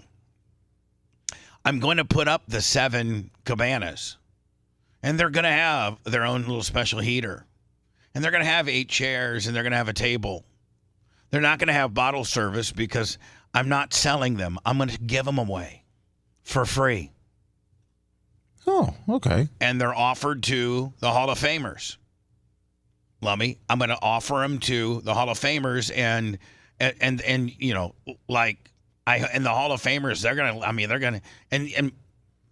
going to let people in. Like, it's not, nobody's going to be told, no, you can't come in one of the cabanas. But I'm just going to, like Brian, just make it more of a, just kind of a free for all. No bottle service, no nothing like that. Go get your free drink and come be in the, they're going to go, Lummy, this is how much of a great businessman I am, or worse businessman I am. They went from $7.50 to free. So I can't get in trouble with that now, can I? No. And I mean, in order of seniority, as far, I don't know how I'm going to necessarily divvy them out. Now, could that be a problem in itself, Brian? Like, just who gets them? Like, even though they're free, could it be a problem in itself? Just the who gets what, or should I just scrap the entire idea? Scrap. Let me. Scrap it. The cabanas at BARP are scrapped. It's just going to cost too much. Democracy. Sorry. Nice outburst. Let me. What are we getting ready to see here? This is. I guess this is J.D. Vance walking up to Air Force 2. I guess where Kamala and Waltz. They were trying to have a showdown in Wisconsin. Yeah. So now where's J.D. Vance? Here he comes with that. Right, supposedly that one Secret Service lady that was on Trump's. So where's he at? Right? No, left. The left. Right there. Right here? Yep. All right. And where's he? And he's walking up to Kamala Harris's plane. Air Force One? Air Force 2. He said he wanted to get a look at his new plane. Yeah. But he said he also wanted to talk to him because Walt said he should get off the couch. Oh, so he's kind of looking to maybe kind of He's got a little swagger here. Yeah, he's looking for a photo op and PR. Well, but hold on, though. He's looking like, say, hey, Walsh, you want to say that to my face that I like to F couches? Yeah. I mean, kind of, right? Yeah, Is pretty that what much. he's doing? Yeah. All right, hold on. I kind of like it. It's like it reminds me of a pre-Billie Jean Look at that deal. Secret Service, though. Holy crap. Yeah, Well, they don't play around anymore now that they dropped the ball royally. Now that Operation Look the Other Way didn't work. He's got 10 guys around him. Now that Operation Look the Other Way didn't work and the Democrats couldn't kill him, they're like, oh, now we're going to give you all you need and more, buddy. Why don't we have a drone flying above these guys constantly, just monitoring everything? Hopefully it's going to be my plane in a few months, but I also thought you guys might get lonely because the vice president doesn't answer questions from reporters and hasn't for 17 Does she? Is that true? Does she not? She hasn't answered since she's been Brian, nominated. will you confirm that she does not answer questions from reporters since she's been the candidate? I don't know. I mean, I don't know. I haven't followed her for 4 years straight. I think she's given speeches at rallies, but I don't think she's... It could be true. She hasn't answered anything, though. All right, hold on here. Take questions from reporters? No? Nobody? Okay, great. Well, I hope that she changes her mind because it'd be good for the American people, and I think it'd be good for you all if she actually ran a real campaign instead of one from a basement with a teleprompter. So have a good one, guys. See ya. What would you like to hear from her? I'd love her to answer some questions. I'd love her to just answer what she wants to do and also explain why every single position she has changed. She pretends to be a prosecutor, yet she pretends to be a tough on crime prosecutor. Well, now hold on. Does it look like maybe somebody from the Democratic Party is pulling in now? Because see the caravan of cars, like they're circling around Air Force Two. So like somebody's coming, right, Brian? I mean, I think they're getting ready to get off the plane. Oh. And yet, here she is, wanting to defund the police. She's the ballsy artist, yet she's opened up the American southern border. This is a person who has to answer the questions. Looks like Bubba Army circling Cox, does it not? That was funny. It's made Seth have anxiety. I mean, he hid underneath a table. And it's disgraceful that she runs for you guys. It's also insulting to the American people. But anyway, we're going to go do our event. I appreciate you guys being here. I wish she paid you some more attention. See ya. Hold on, do they just drive around in circles until he leaves? Until he left. So like, listen, everybody, Secret Service with Kamala and the grandpa from Minnesota, just keep driving around the plane. Watch the wings, don't hit the wings, until this couch effer from Ohio gets back into his plane. Yep. What do you think his detail looks like if they didn't try to take out Trump? Probably just one guy. Probably half of that. Probably that girl in a skirt. And is that even a girl? Yeah, I don't even know. If it's the Secret Service, you just don't know. This story, man. I think this story is going to be an absolute shiz show, and I think it's just begun.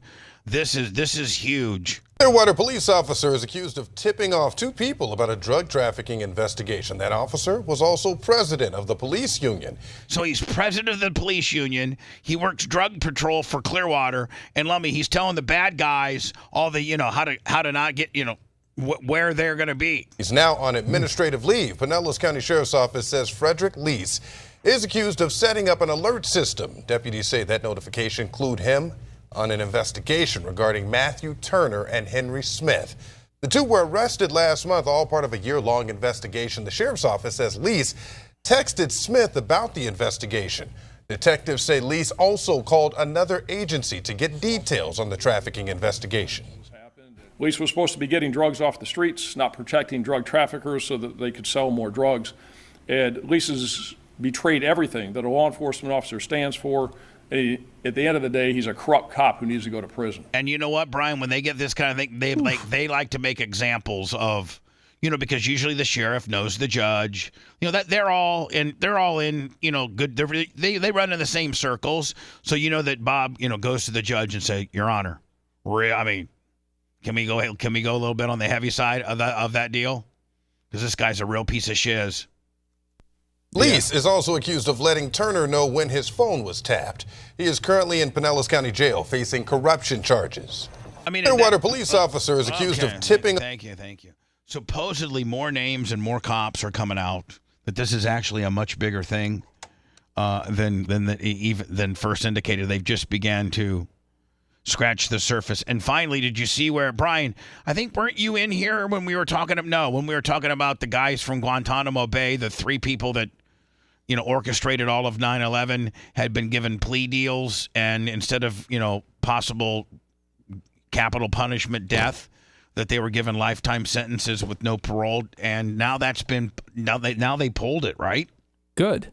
Yeah, the defense secretary, Lloyd Austin. Did they pull it because, at the end of the day, you would only pull it because you would want them to die, right? Right. You want them to serve what you asked for. You asked for them to die. Right. So, you wanted this. Lawyers for the 3 9/11 terrorists turned Wednesday at the defense secretary Lloyd Austin's decision to revoke plea deals that would have spared the clients the death penalty, calling the move corrupt. So in an unprecedented act by the government official to pull back what was a valid agreement, the lawyer said, blah, blah, blah, blah, blah. So they're saying the lawyers for the bad guys are saying we had a signed plea deal, and now not even a judge, the Secretary of Defense, I guess he's included because they're being housed at Guantanamo Bay. Why should he have,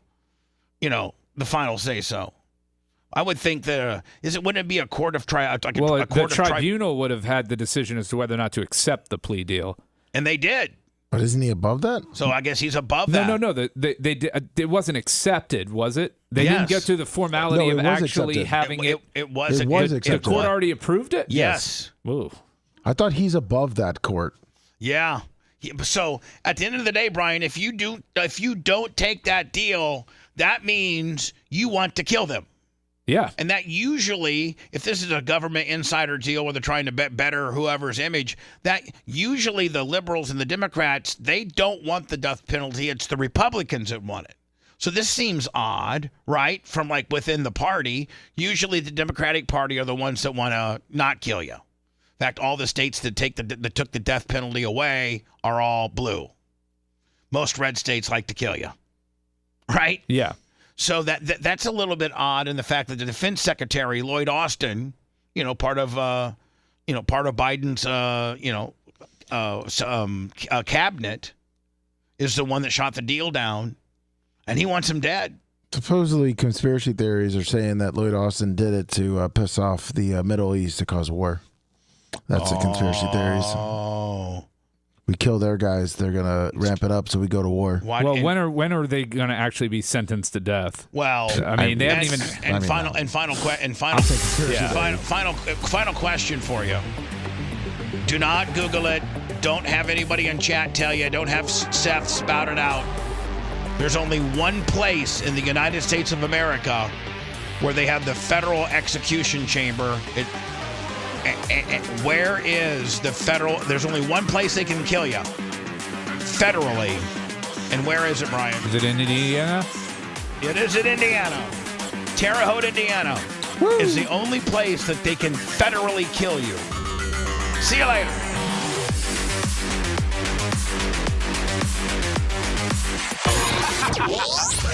Thanks for letting me finish. You've been listening to the Bubba the Love Sponge Show, starring me, Bubba the Love Sponge, co-host and show historian Lumet, co-host Dr. Dan Diaco Esquire of Council, co-host J. Diaco Esquire, the Spitting Cobra of Council, Rhett, the Filthy Ginger video editor. Yeah, back here wiring up. It's Mini Macho. The BRN agent, Thomas Buttoned Up B. Now, time for the legal disclaimer. Exactly. The Bubba the Love Sponge Show is intended solely for the enjoyment of our listening audience. Any rebroadcast, retransmission, or other use of this show without express written consent of the Bubba Radio Network is prohibited. We must dissuade him of this delusion.